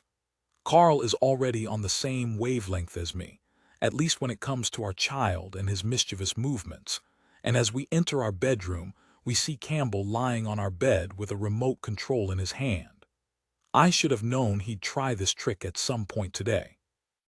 There's no television in his bedroom, but there is one in ours, and that's why the supposedly sickly little boy has made the short journey from his bed to ours. You're supposed to be resting, buddy, Carl says, as he takes a seat on the edge of the bed beside Campbell. He's clearly not mad at our son. I'm not mad either. This is actually a welcome distraction from what was going on downstairs. But that's only until I see what it is that Campbell has been watching. It's the news, and now I realize what has got him so excited. It's all the people wearing the familiar uniform, the one he loves so much whenever we see it when we're out around the city. "Police!" Campbell cries, pointing to the screen as if we need any more clue as to what he means. But Carl and I both know what the police look like, and we can see that there are certainly plenty of them on this news bulletin. But that's not all there is. There's something else too, and when I see what it is, I could collapse onto the floor and stop breathing. It's a lake. I don't need a geography expert to tell me which lake it is. It's the closest one to our house and by far the biggest. It's a lake that is known all around the world, and it's the lake I was at last night with my father. It's taking all my energy to not start hyperventilating, but my breathing is getting shallower by the second, and the precious oxygen my body needs to function is in increasingly short supply as I stare at the TV in terror. Campbell continues to get excited about all the police on screen, while Carl is intrigued as to what the boat out on the water is doing. That's certainly what the reporter seems to be focusing on too. The boat is the important thing here because, apparently, there's something in the water that warrants further investigation. Something has been found. I don't need the reporter to tell me that it's a body. I figured that from how many police officers there are by the shore. The only thing I don't know is whose body it is. 23 Darcy, it's always nice to receive a handful of cash after a long day's work. But the excitement is tempered somewhat by the fact that I don't know if I can trust the person paying me. "Thanks for your help today," Parker says with a smile. "Same time again tomorrow." "Yeah, of course," I say, not wanting to reply with anything that might make Parker feel something is wrong. But there is something wrong, seriously wrong, and I've decided that I'm going to try and find out what it is tonight. The normal plan for me now would be to leave Joe's place and head back to my own apartment and, ultimately, try and get some sleep as the day winds down to a close. But I'm not going to do that. Instead, I'm going to investigate the claims that Joe made to me earlier today when we were out for a walk, and he said some very unsettling things. He was talking about Irene, Parker's girlfriend, and how I needed to help her. He also mentioned that there was something in Parker's basement that warranted attention. But he didn't tell me any more, possibly because he doesn't know much else, or maybe because he's too afraid to utter it. But he certainly told me enough for me to know what I have to do. I have to follow Parker home tonight and find out where he lives. Then I have to try and see what he's hiding. I intend to do that, but I can't let Parker know, so I have to make everything seem like it is fine. "Thank you," I say to him as I put the money in my purse, before turning to his father who sits in the armchair in front of the television, watching another baseball game. "I'll see you tomorrow, Joe." Joe doesn't turn to look at me before I leave, choosing instead to lift a hand in the air in acknowledgement, but that's fine because I know he's engrossed in the game. Or maybe it's just because he's already said enough to me today, and that took a lot for him to do, so he's reverting back to being quieter now his work is done. "Have a good evening," Parker says to me as I leave the apartment, but he has no clue what I really intend to do tonight. As I get into the elevator and head down to ground level, not even I know the full itinerary for the rest of my day. My plan is to find a hiding spot outside this apartment building and wait to see if Parker leaves. I guess he will eventually when his father is in bed, which could be a while, but I'm prepared to wait. When he does leave, I will follow him, tailing him all the way back to his own home, and then I'll see what is waiting for me there. As I leave the building and find myself what seems like a perfectly good hiding place behind several very large palm tree trunks in the gardens nearby, I wish Joe had just given me his son's address so I could have gone there straight away. I did ask him for Parker's residence, but he wouldn't give it to me, saying that I should just forget what he told me and leave it. But that was a ridiculous suggestion because how could I just forget it? It was obviously important, or he wouldn't have told me there was something wrong in the first place. But it doesn't matter. I'm going to find out what is really going on here, and nothing can stop me now. I remain in my hiding place behind the palm trees as the sky turns from blue to pink and eventually to an inky black. It would have been quite a spectacular sunset to witness from the beach, but I didn't get to see the full show here. I have more important things to do than hang out on the sand with tourists and locals. I am waiting to see Parker walk out of the building opposite me, and as soon as I do, I'll be giving chase. To pass the time, I think about what Parker is probably doing up on the 5th floor in his father's apartment, possibly making him his evening meal or helping him shower. Maybe he's watching the ball game with him, or perhaps the Scrabble board has come out again. Whatever it is, it's all time that I have to while away here, nothing to distract myself with except my own imagination, which is more than prone to running wild the longer it is left unchecked. But then, shortly after 8 in the evening, I see the building door open and a handsome man steps out. It's Parker, and as he turns left and starts walking at a brisk pace, I step out from behind the palm tree and follow him, having to keep a safe distance because I don't have a hood or anything to disguise my appearance. It's usually a good thing that the climate here is warm enough to never warrant a coat, but I wish I was wearing one right now so I could put a hood over my head and make my face less visible. I have to walk faster than I anticipated, while ensuring I remain far enough away not to be noticed, because Parker is certainly in a hurry. I presume he's trying to get home as quickly as he can to salvage what is left of his evening, having spent a large part of it looking after his father, if he is going home at all. He could be going somewhere else, to a restaurant or a bar maybe. That would not help me because I'd have to wait outside for him again. But whatever he is doing, he has to go home at some point, and when he does, I'll be right behind him. I keep my distance as we walk. We're moving parallel to the beach, though we're not by the sand and the people. We're one street back from that, so there are rows of high-rise buildings separating us from the ocean, and I wonder why Parker has opted for this route rather than the more scenic one. Maybe it's quicker, or maybe he wants to be seen by fewer people.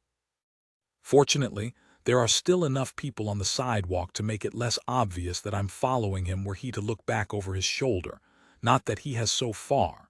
There's no way he should suspect me of still being here now. He sent me home hours ago. He's probably not even thinking about me at all. But all I'm thinking about is him. We keep walking for 15 minutes. The high-rise apartments become fewer, and we enter a neighborhood that looks very different to the end of the beach where I live. Unlike my area, which is built up and crowded, not to mention overpopulated with shops, cafes, and bars, this place seems much quieter and more exclusive. Instead of apartment blocks, there are whitewashed homes, and the further we go the more the homes become mansions. Sprawling lawns behind tall gates and sports cars parked in front of the kind of houses only the wealthiest people in the state could afford. What is Parker doing here? I see him stop suddenly outside one property, and as he lingers by the gate, I'm expecting him to press the intercom buzzer to alert whoever owns this huge house that he is here and they should let him in. But that doesn't happen. Instead of ringing for permission to access, he simply enters a key code and the gates swing open on command, allowing him to stride up the driveway in the direction of the massive property. What is this? Is this where Parker lives? It can't be. He's told me he is saving up to put his father into a nursing home, so I figured money was tight. But this does not look like the kind of place a person struggling for cash would live. But there's not much time for me to ponder this further because I have a problem. The gates are starting to close again, and in a few seconds they'll be sealed and locked, and only a key code that I don't have will be able to open them again. If I want to get inside and get a closer look at where Parker lives, I need to get beyond those gates before they close. So I start running, my feet padding on the hot blacktop as I approach the gate, and I'm hoping that Parker is far enough ahead of me not to hear me approaching quickly.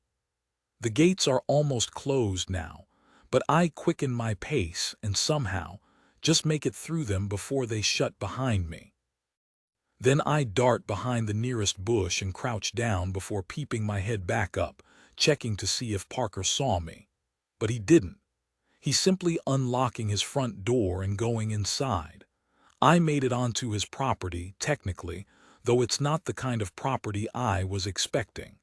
So what else about Parker is going to surprise me? 24 Pippa, I don't know how I did it, but I somehow managed it. I managed to not lose my mind in front of my family when the news came through that a body had been found in Lake Michigan. Despite the fear I felt when I saw what was happening in the news report that Campbell had been watching on the TV in our bedroom, I was able to remain calm enough to not give away the fact that I was falling apart inside. I guess I had no other choice. If I'd given anything away, then Carl would have surely noticed, and that would have been disastrous. He'd already been asking me enough questions as it was after finding out about the Poe box and Darcy's letter. But that was okay. That could be somewhat contained. What could not be contained would be him knowing that I put that body in the lake. Not knowing whose body it is that has been found does not change the fact that I put it there. Whether it's Lawrence or Eden, I was the last person to see either of them before they went into the water, but I'm not the last person to see either of them now one of them has been found. Whoever it is, him or her, they will be looked at by numerous people. Forensic experts, detectives, police officers, recovery crews, possibly even some journalists if they're daring enough to get that close to the crime scene. There may even be a member of the public or two who get to catch a glimpse of the corpse, though they'll probably wish they hadn't tried if they do. Such is the lasting effect it will likely have on them. All I am waiting for now is for the news to report exactly who has been found. The gender of the body has not been revealed yet, not that I'll feel any better when it is because it's still terrible news. Those bodies were supposed to stay hidden at the bottom of the lake forever. This was not part of the plan at all. Despite things clearly going awry, I kept my emotions in check while my husband was still in the house. I knew he had to go to work at some point, so I turned off the television, told Campbell he was to get back in his own bed, and then told Carl that we would talk about all the things we needed to later tonight. Thankfully, and possibly just because he didn't want to get in trouble with his employer, Carl went along with that plan, and by the time Campbell was in his own bed again, my husband had left the house. That gave me some much-needed breathing space to process the frightening news bulletin, although it came with a very heavy moment. As I was tucking my son in, I was struck by the awful thought that it might be the last time I ever get to do such a simple thing as get him settled on his pillow. The last time I ever get to care for him while he's sick.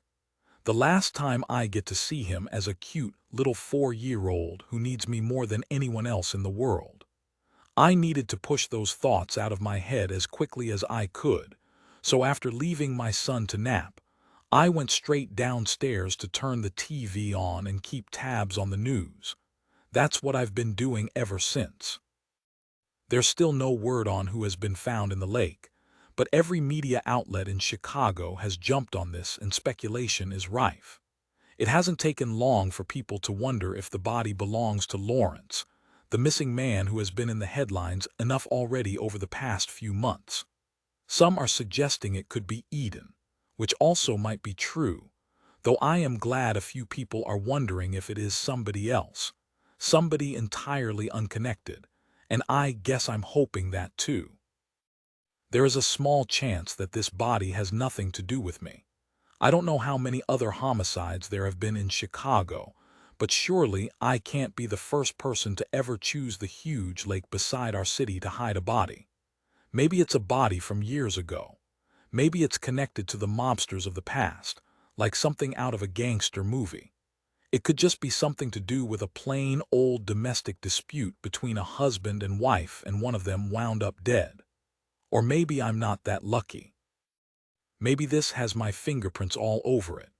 As I keep watching, the only new thing I learn is that a body was found by a fisherman who was out in his small vessel at dawn and came across something sticking out of the water.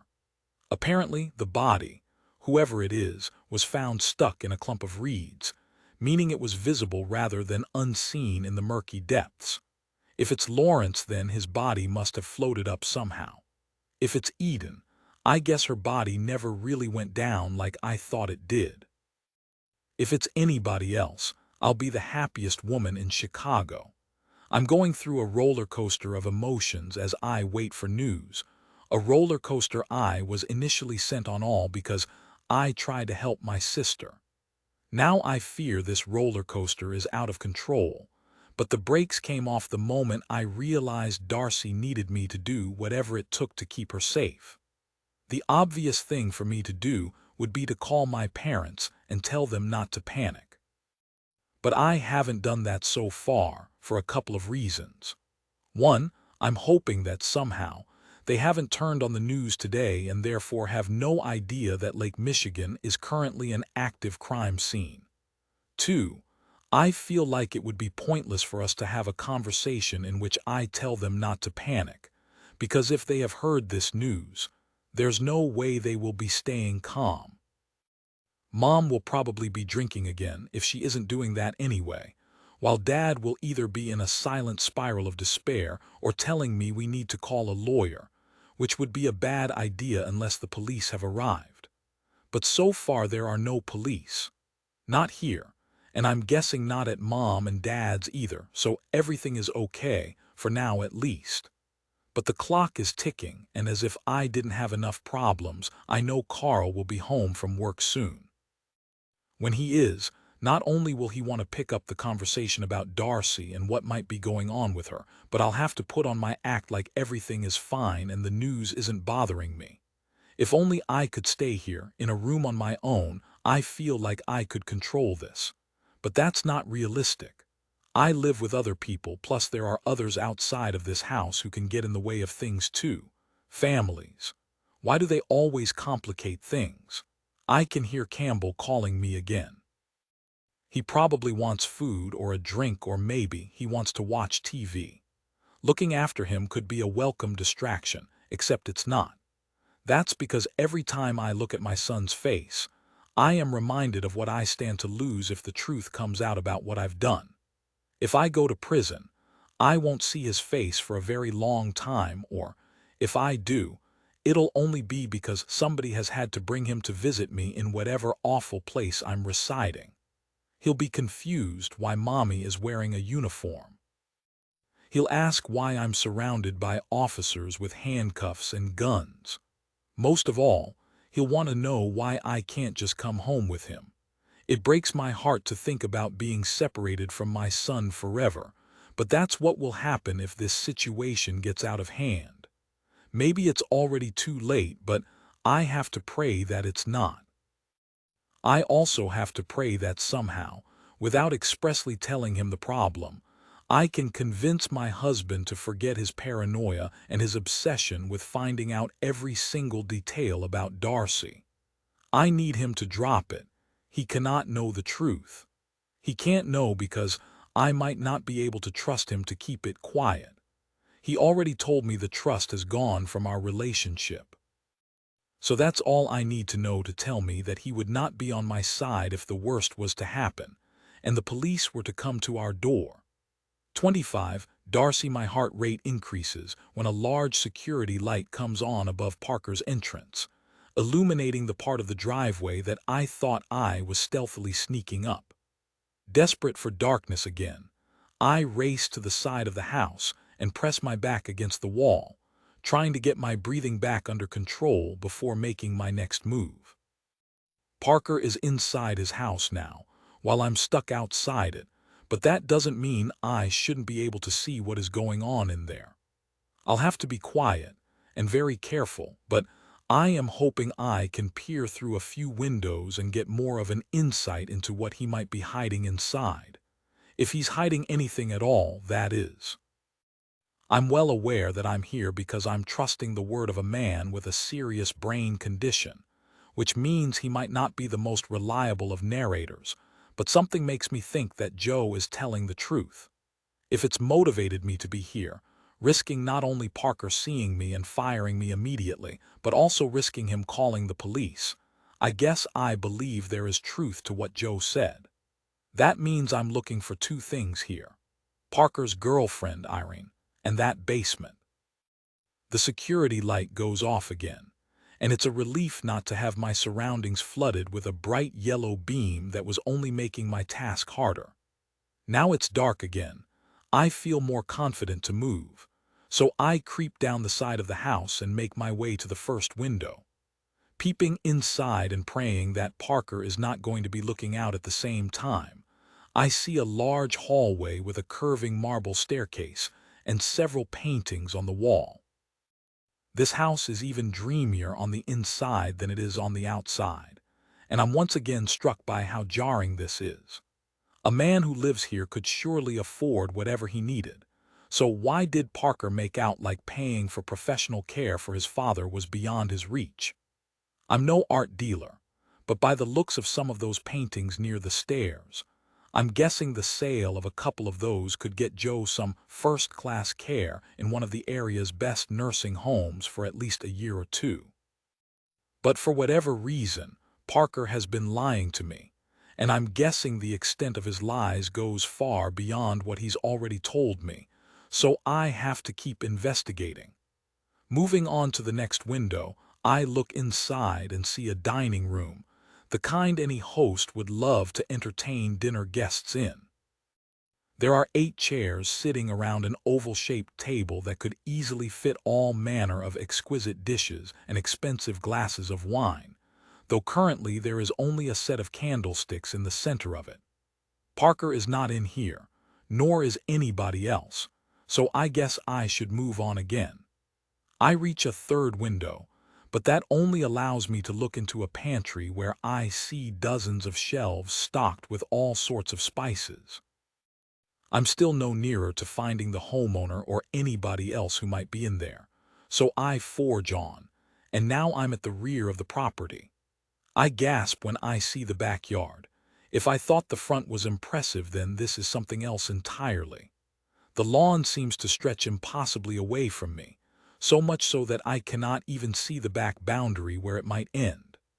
My view is not only hindered by the dark, but by the ominous silhouette of the oak tree that stands proudly in the center of the lawn.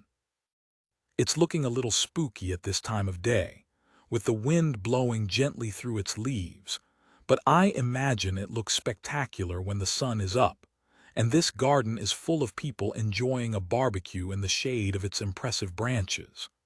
But all is quiet tonight, and while I'm worrying that another security light is going to come on as soon as I start stepping across the patio, I'm thankful when it does not. Still in darkness, I creep to the nearest window, and I see that it offers me a view of a kitchen. I also see that Parker is standing right in the middle of it. The man I followed here is surrounded by gleaming countertops, shiny pots and pans hanging from sharp hooks, and almost enough appliances to fill an aisle in a department store.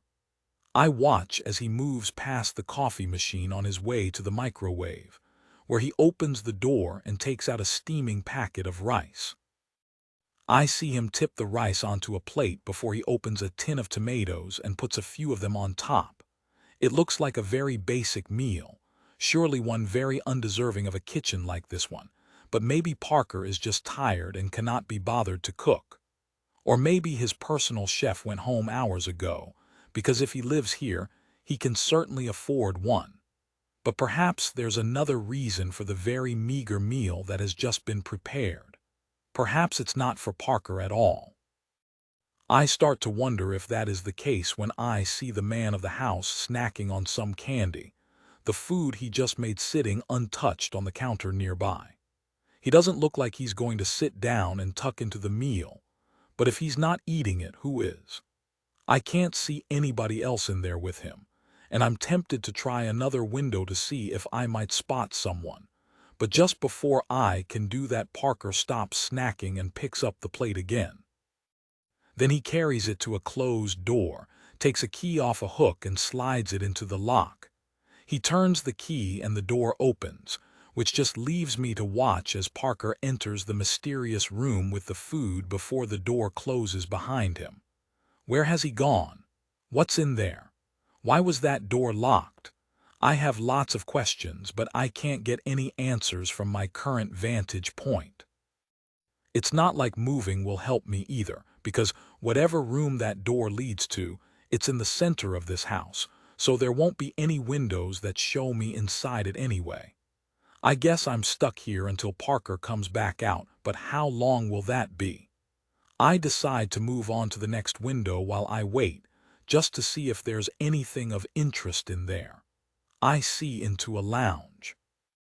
There's a large and very comfortable-looking sofa sitting directly in front of a huge TV, and it looks like the perfect place to sprawl out and watch a show in the evening after a hard day's work. I can just imagine myself lying there, relaxing, and watching something that helps take my mind off all my daily stresses. Then something weird happens. Even though this lounge is empty, I suddenly imagine two people sitting there, as if I'm having a vision of them, or maybe it's something else. Maybe it's a flashback.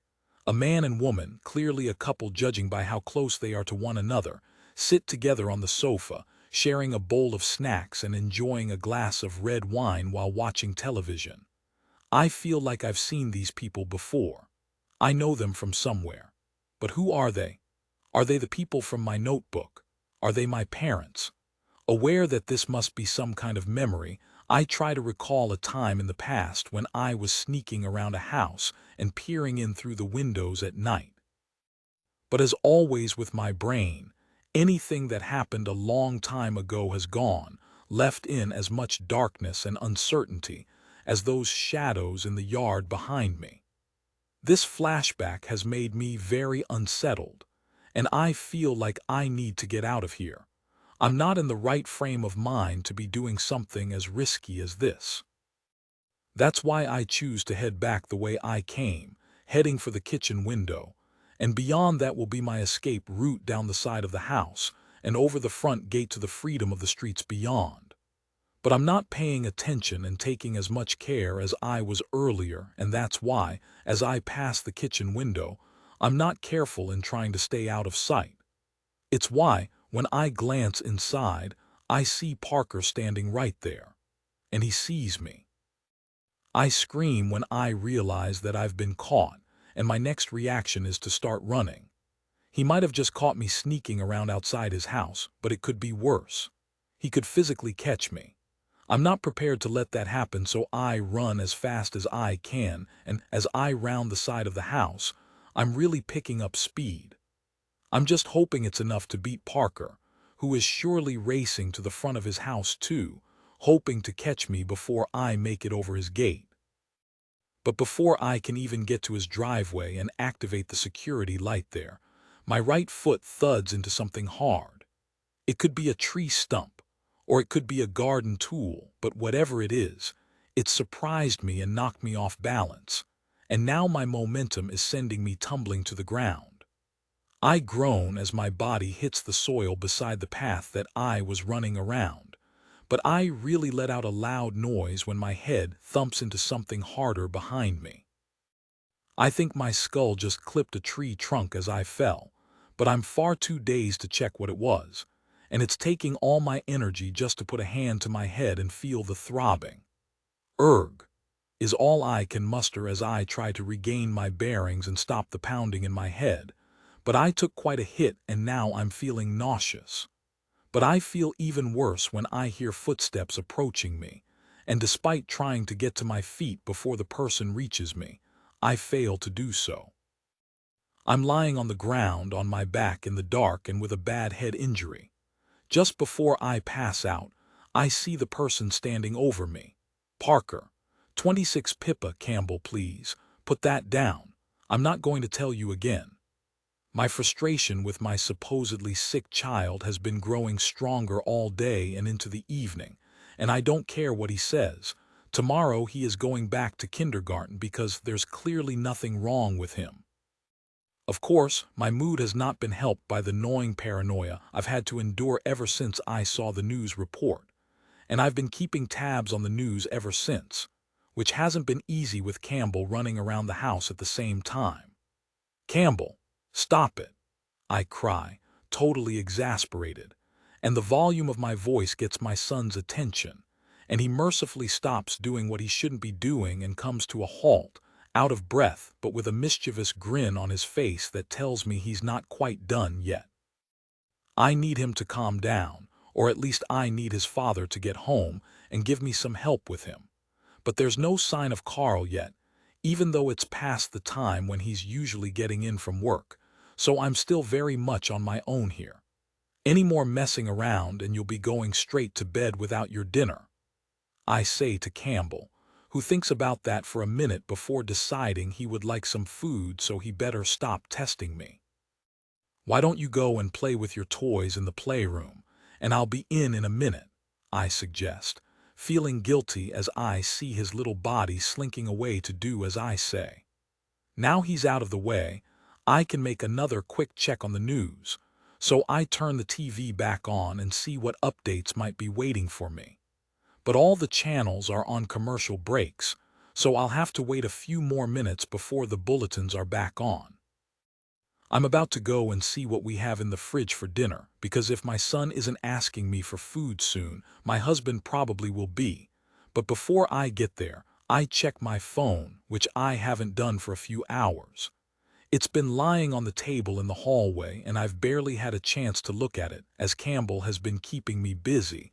But when I look, I see several missed calls from Dad. Oh no. What's happened now?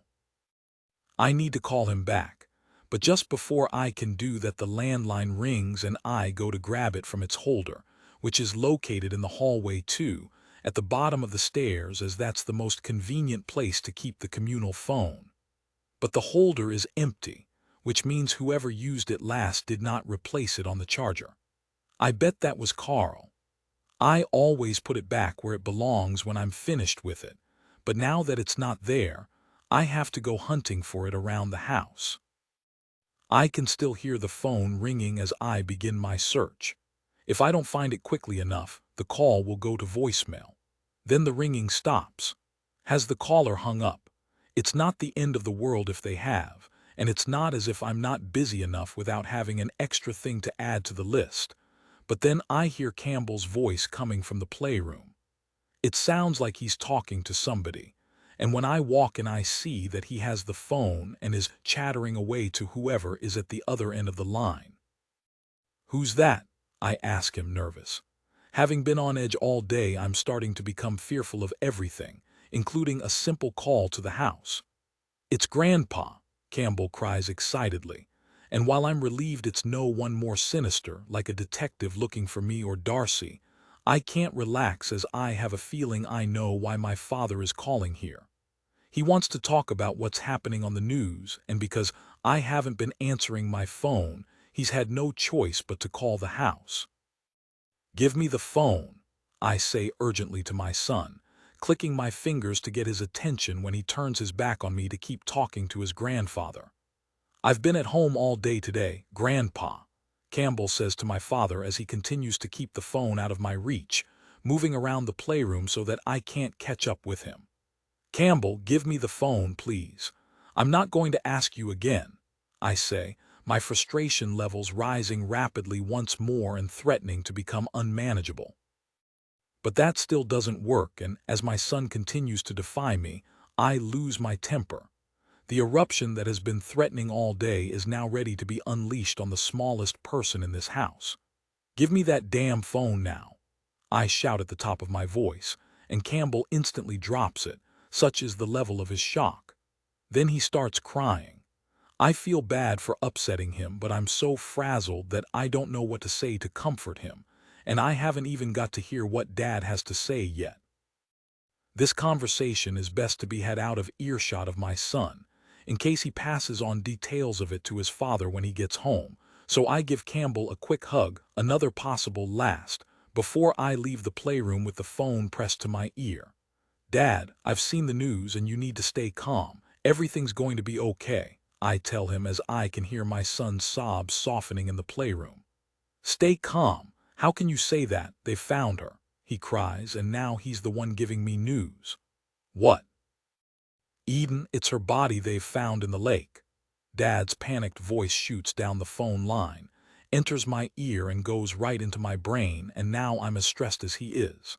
I need extra confirmation, so I reach the TV in the lounge, and when I do, I see that he is correct.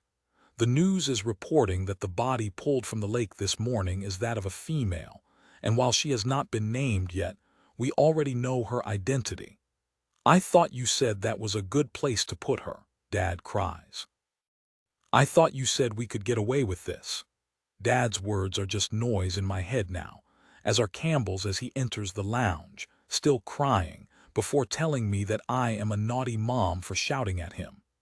This is sensory overload, but I really need to hear the news report, so I turn up the volume, and as I try to listen to the latest update on the investigation, I see images of more divers searching around the lake.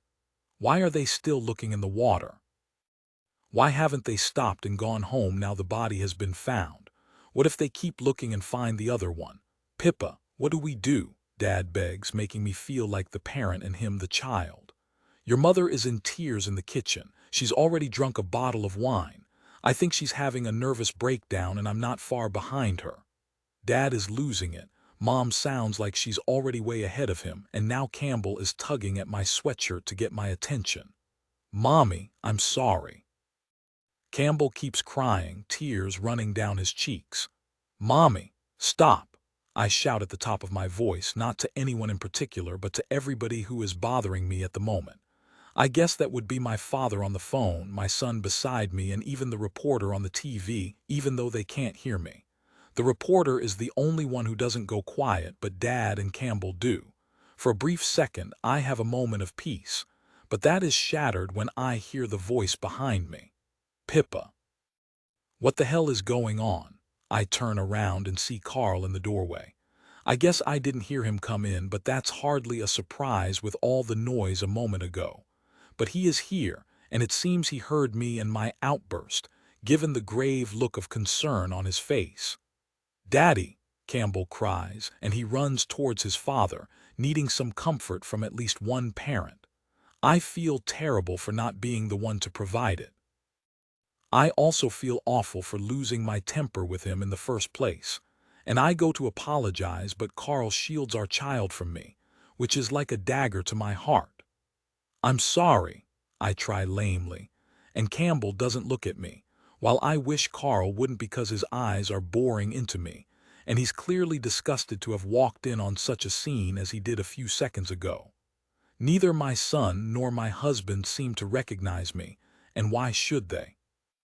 I'm normally calm and collected, loving and loyal, yet I'm all over the place, losing my temper as easily as I feel like I'll soon be losing my family and my freedom.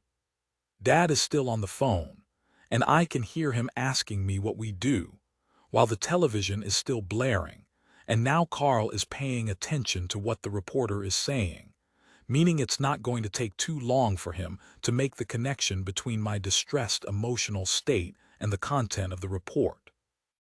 Sure enough, he figures it out, and after grabbing the remote control and turning the TV off, he tells me to hang up the phone. I feel bad cutting Dad off, but I do so anyway, and after Carl has told Campbell to go into the playroom for a minute, the house is suddenly silent. "This is it, Pippa," my husband says to me calmly and clearly as tears run down my cheeks. You tell me what is going on right now or me and Campbell are out of here. And don't even lie to me because I'm guessing it's bad. It's got something to do with what's going on at the lake, hasn't it? It's got something to do with Darcy too, right? So start talking, or this marriage is over. More importantly, your relationship with your son is over too. 27 Darcy. I see myself in a hospital, a nurse's uniform on and patients all around me, begging for help, begging me to tend to them next. But I can't help them. I can't help any of them. That's because despite their problems, I'm the one who needs help the most. I'm in danger. I'm being chased through the corridors. Somebody wants to hurt me, but I can't get away. I've run into a dead end. When I turn around, I know there is no escape. My eyes open and I realize that was a bad dream. But the nightmare doesn't end when I remember where I am and what happened just before I lost consciousness. I see Parker standing in front of me and I can feel my head throbbing. That's right. I was spying on him and he caught me, and in my desperation to get away, I fell and hit my head, and now I'm here, inside his house. He's blocking the exit. Just like in my dream, I'm trapped. Welcome back, Parker says with a sly smile. I was wondering when you were going to join me again. I put a hand to my aching skull, and while I don't feel any blood, my skin is tender to touch and I must have bruised badly, either externally or internally. How long was I out? I asked tentatively. About half an hour, Parker replies as he continues to stand very casually in front of where I sit before him on a kitchen chair. The real question is, how long were you outside my house spying on me? That is not a question that I want to answer if I can help it, but I might not have a choice. It's not as if Parker doesn't have the upper hand here, plus maybe it's better if I try and keep him happy so this doesn't get any worse for me. Not long, I say. 10 minutes maybe. Not long, Parker repeats with a chuckle. You think what you were doing was okay because you were only out there for 10 minutes. Spying on me for an hour, now that would be bad, but 10 minutes. That's perfectly fine, don't worry about it.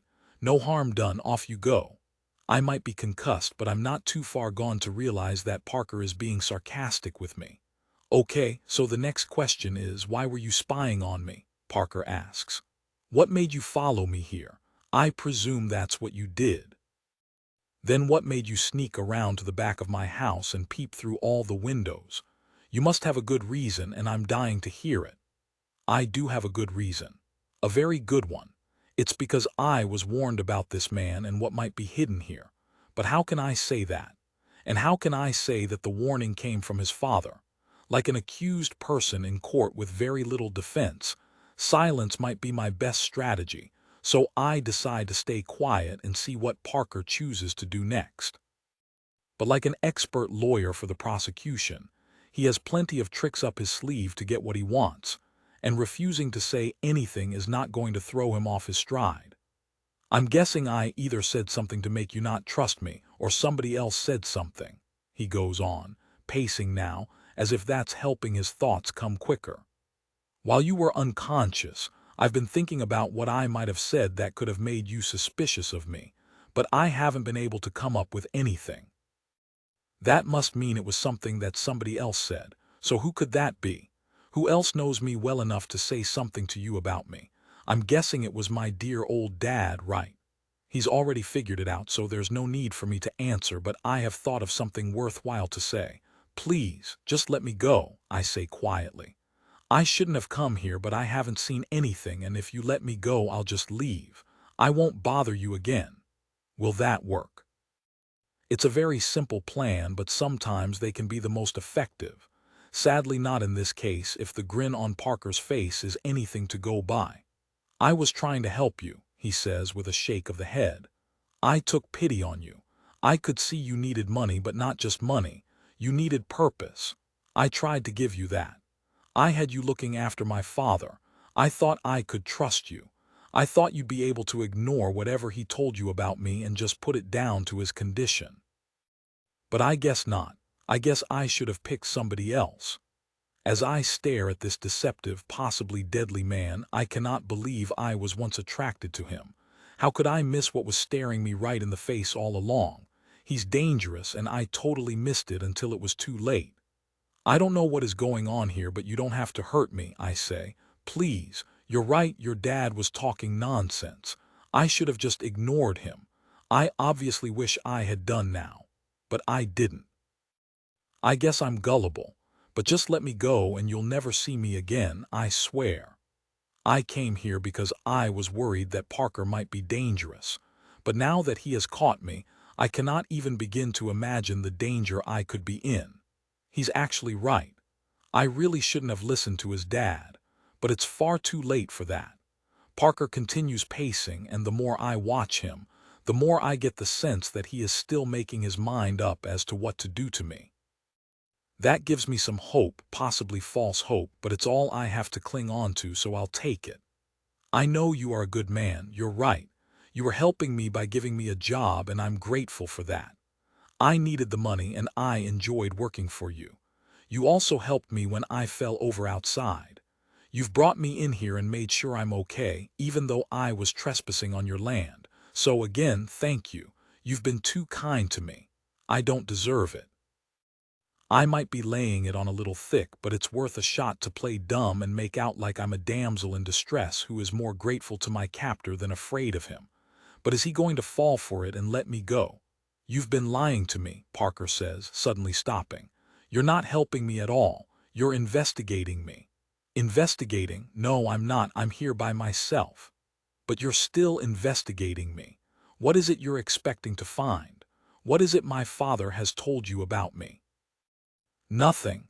There you go, lying again, Parker snaps back, and that's the first time he's raised his voice with me, so this is getting worse, not better. Well, you've been lying to me too, I say, taking a risk, but it is the truth. What? You've lied. You told me you couldn't afford professional care for Joe, yet look at this house you live in. You're rich. So why did you pretend like you had less money than you do? Parker pauses now, clearly not having expected me to turn this back on him, but I'm only being honest. If I'm a liar, so is he. It's none of your business, he says eventually. What I choose to tell you and what I choose to keep undisclosed is for me to decide.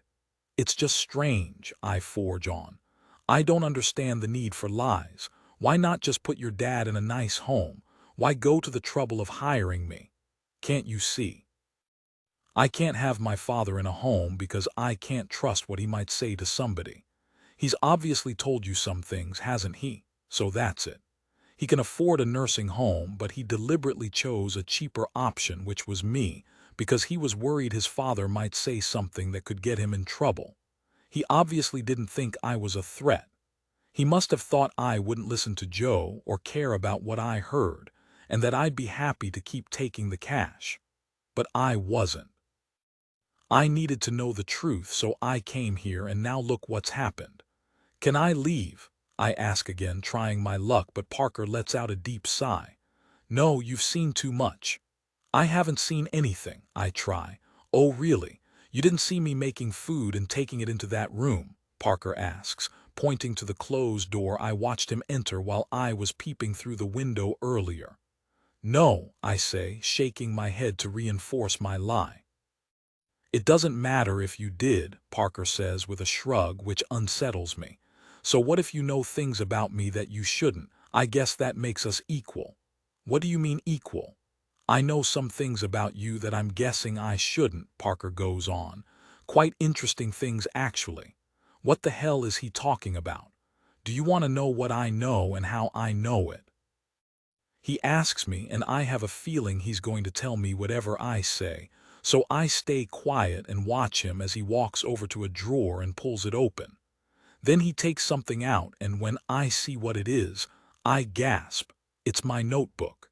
He must have been the one who took it from my apartment. That means I'm not the only one to have been trespassing on private property. Parker visited my home long before I visited his. But why? 28 Dear Darcy, Parker starts to read from my diary. You need to read this every single day and do as I say. We are your family and we love you, but we cannot be with you. You're safer away from here, and you will be safe as long as you stay away. Look at our photos every day and make sure you remember us like we will remember you. but make sure you do as I say on the next page. It's crucial that you do. Love you, sis, Pippa.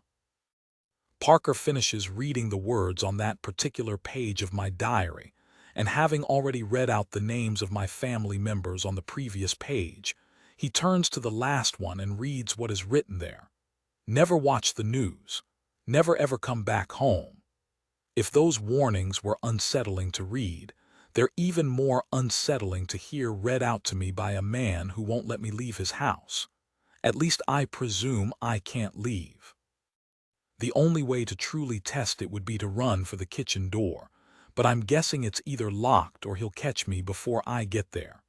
I'd rather not test it, at least not yet, because if it goes wrong, I'll know for sure that I'm stuck here. At least by holding off on running, I maintain a glimmer of hope of getting out of this. That's a very interesting letter that this person called Pippa wrote you, Parker says as he looks down at the notebook again. And those are two very interesting warnings. Never watch the news, never ever come back home. I wonder why she has to tell you to do such dramatic things. I'd love to know. Care to enlighten me? Parker looks very intrigued and waits for me to answer, but all I can think about is why he would break into my apartment while I was out and steal that notebook he's just been reciting from. For me to get here, I had to follow him home, so for him to have that, he must have followed me home first. Why? I ask, answering a question with a more urgent one of my own. Why did you steal that? You think I'd just hire a total stranger to look after my father, Parker replies with a laugh. I wanted to do a little research. By breaking into my home and stealing my personal property, it's just a notebook. You had no right to take it, and you had no right to be in my apartment when I wasn't there. Just like you had no right to be creeping around outside my house tonight. I realize this is pointless. We've both done a similar thing, so Parker is always going to say that I am in the wrong and I'd say vice versa. We're stuck, except there is one difference. I still don't know who Parker really is, though thanks to that notebook in his hand, he knows more about me. Okay, you've got me. I have been lying to you and I am hiding something, he admits. But I'm obviously not the only one, and now I really want to know, what is it that you're hiding, Darcy? It sure sounds good, and it must even be newsworthy if Pippa thinks you should avoid watching the news. You can never go home either. Wow, what have you done? The truth is that I don't know what it is that I have done in my past because I can't remember. But I doubt Parker would believe me if I was to tell him that, so what else can I say to improve my situation? Let's assume we've both done things we shouldn't have, I say, looking Parker in the eyes. That would mean we both have a strong reason why we wouldn't want the police to get involved with either of us. I don't want them prying, and neither do you. So in that case, the best thing for both of us would be that we go our separate ways. That way, neither of us gets into trouble. That sound fair? I really hope it does. It's about all I've got. Parker thinks about what I've said for a moment before he takes another look at my notebook. There's an address here, he says. A house in Chicago. Is that where your family live? What does that matter? I'm just curious, he says. The address and the way this Pippa person, who is apparently your sister, has written to you with specific instructions. It's as if she is talking to somebody who doesn't know who they are. Is that the case, Darcy? Do you not know who you really are? Parker has landed on my truth. The fact that my past is almost as mysterious to me as it is to him, and suddenly I see a better way out of this. I have problems with my memory, I confess, though I'm not just saying this to be truthful but because it might increase my chances of him allowing me to leave. What kind of problems? Parker asks, looking up from the notebook and sounding intrigued. I forget things. What things? Anything that happened more than a few weeks ago. I can't remember any of it. Parker ponders that for a moment. You don't remember anything? I shake my head.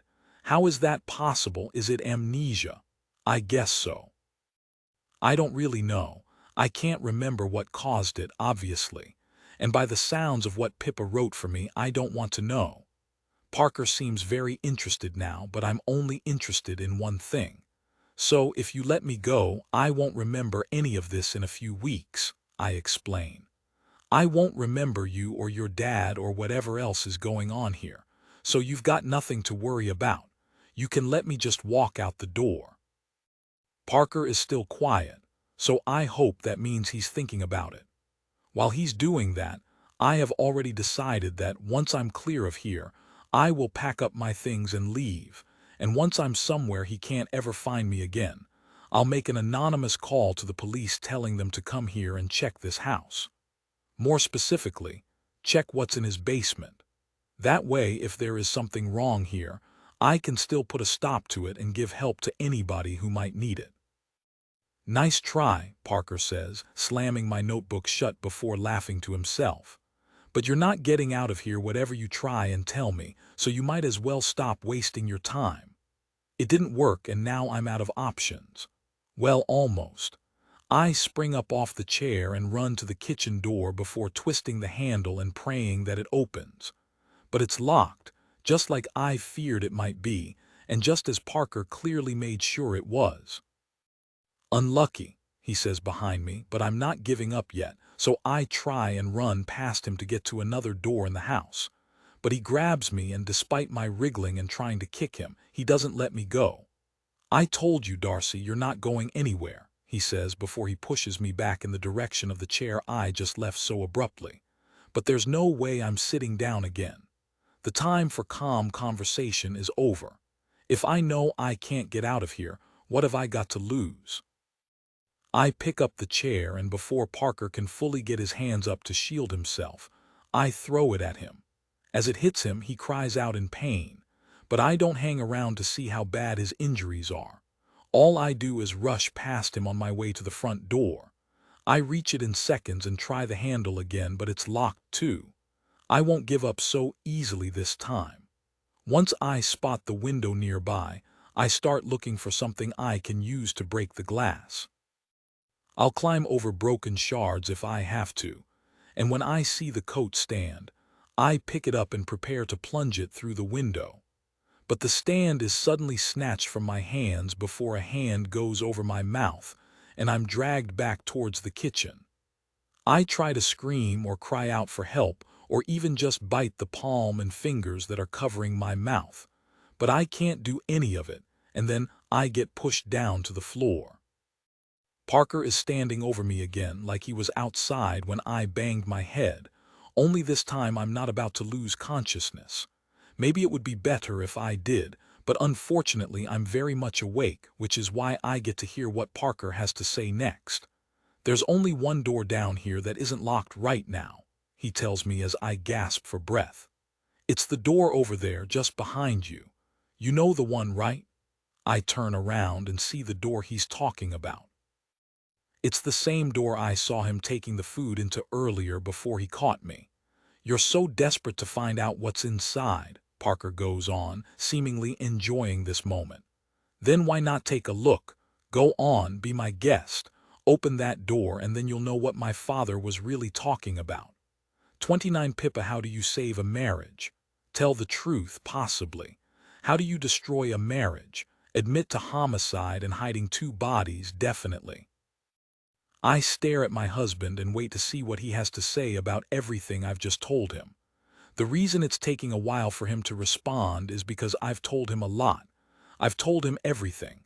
Lawrence, Eden, Darcy, my parents, Lake Michigan, how long the prison sentences are likely to be for my crimes, and most importantly, how long I'd be away from our family if I was to get caught. Life, most probably, with no possibility of parole. That's why I can't blame him for not responding to me yet. But while his lack of words isn't telling me what he's thinking or feeling, his body is doing a good job of it. He looks stiff, tense, his shoulders raised and his hands clasped together. His face is twisted in disbelief, and I can see his breathing is labored. But it's his eyes that are the biggest giveaway, at least in terms of how he is feeling about me. That's because they aren't looking at me. They're looking at everything else but me. "You wanted the truth," I remind him, which might not be helpful, but I have to say something to break this awful silence. "So there it is, that's the truth. Now you know why I've been hiding things from you. Now you know why I've been so distant. I was trying to protect you. I was protecting both you and our son. I can't be any more honest than that, but something in my last statement has riled Carl up because he suddenly puts his gaze on me. You think this is protecting us? He asks in a chilling tone of voice I've never heard him use before. You think doing all these awful things is protecting me and Campbell? Are you crazy? You've put us in danger too. No, you're not in any danger. Aren't we? How can you be so sure? Because it's under control. The police have found the body of the woman you killed. That doesn't seem very under control to me. And you killed her to keep your sister's secrets. So you're protecting her, but what have we got to do with this? What have Campbell or I done to deserve getting wrapped up in any of this? Carl, please, just let me explain. No, you've already explained, and I wish you hadn't, because you've really put me in an awful situation now. What do you mean? You've told me about 2 serious crimes. Just because a conversation between husband and wife can't be used in court doesn't mean it's no big deal. I'll still be in a very uncomfortable position if I do get questioned about this by the police. I'd rather have never known. Now I feel as guilty as you and Darcy and your goddamn parents. No, it's not like that. You shouldn't feel guilty. You've done nothing wrong. I know that, but now you've told me. What am I supposed to do if I get questioned about this information? Lie. Or just say no comment, which will only make you seem even guiltier. The volume of our heated discussion is loud enough to bring our son back into the room. Campbell appearing in the doorway looking very worried. He's heard his parents raising their voices at each other. We should be grateful that he's too young to truly understand the gravity of what we're saying, although we're not grateful for the fact that we're upsetting him by being like this. I'm sorry for shouting, I say as I rush to my son and try to comfort him, but he pulls away from me and goes to his father instead, stinging me. Although it's not the first time a child has chosen one parent over the other after a disagreement. But this feels more symbolic. As I stand on one side of the room while I look at my husband and son on the other, I feel there is a chasm between us that I cannot bridge again. We're separating, and if I can't get them back, freedom won't be the worst thing I lose. It'll be them. There's also the issue that if Carl and I are no longer husband and wife, he could testify against me in court. Would it ever come to that? If it did, the information I've given him could ruin me. I ultimately told Carl everything because I thought our history together would mean he would be loyal and protect me. But have I been incredibly naive? I don't remember there being anything in our marriage vows about keeping secrets from the police. I think you need to go, Carl says as Campbell snuggles into him, making me wish my boy was being like that with me. Go where? I don't know, anywhere, your parents' place. I just don't think you should be here right now. Carl looks like he means it, but I'm not leaving them. The only way that is going to happen is if a police officer drags me kicking and screaming from this house. And until that happens, I'm not giving up. Please, don't do this. There's still a way. There's still a chance this doesn't have to be the end. Really? Carl asks, and he grabs the remote control and turns the TV back on. Instantly, the screen is filled with images of police officers and forensic experts standing beside Lake Michigan, and my husband points at the screen for emphasis. Look at this. Tell me there's a chance everything is going to be okay now. I don't need to look at the screen to know that it's bad, but Campbell doesn't understand the severity of what he's seeing, so he innocently calls out police before sitting down and watching the TV. After experiencing several days over these few short years where I've wished he was a little older so things would be easier with him, I'm so glad now that he is the age he is because he's still so innocent, so naive, so oblivious to adult life and adult problems. But there is an adult standing beside him, and he knows how bad this is. But he must also know how he could make this better. Come here, I say, gesturing for Carl to follow me out of the room, and while he hesitates, I walk away until he has no choice but to follow. He must know that I have something to say to him that is best said out of earshot of our son, And I do. Only when he has joined me in the hallway do I speak again. Look at that, I say, pointing to a photo on the wall that shows the three of us by a pool in Hawaii. Remember that day, how hot it was, how badly we slept because Campbell was jet-lagged. We all were, but look at us. We were so happy because we were together and we knew how lucky we were. No matter the tiredness or the hard work and expense of getting there, we knew that we were blessed to be a family. What are you doing? Carl asks me, but I move his attention onto the next photo. Look at this one. You remember when this was taken, right? A week after we'd brought Campbell home from the hospital. You can see how tired we both are, but it's our first proper family photo together. Carl stares at the image of me and him, looking weary as we hold our sleeping newborn in our arms. Stop it, he says, but I'm not done yet. Campbell's first day at kindergarten, I say, moving on to another photo. And here's us on our honeymoon, and here we are in New York for our anniversary.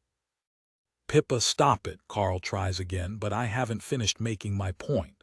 All these memories, all these happy times, but they don't have to end. We can make more, but we can only do that if we stick together as a family. Are you crazy? Those photos were taken before I found out you were a killer, Carl says aggressively under his breath. I only did it because I was saving my family and trying to defend myself. I insist. Would you not do the same for us? Would you not kill for me or our son if you had no other choice? That question stops Carl from being so confident with his answers, and I make sure to reinforce my point while it's still landing with him. There's a big difference between what I have done and what another criminal might have done, I say. Some people break the law and hurt people for pleasure or for their own gain. I did it because it was the only way to keep the people I love most safe. You, Campbell, my sister, my parents. Everything I do and everything I do from this point on will be and has always been for all of you. If that makes me a bad person and someone you want to leave, I don't know what else I can do. Carl thinks about that. He isn't telling me to leave yet, nor is he getting our son and leaving himself, so maybe there's a chance. Is there any way the police can trace this back to you or your family? He asks me after a moment. I don't think so, is my best reply. We'll just have to hope for the best. That answer must hardly fill my husband with confidence, but he's still thinking about it, and I take his hand to give him even more to consider. I hate what has happened to us recently, but this doesn't have to be the end. Our family can be saved. We can still be saved. I love you. I know that more than ever right now. So let's fight. Trust me, there is a chance this might all go away. It sounds ridiculous to say it when our son is watching a news report about the discovery of the body his mother and grandfather put in the lake. But if I can't be optimistic, then the only other alternative is to cry. Mercifully, Carl doesn't let go of my hand. In fact, he gives it a gentle squeeze. Okay, he says quietly. Okay, you'll keep this quiet, I ask, needing confirmation, and Carl takes a few seconds to reply before nodding.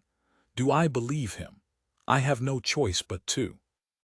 Surely he wouldn't lie to me, not when he knows what's at stake here. Maybe I am right.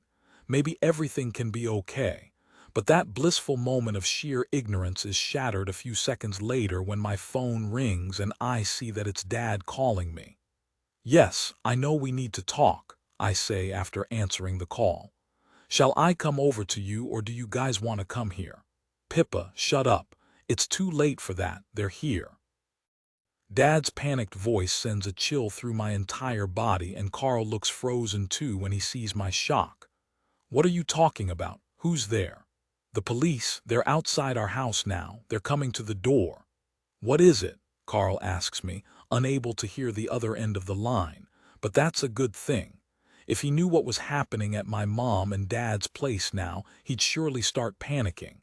He'd probably take Campbell and leave as quickly as he could. He'd do that because, if the police are already there, surely it's only a matter of time until they turn up here. 30 Darcy, I don't know what Parker thinks is going to happen, but there is no way I'm going to open that door and enter his basement. If I do that, I'll be even more trapped than I am at the moment.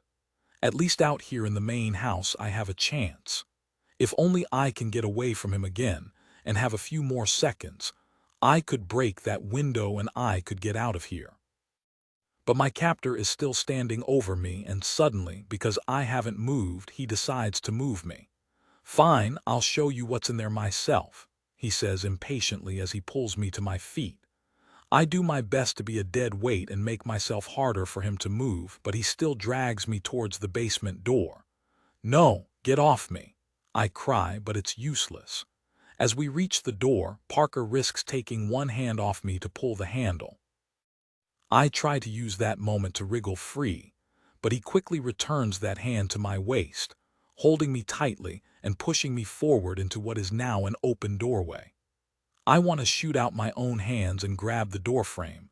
That would enable me to offer some resistance, but Parker has such a strong grip of me, and my arms are forced down uselessly by my side rather than outwards in a more helpful position. We pass through the doorway, and the light in the kitchen fades as we enter a dark space. But as scary as this is, I'm almost glad I can't see anything in here, at least not yet anyway. Seeing something might be worse than seeing nothing at all.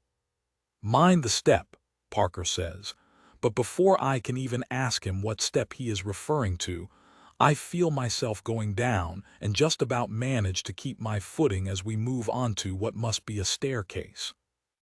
It's extremely unnerving to be moving down a flight of steps when you can't even see your feet, almost as unnerving as being manhandled by a dangerous aggressor.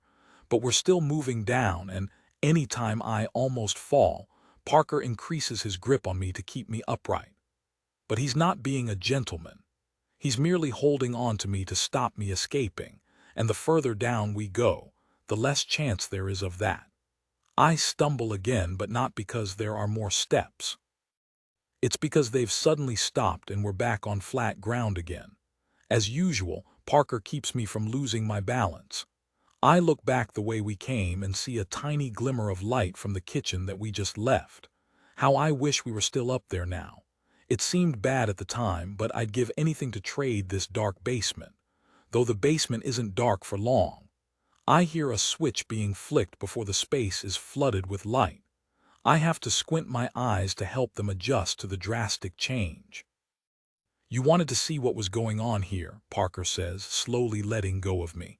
"So take a look." I blink a couple more times until my eyesight adjusts, and when it does, I really wish I hadn't come here tonight. That's because I see that Parker and I aren't the only ones down here. There's somebody else too, a woman, or at least I think she's a woman. It's hard to tell. Whoever it is in the corner of this basement is sitting slumped on the floor with their back to us and long, dark, scraggly hair covering their face. I note the empty plate on the ground nearby, the same plate I saw Parker carry in here earlier. This must be who the food was for. This poor person, whoever they are. What kind of place is this for them to eat a meal? And what kind of condition are they in? They don't look well at all. They haven't even turned around to look at us yet. Are they too ill or too afraid? "What do you think?" Parker asks me now. "Wish you'd stayed at home instead of following me back here." The answer to that is obvious, but what is not obvious is who this person is. I'm about to ask if she's okay when Parker speaks again. "Let me introduce you two to each other. Darcy, this is Irene." Irene, his girlfriend, the one Joe mentioned. It's clear now what that man was trying to warn me about. This is the woman I was supposed to help. So Joe knows about this. How long has it been going on? Irene still hasn't turned around to look at us, but Parker doesn't seem bothered about that. He just pushes me forward towards her and I fall to the floor, landing next to her. I see her flinch as I come close. "What are you doing? You can't get away with this. Let us both go." I cry as I look back at Parker, but horrifyingly he is walking back up the stairs. "I'll leave the light on for you," he says as he goes, as if that is doing us a favor. "That way you will be able to see each other's faces while you talk. I imagine you have lots of questions to ask each other." "No, wait," I cry, getting up off the ground and trying to catch up with Parker before he can close the door. But I hear a weak, frightened voice behind me. Don't bother, it says, and I turn around to look at Irene, who has now lifted her head to acknowledge me. He's always quicker, and he'll only take more pleasure if you bang on the door after he's locked it. Irene must be speaking from experience, a grim, awful experience, but one she has endured nevertheless. The delay she's caused means Parker has reached the top of the stairs and the door is starting to close behind him. I want to run towards it. I want to try and stop Parker from trapping me in here. But something about the way Irene looks and speaks tells me she's right. It's pointless. He'll win. So I stay where I am, down in the basement with the malnourished, sleep-deprived prisoner. Then we both hear the sound of the key turning in the lock. 31 Pippa, what the hell am I going to say? Dad asks me, his anxious voice coming down the line, allowing his nervousness to seep into my home too, even though there's currently several miles between us. Just stay calm, I reply, but that might be the most ridiculous thing a person has ever said, especially in these circumstances. Dad is freaking out because the police are parking outside his house, the same house where Eden was murdered, and where her body was put into my father's car and driven to the lake. Now that lake is all over the news and the body has been found, and somehow, the police are already on the right track with their investigation. I have no idea how or why they knew to go to my mom and dad's place so soon after the discovery of the body. Boo, they're there now. And in a second, Dad will have to open the door to them. I have to go, he says, and I guess he's about to hang up. No, wait, stay on the line, I cry before he cuts me off, and I'm left in a silence that will be drowned in worry. What? Don't disconnect this call, keep it open. Put your phone down somewhere so I can hear what the police are saying, I instruct my father urgently. I can't. Yes, you can, just do it, Dad. I need to hear what's going on. I need to hear how much the police know. I hear knocking in the background. The police are at his door. Dad has to go and answer it now. He does as I ask and keeps the call open. What the hell is going on? Carl asks me, but I put a finger to my lips to tell him to shut up before pressing my phone even closer to my ear. I hear some muffled voices and fear I'm not going to be able to hear everything that is said, but then the voices come closer and I guess the police are entering the home. Is it just you in the house, sir? A gruff male voice asks. No, my wife is here too, Dad answers. Okay, go and get her, please, comes the stern instruction, and I hear Dad calling out for Mom, who is most likely hiding away upstairs somewhere with a glass of wine and trying not to have a panic attack. I hope she's successful, or it's going to be a big giveaway when she comes down the stairs hyperventilating. As I wait for my parents to return to the area where the phone is, I hear another male voice.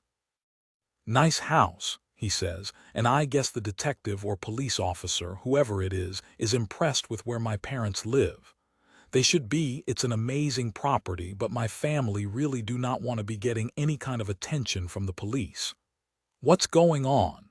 I hear Dad ask, and he must be back. My name is Detective Bergen, and I need you both to answer a few questions, the first male voice says, and my heart skips a beat. Mom and Dad must be feeling even worse. They're the ones who are going to have to answer those questions.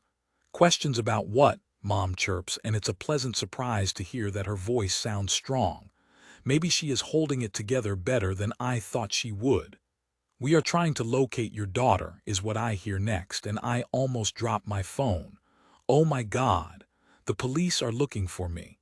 This is it, it's over. Pippa, what is it? My husband asks me, but I ignore him and keep listening to events at the other end of the line. I have 2 daughters, Dad tells the detective. We're looking for Darcy, comes the response. I can breathe a sigh of relief for all of 2 seconds before I realize this is still bad news. Of course they're looking for my sister. If they were looking for me, then they'd be here already. But if they want Darcy, that must mean they are onto something. And now I'm really glad I got her to leave the city before this happened. Why are you looking for Darcy? Mom asks. We have a few questions for her, comes the surly reply. She's not here and we don't know where she is, Dad tells the detective, and however many investigating officers are surrounding him. You don't know where your own daughter is, Bergen asks. That's right, we have no idea, Mom adds. I find that hard to believe, the moody male says, and I fear this is not going well. But then Mom takes over. You wouldn't if you knew what had been happening with my daughter over these last few years, she says, still speaking in a clear and controlled fashion, which is very impressive in the circumstances. She was in an accident and she's lost her memory. She doesn't know who we are unless we constantly remind her, and worse, she doesn't even know herself.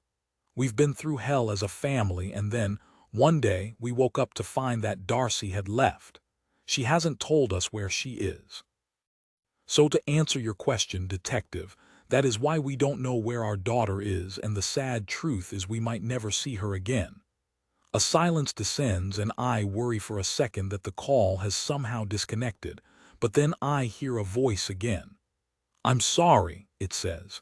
It's the detective, or rather the sheepish detective now that Mom has just shot him down. Why do you need to talk to her? Dad asks. That is the most pertinent question, and I hold my breath, as I imagine my parents are doing too as we wait for the answer.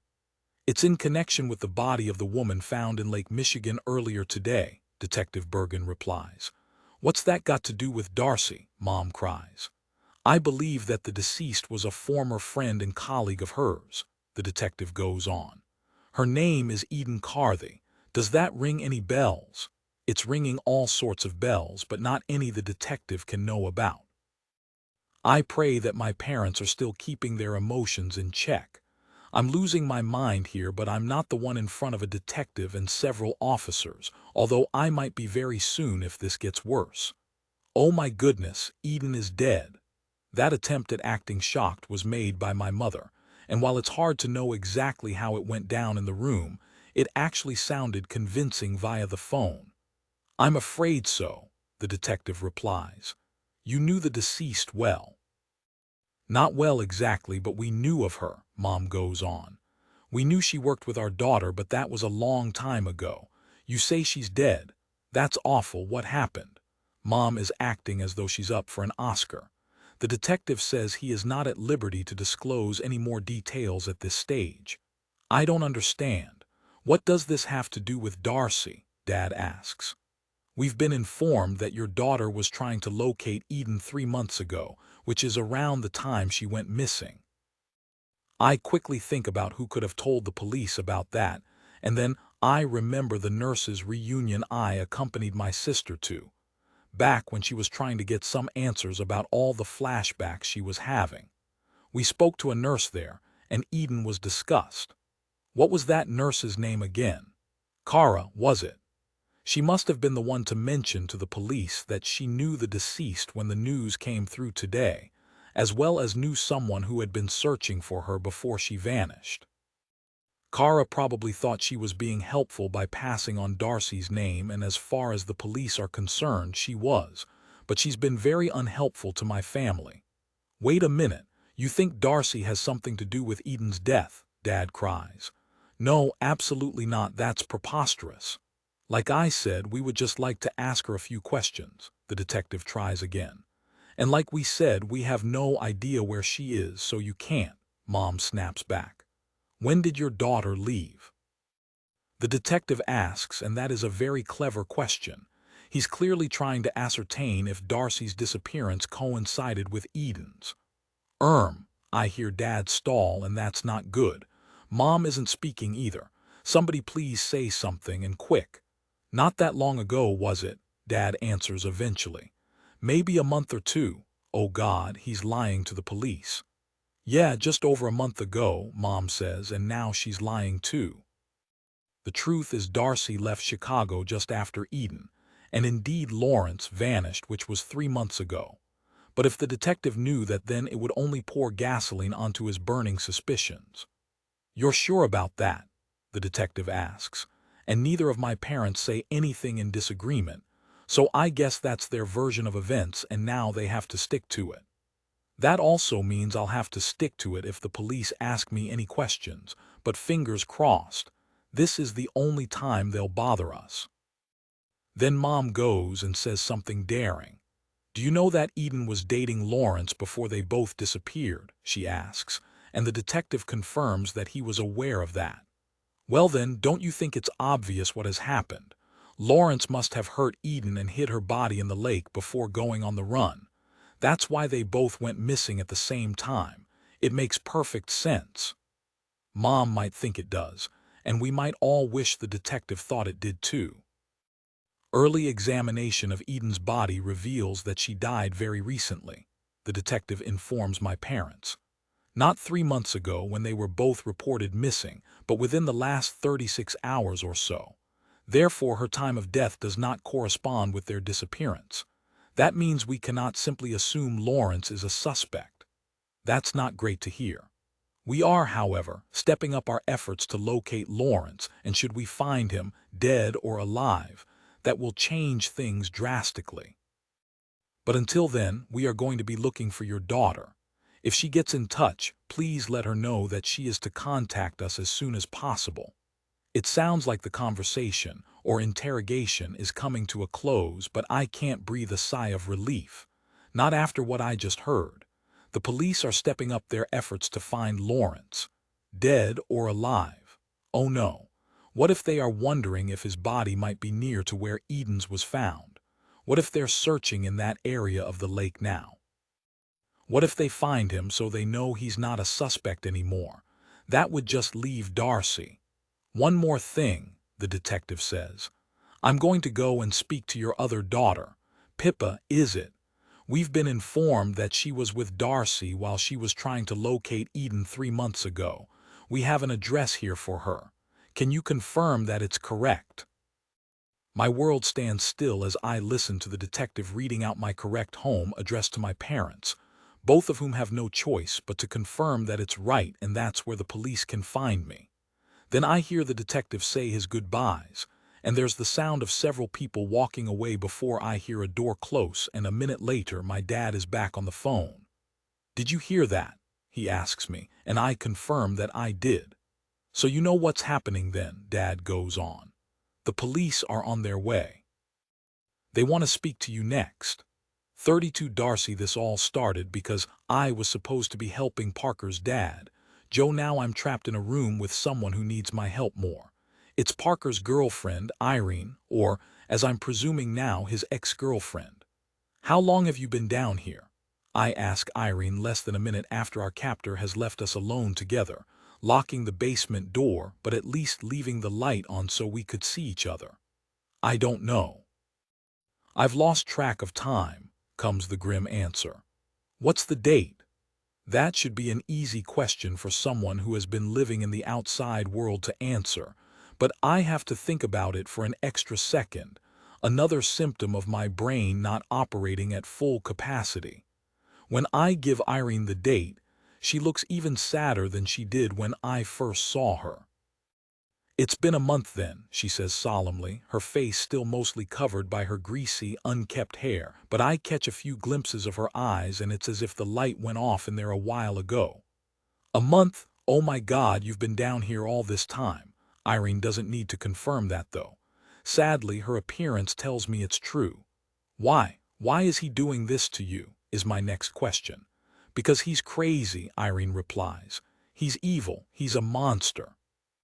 All of that is obvious, at least at this point, but surely there has to be more to it than that. "You were his girlfriend, right?" I ask, and Irene nods, though only after several long seconds in which it looked like even that simple gesture would be a challenge for her. She really needs to get out of here and get some medical attention. Not only that, but looking at her is offering me a glimpse into what I'll look like if I don't get out of here too. Not that I need any more motivation on that front. "So what happened? Did you guys have a fight? There must be some reason why he locked you down here." "There is," Irene says, her voice raspy, but there's no water down here to soothe her throat. "But it's not worthy of this." "What is it?" "I cheated on him." That's a surprise, but unfortunately infidelity happens all the time. I've never known it result in the guilty party being locked in a basement and by the looks of it practically left to die. That's it. He locked you in here because you had an affair. It wasn't even an affair. I was drunk at a bar one night and kissed some random guy, but he saw me, although I didn't know at the time. I felt bad about it, and the next day he messaged asking me to come over. I figured I'd keep my secret and everything would be fine, but he was tricking me. Once I was here, he said he had something to show me down here. Then he locked me in. It's such a simple story, but it's totally insane that Parker would think to even do something like this. Never mind expect to get away with it. He only told me that he'd seen me with that guy when I begged him to let me know what he was doing. Irene goes on, tears running down her pale, gaunt face. He said I'd hurt him and this was my punishment. I told him I was sorry and begged him to let me go, but he never listens. He just brings me tiny amounts of food and water, I guess enough to keep me alive, but that's it. It's awful, all of it, just terrible, and now I'm caught up in the middle. I guess you're his new girlfriend, Irene says, sobbing even more now. All I can think is what happened to the one before me. She must be dead, right? Now I'm next. Then it'll be you, then somebody else. How long has he been getting away with this? Irene is really working herself up into a terrible state, and any hopes I might have had that my presence here might offer her some small slivers of encouragement are extinguished. Being in here with her is making her feel worse. She thinks Parker must do this to different women all the time, but perhaps not. I'm not his girlfriend, I tell her. I was working for him. I was helping care for his dad. Joe, Irene asks, and I nod. Parker said he couldn't afford a nursing home for his father, so he's been paying me to look after him. He said he can't afford a nursing home. The guy's loaded. I know that now, I say quietly, only too aware of how easily Parker duped me. But if you were looking after Joe, what are you doing here? Irene asks next. Joe said some things that were concerning me, I explain. He was making out like his son had something to hide. Then he mentioned you. Me. Yes. Is it possible he knew you were trapped down here? Irene thinks about it, but then shakes her head. No, Joe is nice. He would have called the police if he knew what Parker was doing. Irene might think that because that's what a normal, rational person would do, but Joe is conflicted. It's his son, I remind her. I'm not sure how easy it is for a father to report their son for a crime, but I'm guessing it's not simple. So what? He was just dropping hints to you? Irene asks. I guess so. That must mean he had some idea that something was wrong here. He must have realized something was going on, but has been too scared to do anything about it himself, so he told me to take a look. The coward. Now you're stuck too. Maybe it was a trap. Irene's suggestion is a startling one. Did Joe trick me into following his son home because he knew I'd get caught and end up in this basement too? Are this father and son working together to trap poor women like us, and if so, how long have they been getting away with it? Is Joe even ill at all? We don't know what's really going on. I tell Irene, trying to stay sane. It's all too easy to lose your mind while locked in a windowless room. Joe could be perfectly innocent, and you might be the first person Parker has locked in here. You said you cheated on him, so he had a motive to want to hurt you. I'm not saying what he's done is right, because it's obviously not, but it's not as if he just did this randomly. He was angry and upset, and this is how he chose to take out his anger. I think about what Parker told me about his relationship, the length of it, and how that might have led to Irene getting some hints that he might not be as normal as he seemed. Did you ever notice anything unusual about him while you were together? I ask her. Any hints or signs that he could be capable of a thing like this? Of course not. Do you think I would have stayed with him if I had? I'm just trying to see if there's anything that might help us. The only thing that can help us is if that door opens. Otherwise, we're dead. But he's kept you alive, and maybe he plans to continue doing so, I remind the frightened woman. Maybe he's going to let you go one day. But now you're here, Irene says, pointing out the obvious. So what does that do for his plan? I don't know, I admit, looking up the stairs at the locked door. And you say he might have been intending to let me go, but it's been a month now. And how would he know I wouldn't just go straight to the police? He doesn't, so that's why he can't let me go. That's why he's going to keep me locked up in here until I die. Irene, calm down. I try, but it's no good. I'm talking to a woman who has been living this hell for a lot longer than I have. We're going to die in here, she cries, only making this worse for the pair of us, but it's no surprise she's this way. She's had nothing to give her hope over the past month. There must be someone on the outside looking for you, I suddenly suggest. There must be someone who knew you were dating Parker, right? Why haven't people been looking for you? Why hasn't he been questioned about your disappearance? I'm hoping Irene could give me a positive answer, one that might mention her parents or at least a network of friends who could be hounding the police every day to try and find her. If so, maybe there is a chance she could be located here, especially with her connection to her captor. Maybe her story is on the news. I would have missed it because I've been avoiding all news, but it could be a top story in this part of Florida, and if so, that might help. But I haven't seen any missing persons posters at the beach. I worry that not as many people are looking for Irene as I'd hoped. Nobody is looking for me, she says meekly. Nobody, there must be someone. There isn't. I'm not from here, I'm from California. I left home years ago and I've not spoken to anyone in my family since then. I've just traveled around, worked in different places. This is the 5th state I've lived in the past 10 years. That's not promising.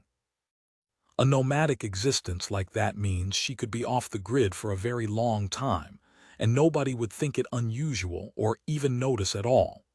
If that wasn't bad enough, the same could basically be said of me, though Irene doesn't know that yet, which is why she asks me an optimistic question. Will people be looking for you? She asks me, probably not expecting that my backstory is even more varied than hers. I wish I could say yes. I wish I could say that I had a family who would miss me if they didn't speak to or see me for more than one day, as well as a large group of friends who I was in regular contact with, and they would know something was wrong if I went quiet. But that's not the case. Far from it. All I know about my life is in that notebook that Parker has, and what little there is in there makes for very grim reading. I don't think so, I say sadly, and Irene looks despondent, or at least even more despondent than she already did. He tricked me, I say as I shake my head and feel shame at my stupidity. I thought he was a nice guy. I thought there might be something between us one day. All this time he was dangerous. I don't expect Irene to join in on my pity party because she's surely already gone through that process a long time ago. But she does, perhaps because she knows misery loves company. He tricked us both, she says before lowering her head and very much looking like she's giving up on any further discussion. But there is something else we can talk about. Perhaps the only thing worth talking about in here at all. We need to make a plan, I say as I stare at that closed door at the top of the stairs. We need to figure out how we're going to get out of here, because we are, me and you, working as a team. We're going to get out. If we don't, we're dead. It's as simple as that. 33 Pippa. It's one thing wondering if the police are going to come to your door. It's another to know they definitely are and there's nothing you can do about it. I suppose there is one thing I can do. I could run. But I'm not going to do that for a couple of different reasons. One, it would make me look guilty if I did, and I'd like to make the police work a whole lot harder to figure that out if I can. Two, I can't just run, can I? I'm an adult with responsibilities. I have a house, a car, a job, all sorts of outgoing payments attached to my bank account, from important ones like the gas bill all the way down to the silly ones like which platform I stream my music from. But they are just things, and they could all be replaced or even forgotten completely if need be. But it's the things I can't just abandon that make it so much harder to run. One of those things is the man sitting on the sofa opposite me, the one with the cup of coffee in his hand, which he is sipping as it's getting late but we can't go to bed yet. When he suggested coffee, I wasn't sure it was a good idea. Caffeine makes people jittery, and surely being jittery is the last thing a person needs when the police are on their way. But Carl insisted on pouring himself a cup, and in the end, I accepted one too. We could be awake all night. In fact, I know we will. Even if the police come here soon and everything goes okay, I'm hardly likely to just be able to go to bed afterwards and rest easy. Caffeine, therefore, is the only real weapon I have against the fatigue that is gnawing away at me, and without combating it in some way, that fatigue could be the reason I slip up later and say something I shouldn't to the police. I take a sip of my own coffee while Carl drinks from his at the same time, but it's not the only thing we are doing in unison. We are also looking at our son, who is sitting on the carpet in between us, playing with some toys, even though it's far past his bedtime and he's not normally up this late unless he's deliberately refusing to sleep. There are a few reasons he's not in bed, and Carl and I talked through them all shortly after my call with Dad ended, and I knew the police would be visiting us at some point in the night. What should we do about Campbell? I had asked my husband as my heart had fluttered with the thought of this house being infiltrated soon by officers in uniform. We need to keep him out of the way, obviously, Carl had replied. We'll put him to bed and hope he stays up there. But he'll wake up when he hears the noise, I'd fired back. There's no way he'll sleep through if people come to our house. The cars outside on the street, the extra voices, the extra footsteps in our home. You know he's a light sleeper. He'll get out of bed, and then what will we say to him? Sorry for waking you, baby, just ignore all these police and go back to sleep. Yeah, right. Then what do you suggest? We keep him up so he can see his parents being questioned about a serious crime. He won't understand what we're talking about, I had hoped. You really want to put that to the test. If we're wrong, we'll be the reason he's in therapy when he's a teenager. He'll be in therapy anyway if we get caught. But we might not, and maybe having him with us might help us. How will it do that? Think about it, I had said then, only just thinking it through myself as I spoke. The police are coming here because they are suspicious of our family. They're looking for Darcy, and they think my parents are hiding her from them. They'll most likely assume the same thing with us. That means they think we could be criminals, or at least the kind of people who take risks with the law. So what happens when they get here and see us with our 4-year-old son? Do you think they'll assume we're criminals then? Or will they think we just look like normal parents trying to raise a child? It'll be the latter, and normal parents trying to raise a child don't really fit the profile of being criminals, do they? Carl agreed that I might have a point, and so it was set. We were keeping Campbell up for when the police arrived, and if any officer made a comment about our child being up unusually late, we would just tell the truth and say he had been off sick from kindergarten today, so this was not a typical day.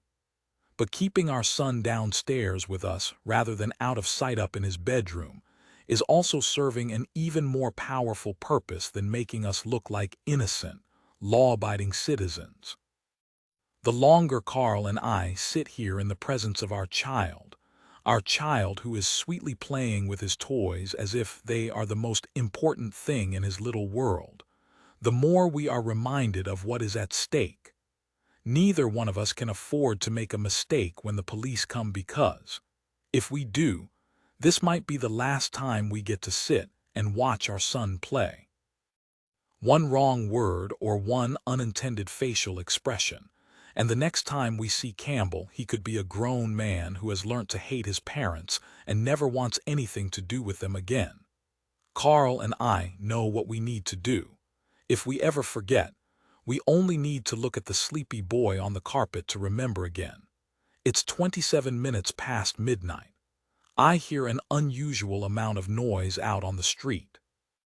They're here, comes the grim statement from my husband after he's gone to the window and glanced outside, and I quickly finish the last of the coffee in my cup before taking a deep breath and telling myself that it's show time. They're getting out of the cars, Carl says next, but I don't need him to provide a running commentary. although he might just be doing it because he's nervous and doesn't know what else to do. Come away from the window, I tell him. Let them knock on the door and then we'll go to see them. Carl does as I ask, which means we savor the peaceful 10 seconds we get before we hear a thudding knock. I'll get it, I offer, but Carl surprises me when he rushes to the door ahead of me, and while I initially think he's just being brave, I suddenly worry that he's changed his mind about this and is on his way to confess all to the police before the questions can even begin. I linger in the lounge, with my son still playing by my feet, and listen nervously as the door opens, and a man introduces himself as Detective Bergen. I recognize his voice and his name. He's the detective who was talking to my parents earlier, but as far as he's to know, this is the first time I've ever heard him speak. I don't hear Carl crumbling and telling anybody that I am hiding things from my sister, nor that he and his son are in danger from my devious ways, so that is a huge relief. But there's not much time for relaxing because Detective Bergen enters the room, followed by an officer in uniform, and as soon as he sees the new arrivals, Campbell springs to his feet and starts pointing. "Police! Police!" he cries, as excitable as he was when he saw them on TV earlier. But his enthusiasm for their appearance is not matched by his parents, and I see a very nervous-looking Carl follow the two men in, his shoulders hunched and one of his hands anxiously running over the stubble on his chin. "We're sorry for the late intrusion," the detective says before introducing himself. "Who is this little man?" "Campbell," I say as I watch the detective shake Campbell's hand. But Campbell is more interested in the man in uniform behind the detective, and as he stares at the Chicago PD badge, I stare at the gun in his holster. "How old is he?" Bergen asks.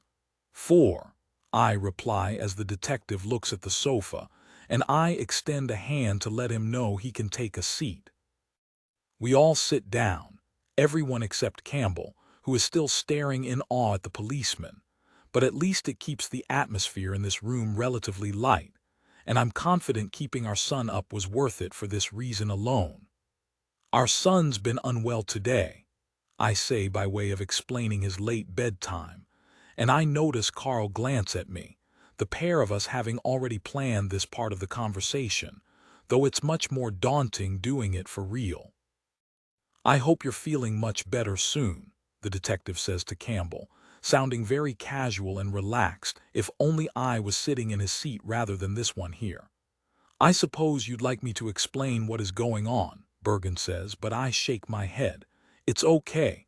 My parents called me a short time ago and told me you'd been to see them." "They did?" "Yes," I say, already lying, but this is a planned lie, so I'm confident I can carry it off. But then I have a sudden crisis of confidence. This is a man who is paid to see through lies, so what if he already knows I'm misleading him? But it's too late for that, as I've already started, so I just have to go with it now. "They told me you were looking for my sister." "That's correct. Do you know where she is?" "No. As I'm sure my parents told you, she left unexpectedly one day and we haven't seen her since." "They did tell me that," Bergen replies. "But I was hoping you might be a little more helpful, especially as you were with your sister when she was inquiring about the whereabouts of Eden Carthy at a nurses' reunion 3 months ago." "Eden?" "Yes, your sister's former colleague, and I believe she was a good friend of hers too. Did your parents care to mention what has become of her?" I don't know how to answer that one, but decide at the last second that I shouldn't try and lie. "They said she's dead." "That's correct," Bergen says, studying every inch of my face. "It's awful. Do you know what happened to her? We're gathering information, which is why it is important we speak to your sister," Bergen explains. "So if there is anything you can tell us about where she might be now, you need to do that. I believe your sister was looking for Eden before she went missing." "Well, yes, but she was looking for all sorts of people," I quickly explain. "She was trying to remember her life before her car accident. She was getting flashbacks, so she was trying to piece it all together. Memory loss is a terrible thing, My sister has been through an awful lot. I'm hoping the detective is feeling sorry for me and my family rather than suspicious of us, but he's probably far too experienced to let anything other than facts sway him. He turns to Carl now, who stiffens noticeably, not a good look on my husband's part. "Is there anything you want to add, sir?" the detective asks my nervous husband. He just shakes his head quickly, so at least he's not saying anything to make this worse. "What if I can't find my sister?" I ask, knowing full well that I'm not even going to try and get her to come back to Chicago. "If I can't find her, she won't be able to help." "Maybe we'll find her first," comes Bergen's sinister reply, which makes me wonder if he's planning to go public with his search for my sister now that her family have proven to be of little use. That could mean photos of her being shown in the media, as well as details of our family being published online, which makes me feel very uncomfortable. But how would it make Darcy feel if she was to see the news? She'd be shocked and confused and probably very afraid. I don't want her to feel like that. That's why I hope she sticks to the advice I gave her in my notebook and avoids the news altogether. I also need to make sure that notebook never falls into the hands of the police because, if it did, they would know I was warning my sister to stay away, proving I knew everything about what she had done. "I'm sorry we don't know where my sister is, but is there anything else we can do to help?"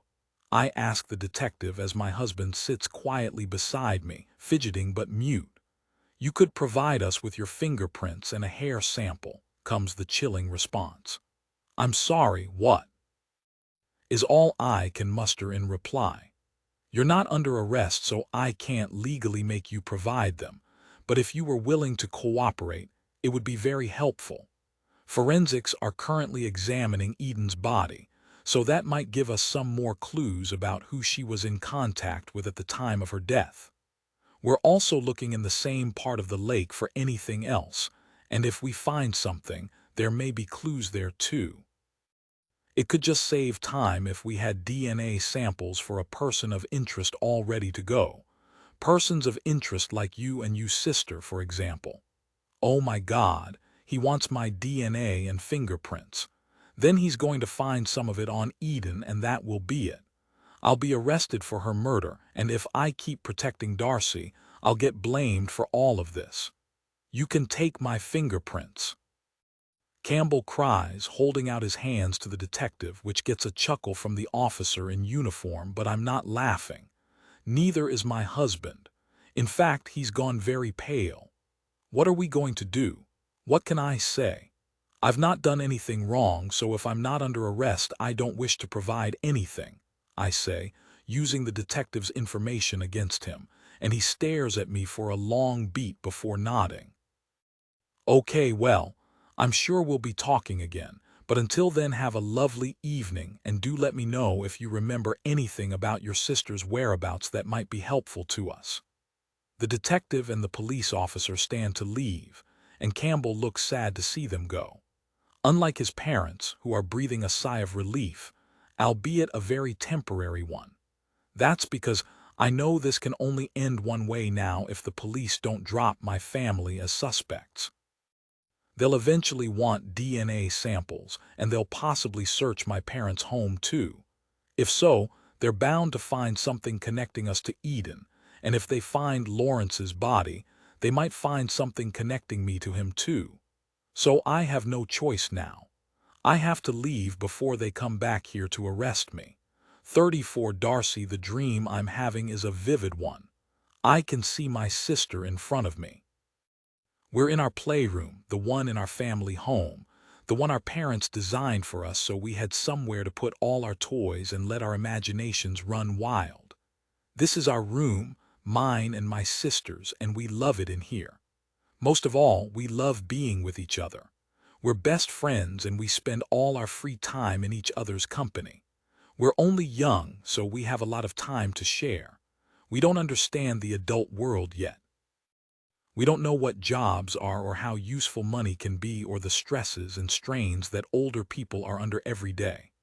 All we know is that we love playtime, and as my sister passes me a doll in a pink dress, I smile because this is all I want to do. Sometimes we fight. Pippa can be annoying.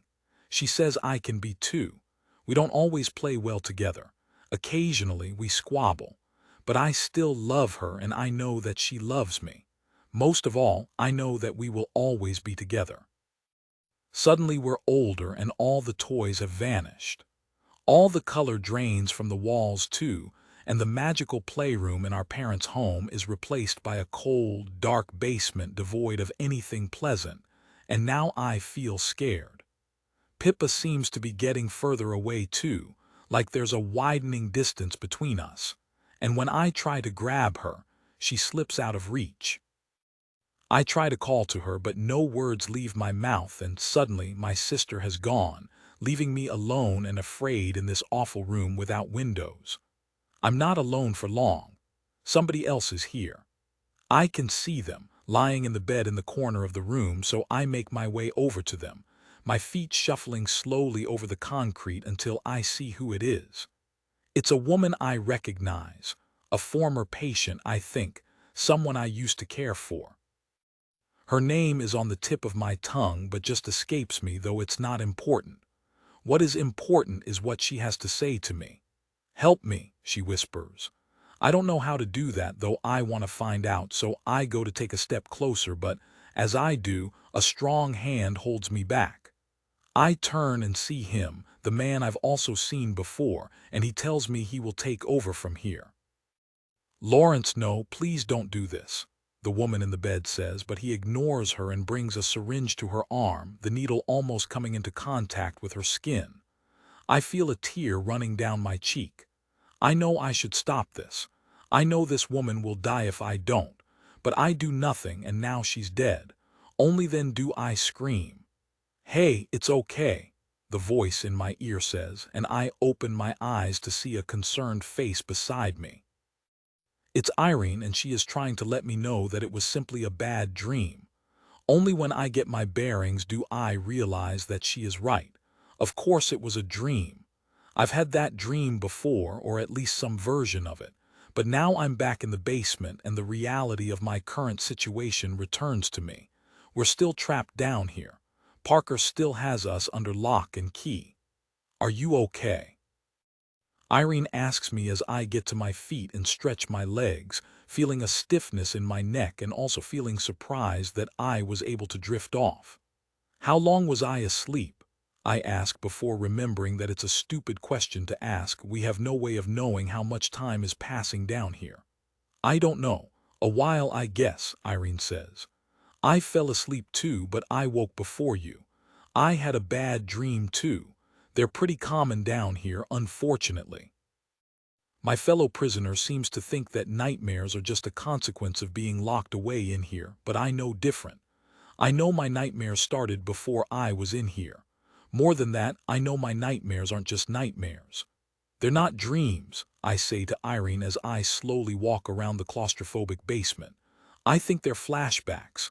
"Flashbacks of what?" "I don't know. Things I've done in my past," I say, hesitating before adding the next part. "Things I've done wrong." Irene doesn't understand what I'm getting at, but why should she? We've only just met, and she's far more worried about the person keeping us in here than the person she's in with. But maybe that's where she's making a mistake, and more importantly, maybe it's linked to where Parker is making a mistake too. I think I've done some bad things in my past, I confess, though I'm only assuming based on the flashbacks and dreams. I think that's why my family sent me away. I think it's why I can't watch the news. I must have done something wrong, and if I'm guessing right, and the heavy feeling of guilt I carry on a daily basis is real, I think I watched a woman die and didn't do anything to help her. Irene looks shocked and confused, as she should be, but I try and turn this into a positive. "I guess I don't know what I'm fully capable of," I go on. "But maybe that's a good thing. It means Parker won't know either." Then I pause before saying something that might sound dramatic but could also be the frightening truth. "What if he's not the most dangerous person in this house?" I ask Irene. "What if I am?" Irene doesn't respond, but I don't need her to. All I need is to use this potential boost of confidence in a productive way, so I start walking up the staircase to the locked door to try and do just that. "What are you doing?" Irene asks me, and I look back to see her reach the bottom of the staircase, though she is not following me up. "I'm going to try and get us out of here," I reply calmly, ignoring the nervous tension in my body that grows with each ascending step I make. "It's pointless. The door's locked," Irene calls after me, as if I'm not aware that Parker turned the key in the lock when he closed this door. I can't just sit down in the basement and do nothing, so as I reach the door I try the handle. It doesn't turn as I expected, so now I'm going to start being disruptive. "Open this door," I call out, pounding my fists into the barrier between us and freedom, trying to make as much noise as I can. Maybe if I can keep the noise up, Parker might worry that someone outside the house might hear me, though it might be unlikely given how big his grounds are and how far it is to the neighboring property. I have to try something. If all I do is give Parker a headache, it has to be better than letting him think we're not going to put up a fight. I keep calling out, begging for help, calling Parker some nasty names, and basically telling him that he isn't going to get away with this, though none of it has any effect on the door opening. Irene keeps telling me to stop, but I ignore her. If she's been down here for a month, then she isn't the best person to take advice from about getting out. After several minutes, I take a break to get my breath back and give my hands a rest, but when I do, I hear something. It's the television. Is Parker just casually watching TV as if he doesn't have two prisoners in the basement? I press my ear to the door and keep listening, unable to believe the gall of this man. Then I hear what he is watching. It sounds like a news report. "Good morning, America. Here are the latest headlines around the country." That reporter's voice tells me what part of the day we are in, and now I know it's morning. I realize we've been in here all night. "It's the morning," I call down to Irene, figuring it might help keep us sane if we have some sense of which part of the day it is, not that it makes too much difference to our plight. I try and hear what else is being said on TV, but I'm struggling now. Has Parker turned the volume down? Maybe he has. It's just another way to frustrate me. But I'm far from finished getting my frustrations out. I start banging on the door again and call out Parker's name, as well as several threats about how he won't get away with this, and how things will be much worse if the police come here and find us in his basement. But I don't think the police are coming, and Parker clearly believes this too, or he would let us go before things got worse. Irene keeps telling me to stop, almost as if the noise I'm making is causing her more distress than it's causing Parker, which is clearly not my intention, but it seems to be what's happening. Just as I am about to stop, I hear a key turning. I'm caught off guard by the sound, as much as I'm shocked by the sight of the door opening outwards, and it takes me one more second than it should to realize that I have a chance to escape now. As I rush forward in blind hope, Parker steps in front of me and puts two hands on my shoulders before giving me a strong push backwards. "No!" Irene cries as my view of the world becomes distorted. I feel myself falling back and know that is bad news, because I know what is behind me. It's the staircase leading all the way back down to the hard floor below. My hands grasp for something to hold on to, but I miss whatever there might be and land hard on the stairs before covering my head with my hands and tucking it in as best as I can, accepting that I'm going to tumble all the way down to the bottom. That is exactly what happens, and I feel each and every step on the way down, moaning and groaning as I go before I come to a stop, every part of my body aching, but I'm still conscious, and hopefully, without any broken bones. I have to test that out, so I gingerly try and move my arms and legs, and they are working without causing me too much pain, though it still hurts, just like it hurts when I breathe. My ribs are damaged, maybe only bruised, which is bad enough, but as Irene anxiously kneels beside me and checks my condition, I am able to mumble to her that I'm okay. But while I might be okay, I'm not happy. Parker just pushed me down the stairs and he could have killed me. So now I'm angry. Now I want to hurt him even more than I did before. But I'm still too shocked and too bruised to react quickly, and that gives Parker the chance to speak first. I would have thought that Irene would have told you the stairs were a bad idea, he says with a chuckle. She tried that once and I pushed her down too. Hurts, doesn't it? At least you'll learn not to try anything like that again. If Parker thinks I'm going to give up that easily, then he is mistaken. But before I can get to my feet and tell him that I am not defeated, he says something that keeps me frozen in position. The news has been rather interesting this morning, he says. You might have heard me watching it. I like to keep up to date with current affairs all over the country. The world can seem very small if I just focus on what is in my own house. He laughs, clearly enjoying the fact that he has more than enough going on in his own house to keep him busy, but he still likes to keep abreast of events elsewhere. So, I was watching the news and guess what I saw? He goes on as Irene and I cower below him, looking up at the man at the top of the stairs. I saw the police in Chicago. I also saw Lake Michigan. It seems there's been quite a lot happening there over the last 24 hours or so. They found a body. A woman's body, to be precise. Now, why is that of interest to us here in Florida?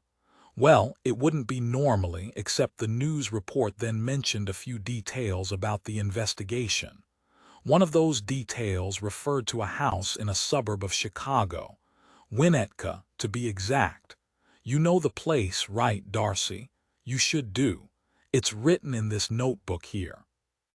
Parker holds up my notebook, and while I hadn't noticed it in his hand before, I can clearly see it now, being brandished as if it's some sort of trophy a winning team is using to taunt the losers. I was intrigued, Parker goes on, so I made a quick check online. Everyone knows the best place to get news these days is social media. Everybody's a journalist now, aren't they? Anybody can post things on the internet, things that actual journalists have to be more careful about reporting. Like exact addresses, for example.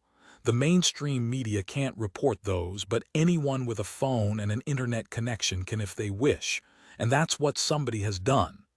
I don't fully understand what this has to do with me until Parker opens my notebook and starts reading. 1 Sherwood Crescent, Winnetka, Chicago, Illinois, he reads before lowering the notebook and smiling at me. Tell me, Darcy, why is the address in your notebook the same address that the police have been at to investigate a homicide? 35. I'm not sure what Parker is expecting me to say by way of a response to that question, but I'm not able to answer it. 1. I have no idea what is going on in Chicago, and 2. Even if I did, I wouldn't tell him. But the longer my silence grows, the more Parker must think that I'm holding back on him because I'm afraid of telling him the truth. What he doesn't understand is that I don't know the truth. By the sounds of what's happening on the news, it's better that I don't. Come on, Darcy, do tell all, Parker says with a smug grin. I'd love to hear it. I'm sure Irene would too. Isn't that right? He looks at his ex and I glance at her as well. Worryingly, she now seems as cautious of me as she does of Parker if the look on her face is anything to go by. I don't know what you're talking about, I say firmly. Really? You don't know why the police in Chicago have been at that house? It must have something to do with the woman's body in the lake. That news story is everywhere right now. Maybe it has something to do with the other people in this notebook. Scarlett, Adrian, Pippa. What have they been up to, Darcy? Are they the dangerous ones here, or is that you? If you think I'm dangerous, then you should let me go, I say, feigning confidence. Before I hurt you. I wonder if that will have any impact on my captor, but when he laughs, I get my answer. Let you go? No way. Not until I find out what it is that you're connected to in Chicago, Parker says with an excited grin. I'm going to keep watching the news and see what happens. This could be really big. What if the police are looking for you and I can hand you over on a platter? There might be a reward. I could be doing them a favor in catching you. Wouldn't that be ironic? Parker winks before leaving, closing the door behind himself, locking it and then, presumably, going back to watch the news. I wish I could get up and climb the stairs again, but I'm in too much pain to move quickly. And now I know what happens if I do get to the top. I'm in no rush to try it again. I'm sorry, I say to Irene, who has moved away from me and is now standing in the corner. I should have listened to you. I shouldn't have banged on the door. I hope Irene might accept my apology, or at least smile to show me that she is still on my side. But she doesn't do any of that. Instead, she's looking like she wishes she was alone again. Parker's story about the news must have spooked her, and she's wondering who I am and what I have done. I'll have made that worse with what I told her before she came in here. My references to my dreams and flashbacks and my fear that I have done something bad in my past must seem even worse now after what Parker has said. Whatever is going on out there, I say tentatively, because I don't fully understand it myself, so I can't expect Irene to. I want you to know that it has nothing to do with what is going on in here. We still need to get out of this basement and save ourselves, and we have to stick together to do that. You understand me? Irene stays very still as I wait for her to answer me, but finally she nods, albeit with little conviction. Can you help me up? I ask her, grimacing as I try to get off the floor. Irene hesitates before coming to my aid, and she helps me to my feet, which is not a particularly pleasant experience when everything aches. I'm not going to be moving fast for a while, that's obvious, but that's also a huge problem. Speed might be the one thing that could have helped me in this situation. We need to try and overpower him when he opens the door again, I say once Irene has helped me to the nearest wall and I lean against it. It won't work, is the reply, but that's no good. We have to try, I say again. He must be bringing us some food soon. He hasn't fed me since I've been in here. My rumbling stomach is testament to that, although with so much to worry about, food is fairly low on my list of priorities. I know my energy levels will continue to dip without any sustenance, though maybe that's Parker's plan. He'll wait until I'm weak like Irene before he gives me anything, at which point I'll just be so grateful that my will to fight might have left me. I'm so thirsty too, but there isn't any sign of water coming either. At one point, a while ago, I thought that might be a blessing, because it would mean there was less chance of having to use the bowl in the corner of the room that Irene has obviously been using for her waste disposal. But now I would put my thirst above any embarrassment. We can't give up, is all I can say to Irene as I touch a few parts of my torso, seeing where the most tender spots are. But I must look incredibly weak and vulnerable, so it can't be adding any weight to my words. Before I can say anything more, the door unexpectedly opens again and Parker reappears, looking down at us, and noting that we have moved since he last came in here, not that it matters much. The plot thickens, he says with another smug grin, and I have no idea what he means, but I have a feeling I'm about to find out. Breaking news from Chicago, he goes on, still grinning. The police have found another body in the lake. It's a man this time, and people are speculating that it might be Lawrence, the guy who has been missing for 3 months. You know anything about that, Darcy? Or are the police going to have to visit your family again to get some answers?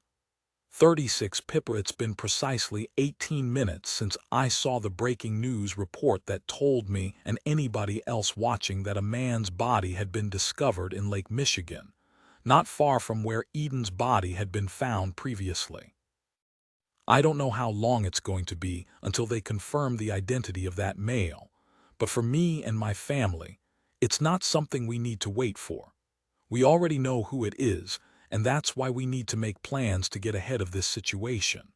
I've already told my husband what needs to happen next. Now I need to tell my parents. The The conversation I am about to have with them is one that would be best to hold in person, but I've decided that it will have to take place over the phone instead. I'm paranoid that there might be an undercover police officer lurking outside my home, and if they see me speed towards my parents' place, they might think that is suspicious. I assume they haven't tapped the phone lines, so calls are safer than in-person meetings, and that's what I'll go with now. Pick up the damn phone, I say under my breath as I head into my son's bedroom, trying to figure out what we need to take with us and what can be left behind. Campbell is downstairs having his breakfast and, as of yet, doesn't know that his life is about to be turned upside down. But he will do soon enough, especially when he sees me coming back downstairs with a bag full of his belongings, a bag that might not contain some of his favorite toys as we can't take them all. "Pippa," Dad says as he answers the phone, and I'm relieved to hear his voice. If he's answering, it means the police aren't there yet. "Dad, listen to me. They found Lawrence's body, so he won't be a suspect in Eden's death. That means they're going to be looking at Darcy again, and that means they'll be coming back there, so you need to pack up and get out. You and Mom, you need to go now before they do a proper search and find Eden's DNA in your study or our DNA on the body. I know Mom cleaned the study, but it'll be no match for a team of forensics." That's an awful lot of information to throw at my father, and I did it all at a fast pace, but there is no time for anything less. "I've seen the news," Dad grimly confirms, "and I expect the police will be even more interested in finding Darcy now." Yes, they will. Darcy is connected to both those people and she's missing too, so the police will be all over us. We have to get out of here before they formally take us to the station for official statements, and before they search our homes. We have to go now before it's too late. What are you suggesting? We just run? Yes, we run now before they come back. I'm packing already. You're what? Dad is stunned, and I hear Mom's voice in the background of the call, and he tells her what I've just told him. There's no time for them to debate this. If the police come back before they've left, they'll be stuck. And if that study gets examined and a single drop of Eden's blood is found within the carpet fibers, we'll all go to prison for a very long time. We can't just leave, Dad says, but I have something that might persuade him. Well, I'm going, and I'm taking Campbell with me, so if you want to see either of us again, you'll come with us. I cry, which is harsh. It's emotional blackmail, and I hate using such a thing on my parents, but it's surely the fastest trick I can deploy. Pippa, slow down, Dad tries, but that's all he says before I hear Mom telling him to give her the phone. I hear them arguing, so I spend the time throwing bundles of Campbell's clothes into a suitcase. Then Mom comes on the line. "Pippa, wait. I agree that we might need to leave, but there's a problem if we do," she says. "What, money? You've got loads of that, and the rest we can figure out on the road," I reply without pausing the packing. "I'm not talking about money," Mom cries. "I'm talking about Darcy. How will she ever find us if we leave? What if she comes back one day to look for us and we're gone?" I stop what I'm doing and think about what Mom has just said. She's right. If we leave Chicago, the address I left in my sister's notebook would be useless. She shouldn't ever come back here, especially now that the police are onto her and us. But if she ever did and we were gone, we'd be separated forever. No, wait, it's fine. I could write to her and tell her where we have moved to. I cry when it comes to me. I know her address in Florida, so I'll write to her and tell her we had to leave Chicago and start somewhere new. I'll explain everything and maybe we can all be together again in the new place, but right now, we really have to get going.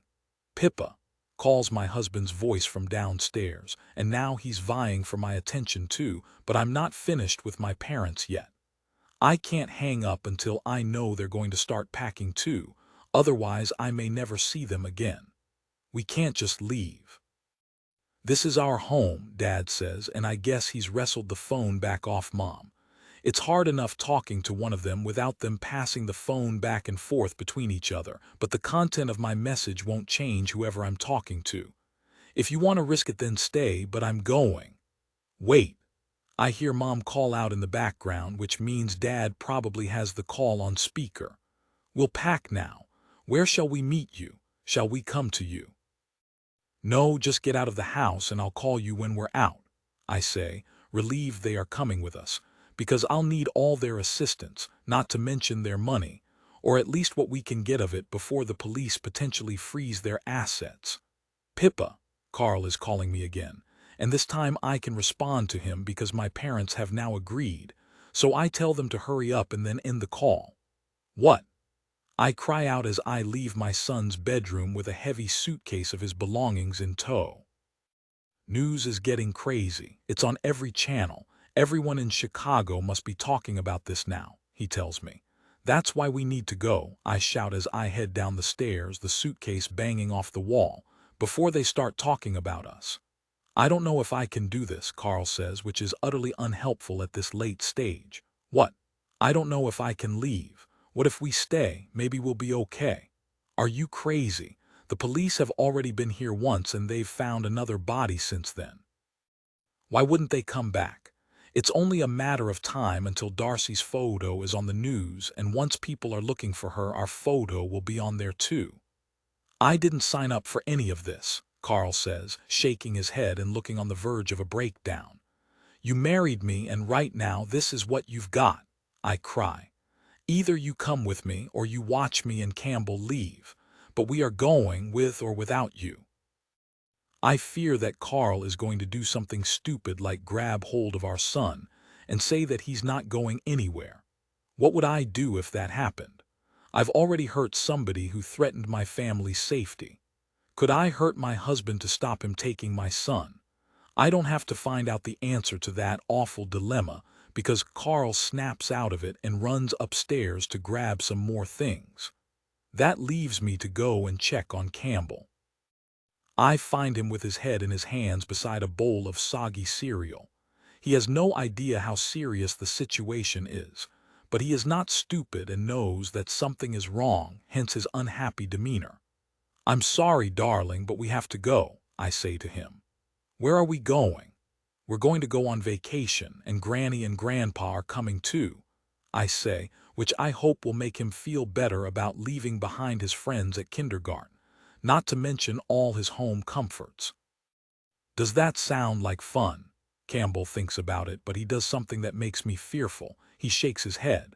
And while it's only a simple action from an innocent child, it feels like so much more. It feels ominous.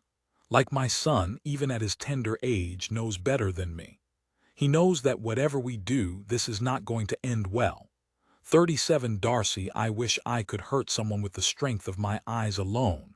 If so, and looks really could kill, Parker would be dead already. I've certainly been glaring at him long enough to do some serious damage. Unfortunately, that's not how this works. I can look at him with hate and venom all I want to, but he remains entirely unaffected by it. Or maybe he's taking strength from it, which is the exact opposite of my intention. He's still standing at the top of the stairs while I am down below, in this basement, holding my aching sides and wishing I was strong enough to charge at him, knock him down and get out of this house. Irene is to my left, looking just as useless as I feel, and that's it. The three of us, one with the upper hand and the other two with little help or hope. You're not going to tell me why the police were at the address in your notebook, Parker asks me once more, but the answer remains the same. I shake my head because I can't, though he thinks it's because I won't. While I think that should end his fun, he seems intent on staying here and fishing around for more information, as if he has access to a treasure trove full of it that the media and the Chicago police would love to have. Come on, if you ever want to get out of here, you've got to do better than that, he says. But just before any more can be said, all three of us hear something that none of us were expecting. It's the sound of a window breaking. Parker's face drops, which tells me he was not expecting that, and why would he? It didn't sound like something positive, at least not for him as the homeowner, But for his two prisoners, it might just be the most amazing sound we've ever heard. Is somebody else here? Irene and I take one look at each other and decide to find out. Help, we both cry in unison. Help us, we're in here. Parker reacts to our sudden shouting by rushing out of the basement and slamming the door shut, no doubt to keep our loud voices contained within. If somebody is here, there's no way we are going to do as he wants and stay quiet. This might be the only chance we get. Help! I shout as Irene rushes up the stairs, suddenly changing her opinion about how valuable it is to try that. I watch as she reaches the door and starts banging on it, and I slowly make my way up behind her, clutching my sourced rib and breathing heavily, but determined to help my fellow prisoner if there is a chance. I reach her as Irene's banging intensifies and I keep calling out, the pair of us working together to make as much noise as possible. We're both stunned into silence when the door flings open, and we see who is standing on the other side of it. It's not Parker this time. It's his father, Joe. I ask as I stare at the man I last saw when I left his apartment after a day of caring for him. What are you doing here? I look behind him, fearful that his son might be about to appear and ruin any hopes I might have of this being good news, but he just shakes his head. Don't worry about my son, he tells me and Irene. Come on, let's get you both out of here. He gestures for us to follow him, and we don't need any more inviting, so together, with Irene walking out first as she's been in here much longer than me, we leave the basement. I've never been so happy to see a kitchen before, but as I look around, I'm not looking for items of furniture. I'm looking for Parker. Where is he? What happened? I ask Joe. Where's your son? Are we safe? Irene looks just as fearful as me, and she's probably just as aware as I am that there would be nothing crueler than us two escaping the basement only for something terrible to happen next. But Joe doesn't look as pensive. He's in there, he says, pointing in the direction of another room, before I notice that there are a couple of drops of blood on his shirt sleeve. Is that your blood? I ask Joe nervously, and he looks at it before shaking his head. I'm guessing that means the blood belongs to his son, but I won't know for sure unless I go and check, so I tentatively head in the direction that Joe just pointed. As I leave the kitchen and enter the lounge, I find the man I'm looking for. Parker is lying on the carpet and there's more blood around him. He's face down and not moving, which is lovely to see, though very shocking. I have lots of questions. I also see the broken window in the lounge, which only gives me more questions. But it's Irene who asks the first one. Is he dead? She wants to know, and coincidentally, that would have been my next question too. I think so, Joe replies, and while that sounds like good news, I'm reminded that we're talking about this man's son. Irene doesn't seem too bothered, and she immediately kicks at Parker's body, letting out her frustration on the man who kept her imprisoned for so long. But as glad as I am to be out, I can't let her attack Parker's body while his father stands by, so I pull her away and tell her that it's over now. She's crying and I have tears in my eyes too, but when I look at Joe, I see he is the same. I don't understand, I say to him when Irene has calmed down. What happened? What are you doing here? You didn't come to work today, he replies simply. So I thought something was wrong. Joe looks weak again now, fading from the man he was when he opened the basement door, and I'm guessing the man he was when he attacked Parker. So I invite him to take a seat in the kitchen where he doesn't have to look at the body. He accepts the invite, and once he's seated, he explains some more. I'm so sorry, he says, fighting back tears, but he's looking at Irene this time rather than me. I should have stopped him sooner. I knew something was wrong when I hadn't seen you for a while, and when I asked Parker, he joked that you were locked up in the basement. But that wasn't funny to me because when he was younger, he had a fascination with news stories about being people trapped. In caves, in houses, in cars, whatever it was, he seemed to derive pleasure from the thought of somebody being stuck. I thought it was just a silly childhood phase, but I realized it might not be a joke when I noticed him start to get more anxious to get home, as if he had something to get back for. I asked him about you several more times, and each answer got stranger and stranger before he told me to not talk to him about you at all, that nobody could help you now. I was terrified what he meant by that, so I was too scared to ask. But I should have done more. I could have helped you. I'm so sorry. That's the confirmation, not that I needed it at this point, that Joe had some idea of what his son was doing with his ex-girlfriend. Then, after he hinted about it to me so that I might investigate, he obviously realized something might have gone wrong when I didn't arrive for work. "So you came here to help us?" I ask, and Joe nods. "I haven't been here for a while," he admits.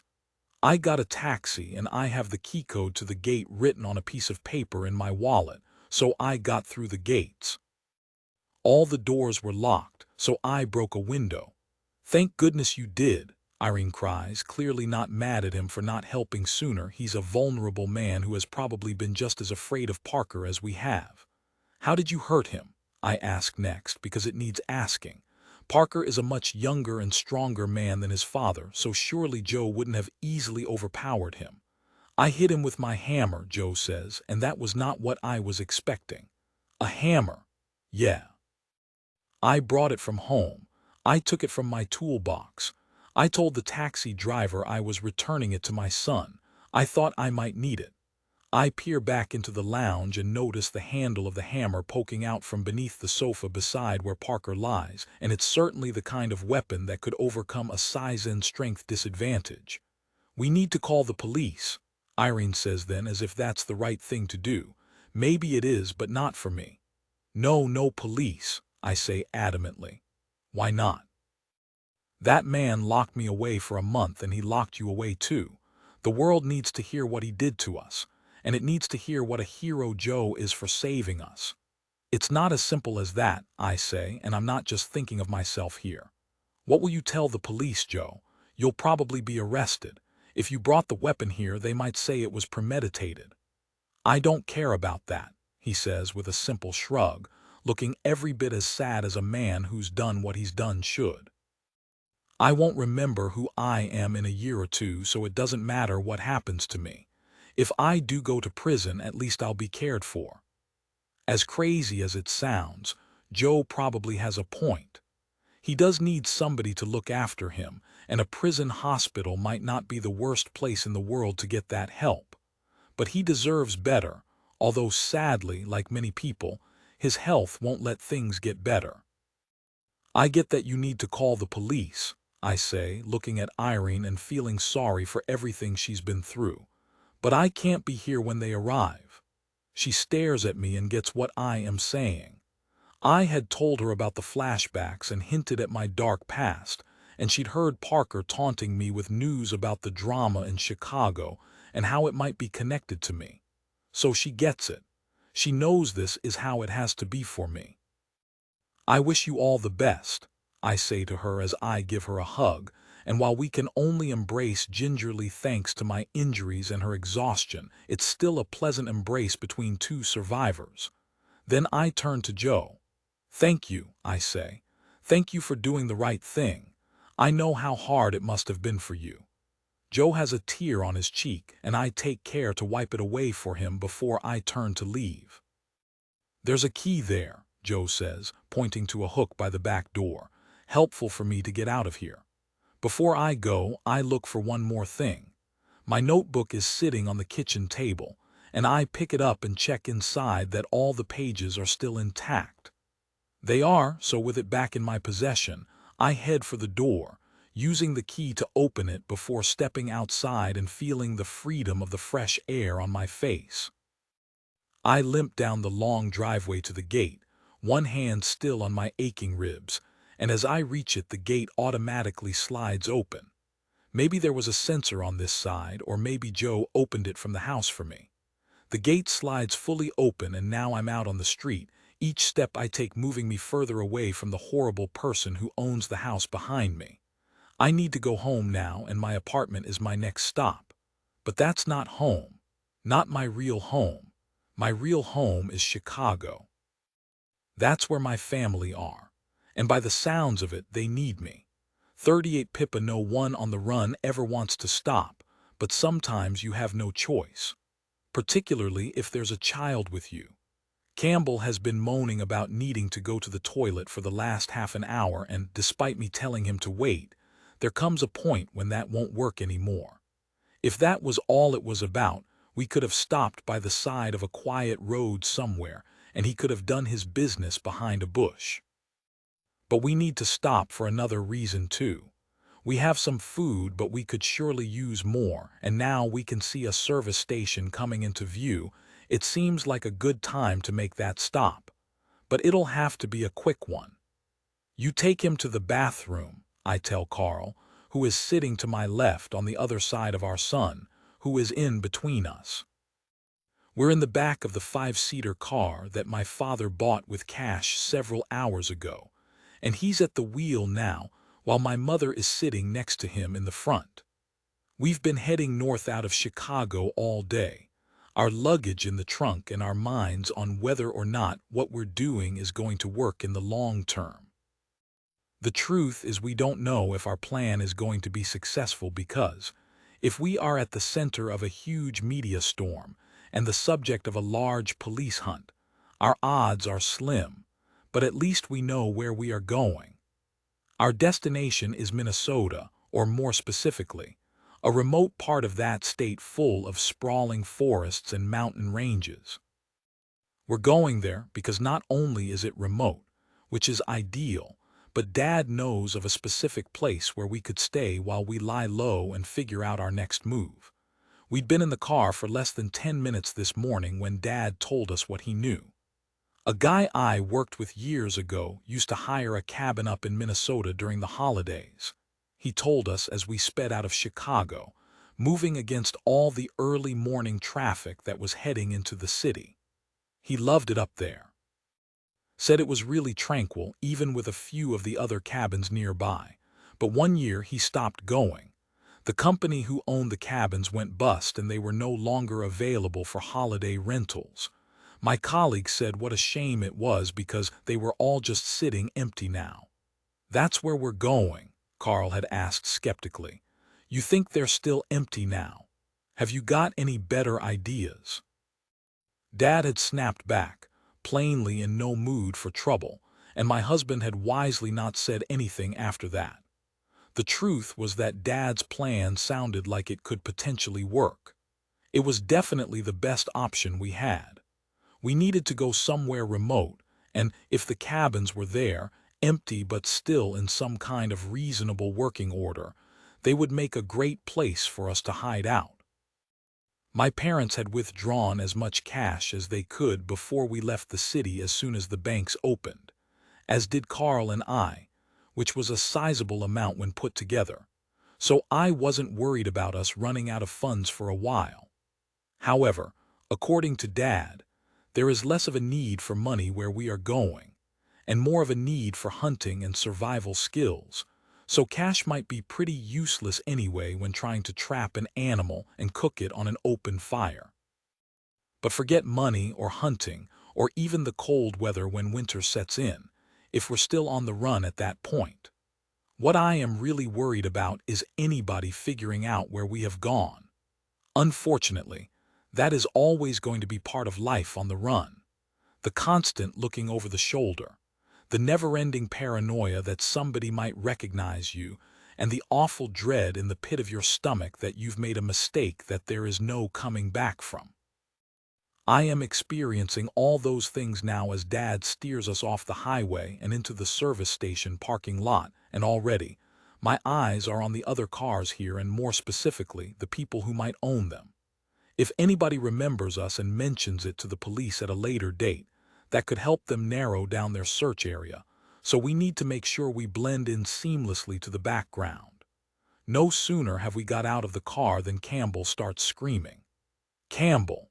SSSHHH. I say quietly, my eyes scanning the parking lot, but nobody else is out here and looking in our direction. What is it? I really need to go, he cries, and I realize that it's going to be a rush for the bathroom. His dad does too, so he picks up our son and jogs with him to the building while I hang back with my parents. Dad instantly puts the radio on and tries to find a news bulletin, and I'm glad he's doing it now that my son is out of the car so he can't hear if our names are being mentioned. But Dad's not having much luck so far, probably because the signal isn't great here, and I guess it's only going to get worse the further into remote Minnesota we go. I'll go inside and see if there are any TVs showing the news, I suggest, not just because that will help with that particular problem, but because it will get me closer to my husband and son, who I am worried about being out of sight for too long. Be careful, Mom says as I walk away from the car, and by that, she means don't let anybody get too good a look at my face, just in case. I put up my hood on my jacket to help with that, as well as keep my head bowed when I see a couple of people walking my way. I pass them but keep my eyes on the blacktop, and I doubt they even noticed me. I just need to keep it that way when I go inside, where I expect there will be a lot more people than out here. Sure enough, I'm right, and as I enter the building there must be at least 20 other people in here. Most of them are motorists or their passengers, sitting at tables, eating fast food or queuing to buy snacks before getting back on the road. There are some employees here too, their bored-looking faces staring out from behind various counters, and I make sure not to let my gaze linger too long on them, because that would be an unusual thing to do. Instead, I look around for what I need, and I see it in the corner beside a burger joint. There's a large flat-screen TV hanging on the wall, and it's showing the news. I grit my teeth as I wait for an update on events in Chicago, but for a brief and blissful moment, there is a second when I think that we could be overreacting by running. Maybe it's not such a big deal. Perhaps the police already have something else to distract them. What if the world is already moving on and those bodies will forever remain part of an unsolved mystery? The problem with wishful thinking is that, inevitably, reality reminds the person doing it that the world doesn't work that way. That's certainly what happens when I see my parents' home appear on screen. I stare at the familiar property, the one where my mother would always be found baking in the kitchen while Dad would be working on something in his study, but there's no sense of comfort to be found in these images now. Not with all the police cars on the driveway and yellow, crime scene, tape strung across the front door. The volume on this TV is low, but the subtitles are on, and that's how I'm able to find out what is going on back in that quiet suburb of Chicago.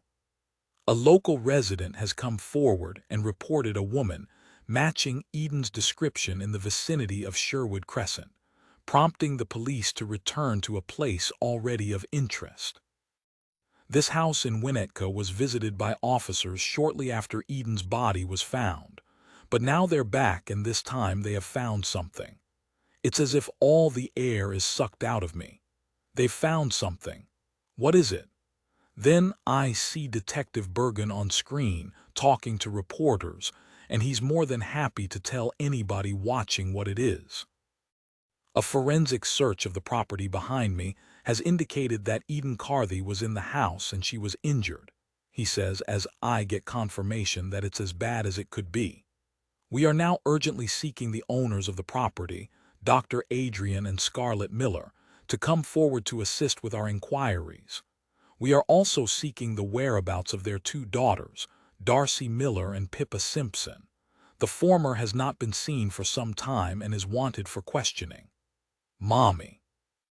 I turn around and see Campbell running towards me, his arms out wide in anticipation of me taking him in a hug. But this sweet moment between parent and child is ruined by my fear that he is being too loud, drawing too much attention to us, and somebody is going to remember that we were here. We need to go, I say to Carl as he quickly catches up to our son, and as I make sure to keep Campbell's body facing away from the TV screen, my husband gets a good look at it and understands the seriousness of the situation. "They're looking for us already?" he asks nervously, and I nod. "All of us," I confirm before I tell him to pick up our son so we can get out of here as quickly as possible. He does that while Campbell moans about not wanting to get back in the car yet. But I ignore him as we go to leave, though there's one thing I can't ignore. Despite knowing it might not do me any good, I can't resist taking one last glance at the TV screen. When I do, I see my sister's face staring back at me. Her photo on the news confirms the police are looking for her, but I know what I have to do. I have to find her first. My initial priority is making sure my son is safe, so I will go with my family to the cabin and hide out until we're settled. But I can't stay there because the family isn't complete without Darcy with us. Therefore, I'll have to leave everyone else behind to go and get her. It seems an impossible task, locating my sister safely while in the swarm of a media and police frenzy, but I have to try. I also have the feeling she'll return to Chicago. Call it a sibling sixth sense, but I just know it. I told her to avoid the news, but it'll surely become impossible. She's bound to catch a glimpse of her face on the front cover of a newspaper, or worse, somebody is bound to recognize her and possibly point her out to the police, forcing my sister to run. When she does, she'll go where anybody goes when they feel threatened. She'll go home. I know she'll be looking for me just like I'm going to be looking for her. Now I have to believe that we'll find each other again, before it's too late.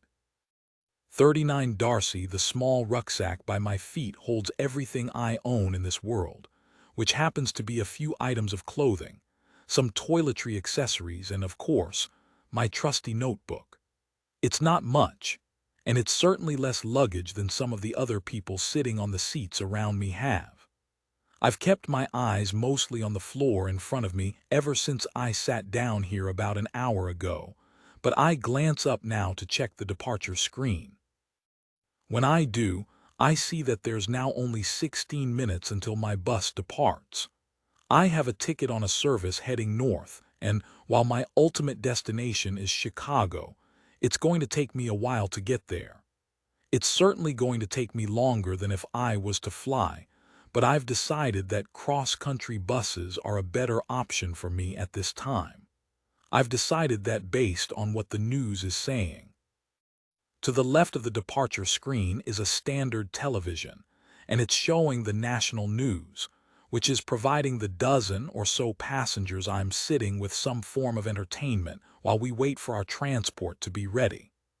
That news broadcast has been showing me some things that have been making me feel very uncomfortable while I've been sitting here, so I'd rather it be turned off. Unfortunately, I don't think it will be. That means any moment now I'm about to see my image on screen one more time.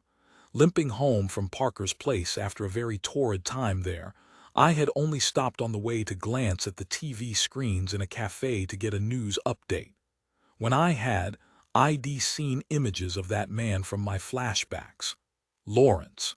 His body had been found, and apparently it had something to do with me. I also heard references to what Parker had already told me. The police had visited an address in Winnetka, Chicago, as part of their investigation, and it matched the address in my notebook.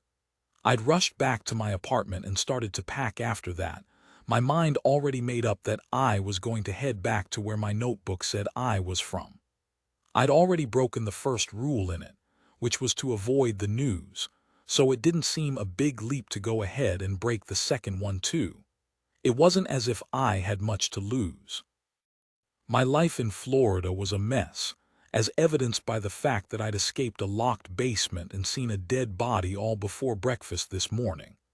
I figured I should go back to Chicago and find out what I had done in my past, whatever it may be, even at the risk of being arrested.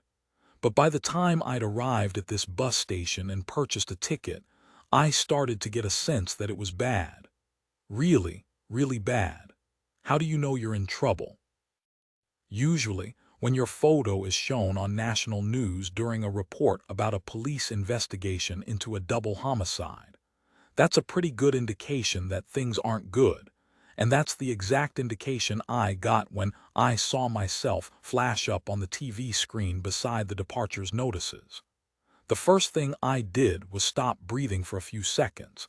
It was a frightening thing to see. The second thing I did was look around to see if anybody else had realized that it was me. Fortunately, everyone in the bus station had their heads down, their eyes on phones, over newspapers, or on their bags to make sure they didn't lose them. Most people who travel cross-country this way are doing so out of necessity rather than desire, so whatever they do have in their possession matters greatly to them. I've mostly kept my head down ever since, though it's been hard to do that when I seem to be a character of the main news story in the country. It got even harder when it seemed I wasn't the only one.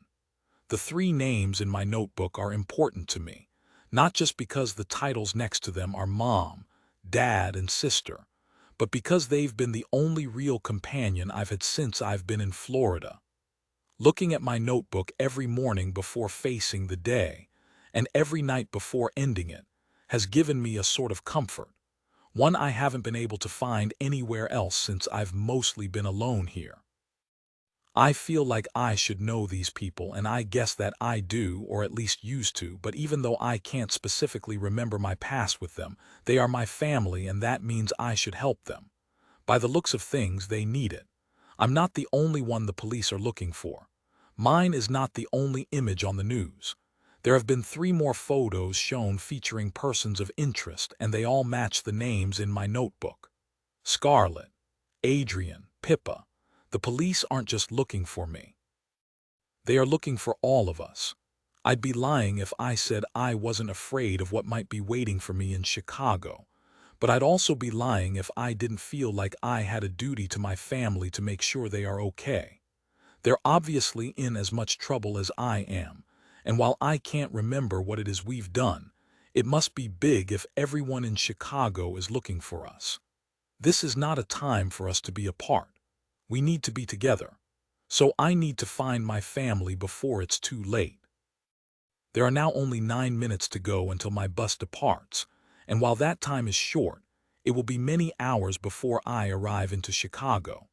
There'll be stopovers, I'll have to change buses. There's a reason most people choose to fly in America over traveling long distances by road. It will be arduous. With such a long way to travel and my photo all over the news, is there a chance I get recognized somewhere on the way? I fear there is, and without a decent disguise, I'm not putting up much resistance. I need something, anything, like a baseball cap. I spot a guy standing outside the bus station on the other side of the glass smoking a cigarette. He's a burly man in his 50s, but he has my attention because of what he has on his head. Figuring I have enough time, I pick up my bag and walk outside to see him, praying he hasn't seen the news today, or at least didn't pay enough attention to it to know that I'm the headline. "Hi, sir. I was wondering, would you be willing to sell me your cap?" The man turns to face me, letting out a puff of nicotine right in my face. I don't bat the smoke away. I just keep smiling to hopefully convince him that I'm a friendly, fun girl who just wants to make an innocent purchase. "You want my cap?" the man replies in a slow, southern drawl. "Yes, please. I'm a big baseball fan and that's my favorite team," I say, pointing to the colorful logo on the cap, even though I have no idea what I'm talking about. I just need something to convince him. "It's not for sale," the man replies, frowning and putting his cigarette back between his lips. "Really? You won't take $50 for it?" I ask, pulling out some cash from my pocket and flashing him a 50. I don't know this man's financial situation, but surely $50 for an old, tatty cap is a good price, unless the cap has sentimental value, which I pray it does not. I really hope his father or grandfather didn't buy him this cap at his first ever ball game 50 years ago, or I'm screwed. But I guess not when the man looks at the money and smiles. "For this old thing? Sure, why not?" he says before taking the cap off his head. "Thank you," I cry as I hand him his money.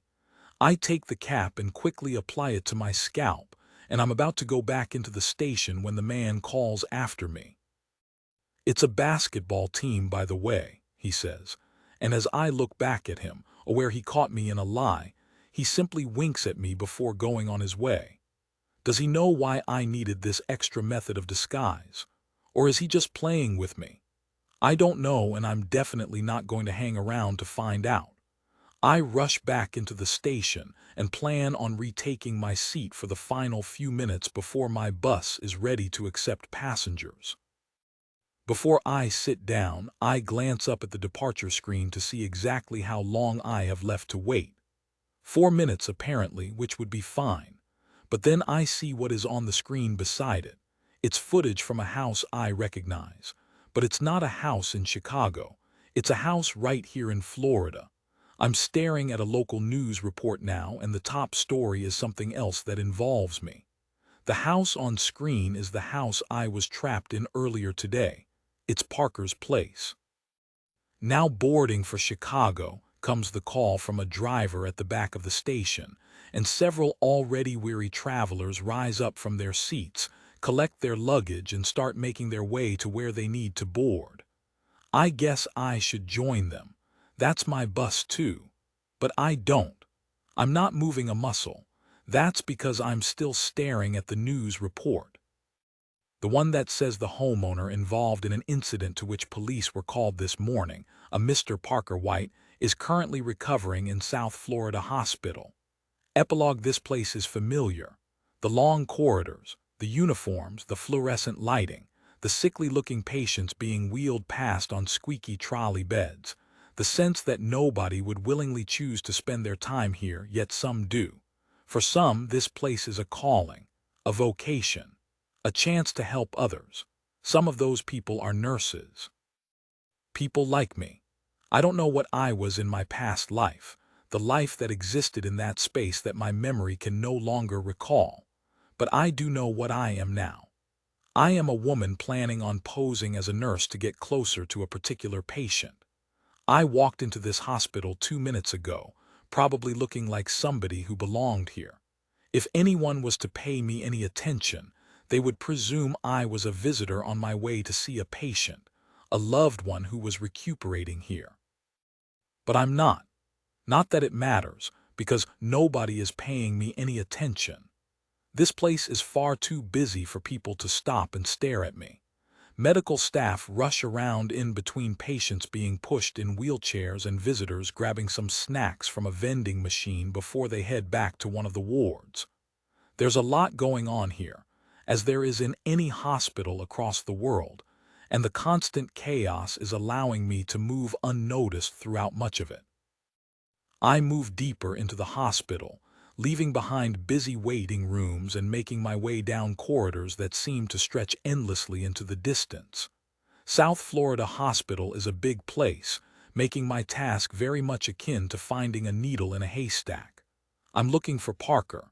He just better hope that I can't find him. However, a couple of things should help me to narrow down my search. First of all, I have an idea which department to go to. Thanks to the news, I know that Parker is still alive, though I saw him for myself lying on the carpet this morning, and I know he suffered a serious injury. Therefore, he must be in intensive care, so I follow the signs on the wall for that part of the hospital. The other thing that should help me, at least partly, is knowing there will be a police presence around wherever Parker is located. The investigation into what happened at his home will be underway, and if Joe and Irene told the truth, Parker will be being treated as a criminal during his recovery. If he recovers, that is. But if he's alive, what's stopping him trying to talk his way out of what he did? He could lie, and someone as good at lying as him might just stand a chance of getting someone to believe him. Someone that matters, like a detective or a judge or a jury member. He is guilty as sin, but if he survives and gets better, he might escape punishment altogether. And what would stop him from doing what he did to some other poor woman in future? And what is stopping him coming after Irene again? Or me?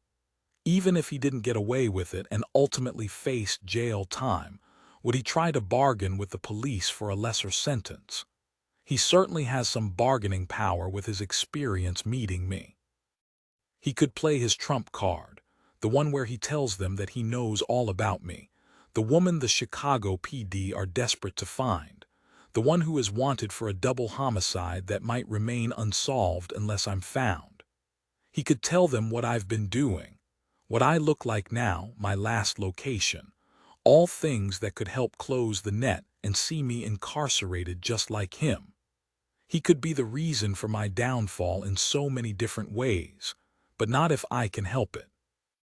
The thought there are police officers lurking somewhere in this hospital, standing near to Parker as he recovers, only adds to my stress levels, but I'm going to forge on anyway because I cannot leave Florida without finishing this.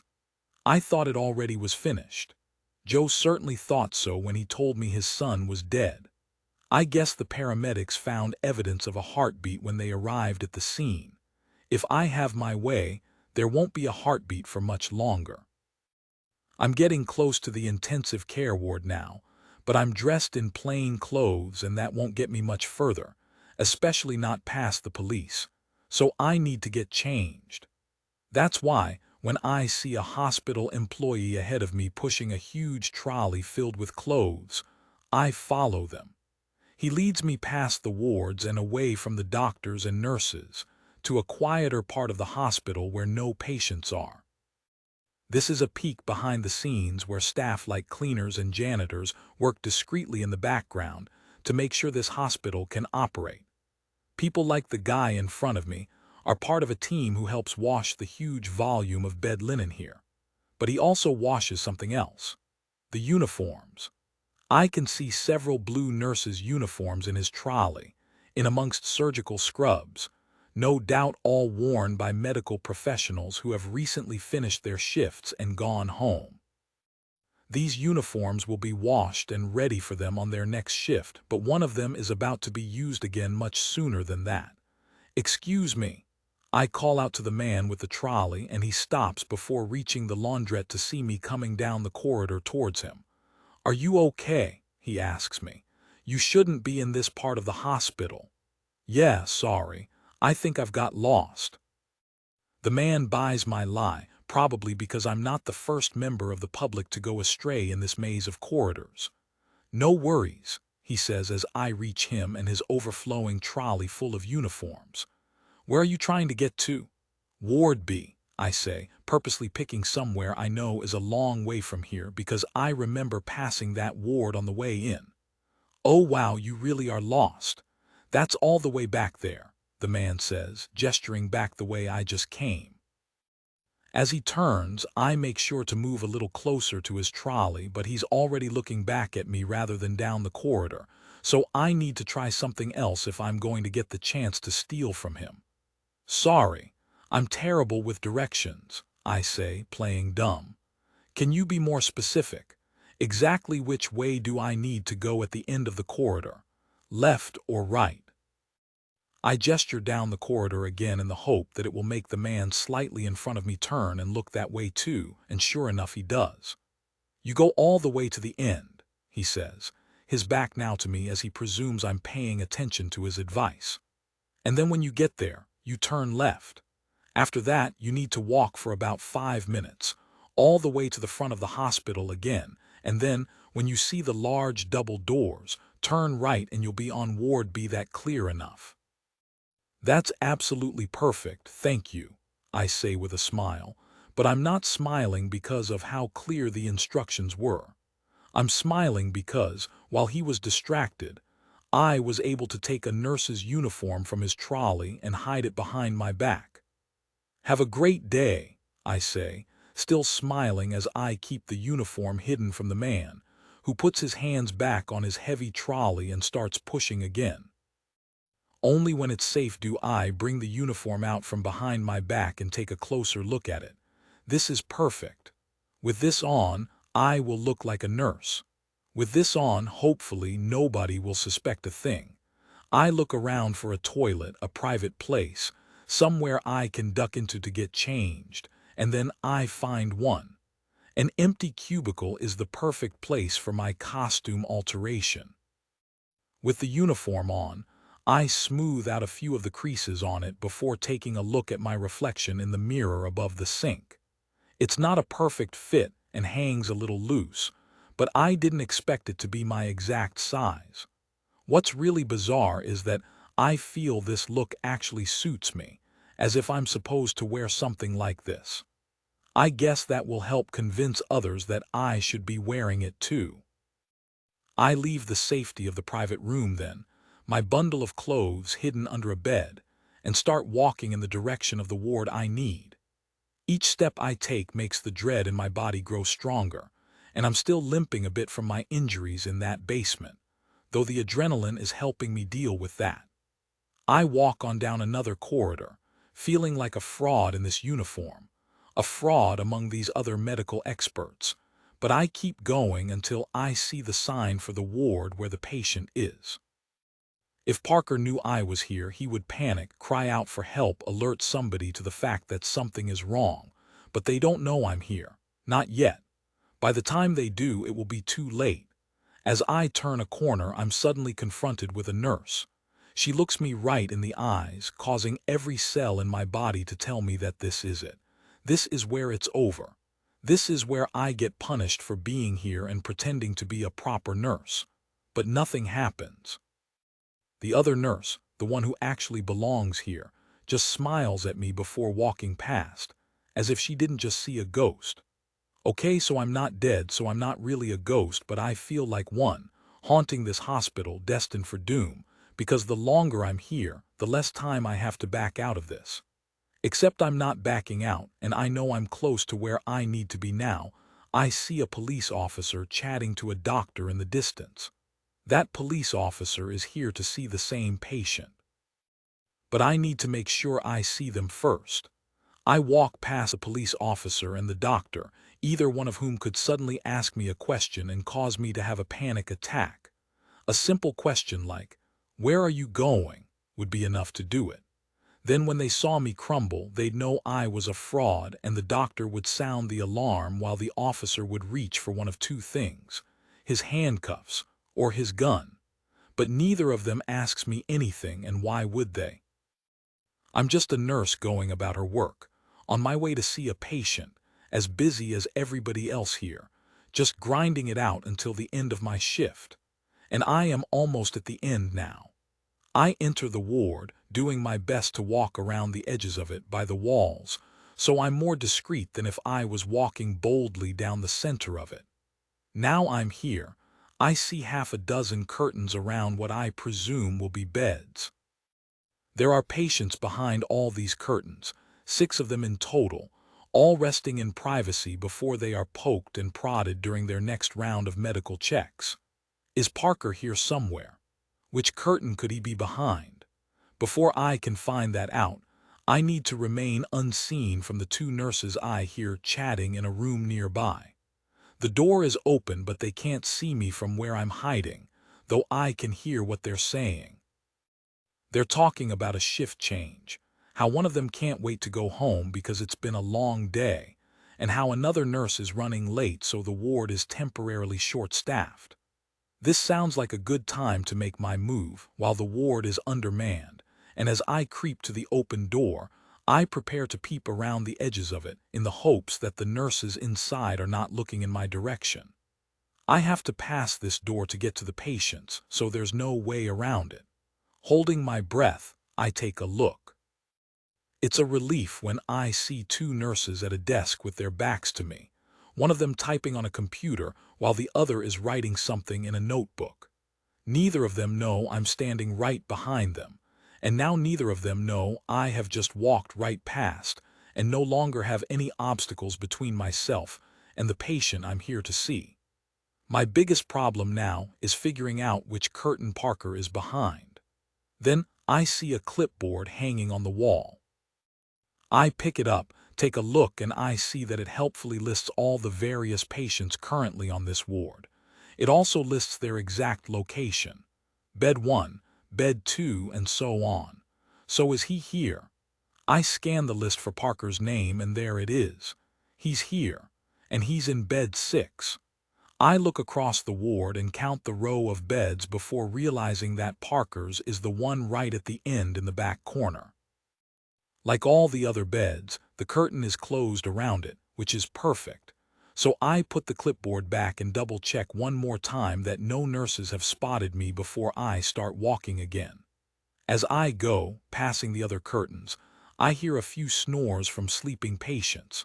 But my only concern is my patient, the one I am in charge of now, though the one who doesn't currently realize it.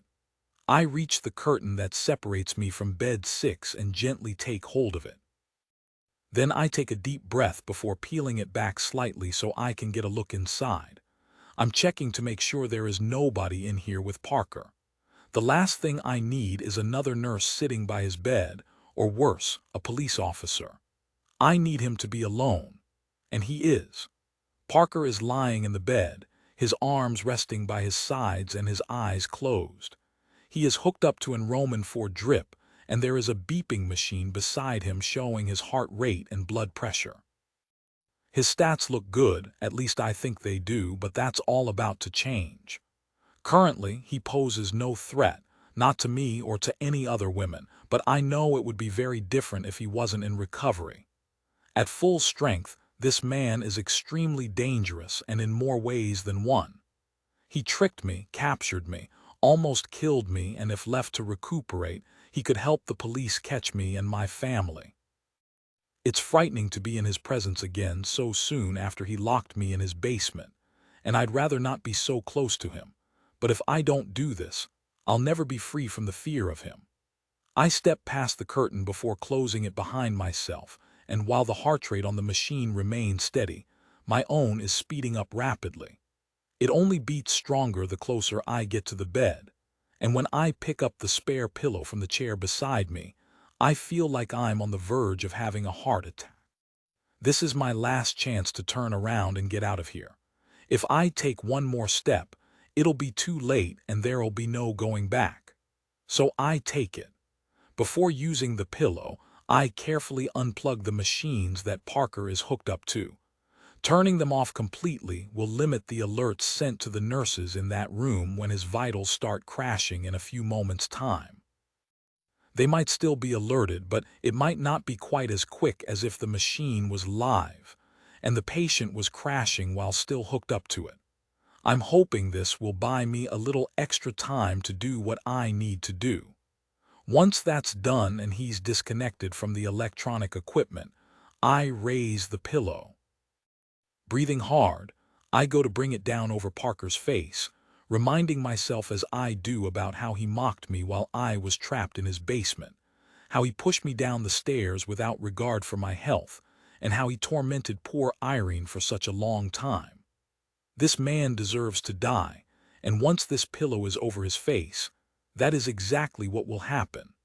The pillow is now inches away from going over his mouth and nose and stopping him breathing. But just before that happens, something else does. Parker opens his eyes. He sees me and he recognizes me. I'm pretty sure that if I give him one more second, he'll call out for me to stop what I'm doing. I can't allow that somebody else on this ward will hear him and I'll get caught before I finish what I've started. So I force the pillow down over his face. Then I grit my teeth and hold on to it tightly. Parker's whole body is writhing on the bed as he fights for his life, his fingernails scratching at my arms while his legs are kicking uselessly. But his muffled screams are only audible to me, allowing me to keep working without too much noise. My victim is also weaker from his recent injuries, so he's struggling less than he otherwise might if fully fit, and I'm able to overpower him more and more easily as his already weak body futilely tries to fend me off. I have tears in my eyes, not just because I'm taking a life or because it's a stressful situation, but because there is a part of me that tells me I can do it. I feel like I have experience of this. I have killed before. As Parker starts to lose his battle, the flashback I get is one I've never had before. I don't see Lawrence or his ill wife or any needles. This time I'm with someone else. I'm suffocating somebody else. Who is it? I don't know because the pillow is over their face. All I know is that I am young in the flashback, in my early 20s, possibly in nursing school, and I'm killing somebody. Did that really happen? Or was it my brain's way of trying to get me to cope with this crazy situation right here? I don't know for sure, but by the time I snap out of the flashback, I realize that Parker has stopped moving. That's my cue to get out of here as quickly as possible before any doctors and nurses come to check on this end of the ward. Dropping the pillow and getting the briefest of glimpses of Parker's lifeless face, I poke my head between the curtains to check if the coast is clear. It is, but I can hear some commotion at the far end. The new nurse has just arrived for her shift, and I presume that means she'll be doing her rounds of the ward soon. When she does, she'll realize that they are now one patient light. I need a way out, one that doesn't involve passing all those nurses and the police officer beyond them.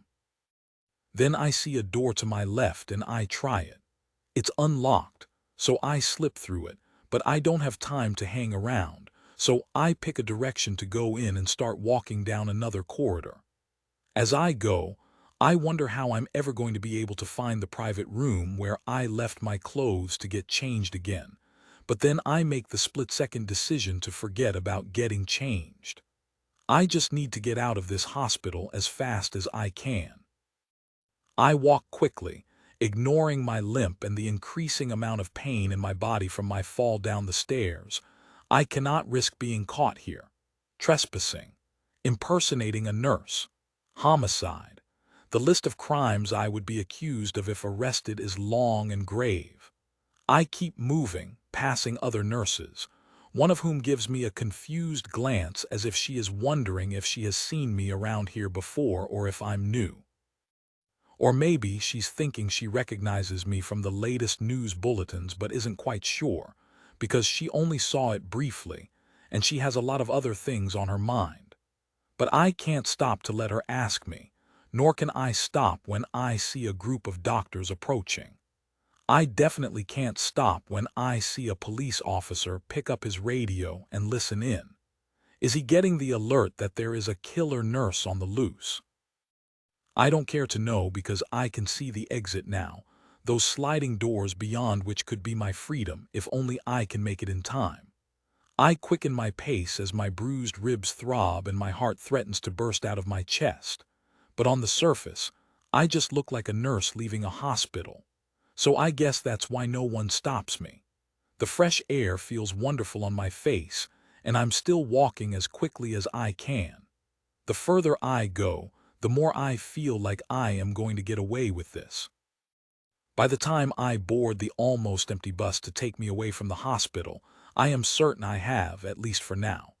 It's just me, the weary driver, and a couple of distracted passengers staring at their phones, and soon, once I disembark and vanish, it will just be me again. But this is not over. Not really. I know the authorities still want me, not only here but in Chicago. They can keep looking for me. While they do, I am going to look for my family. I just hope I find them before the police do. If you were addicted to the nurse's lie, read on to find out what happens next to Darcy and Pippa in The Nurse's Mistake, the next addictive psychological thriller in this series from best-selling author Daniel Hurst. Get it here. The Nurse's Mistake. My first mistake was falling in love with the handsome, married doctor. My second mistake was killing him. I never meant to hurt anyone. I'm a nurse. It's my job to help people. But sometimes in life things happen that you don't expect and you're pushed to extremes. I can't let anyone find out what I've done, or why I did it. If the secrets of my past come out, then it's not just my life at risk, it's my family's too. Darling little Campbell, just 5 years old and completely innocent. I have to protect him. I can see blue lights, uniforms, police. I pray they're not here for me, because killing the doctor isn't the only thing I've done. My third mistake was something much, much worse, a completely addictive psychological thriller from the #1 best-selling author of The Doctor's Wife. If you love Freda McFadden, John Mars, and T.M. Logan, Then the nurse's mistake will have you hooked until the final, jaw-dropping ending. Get it here.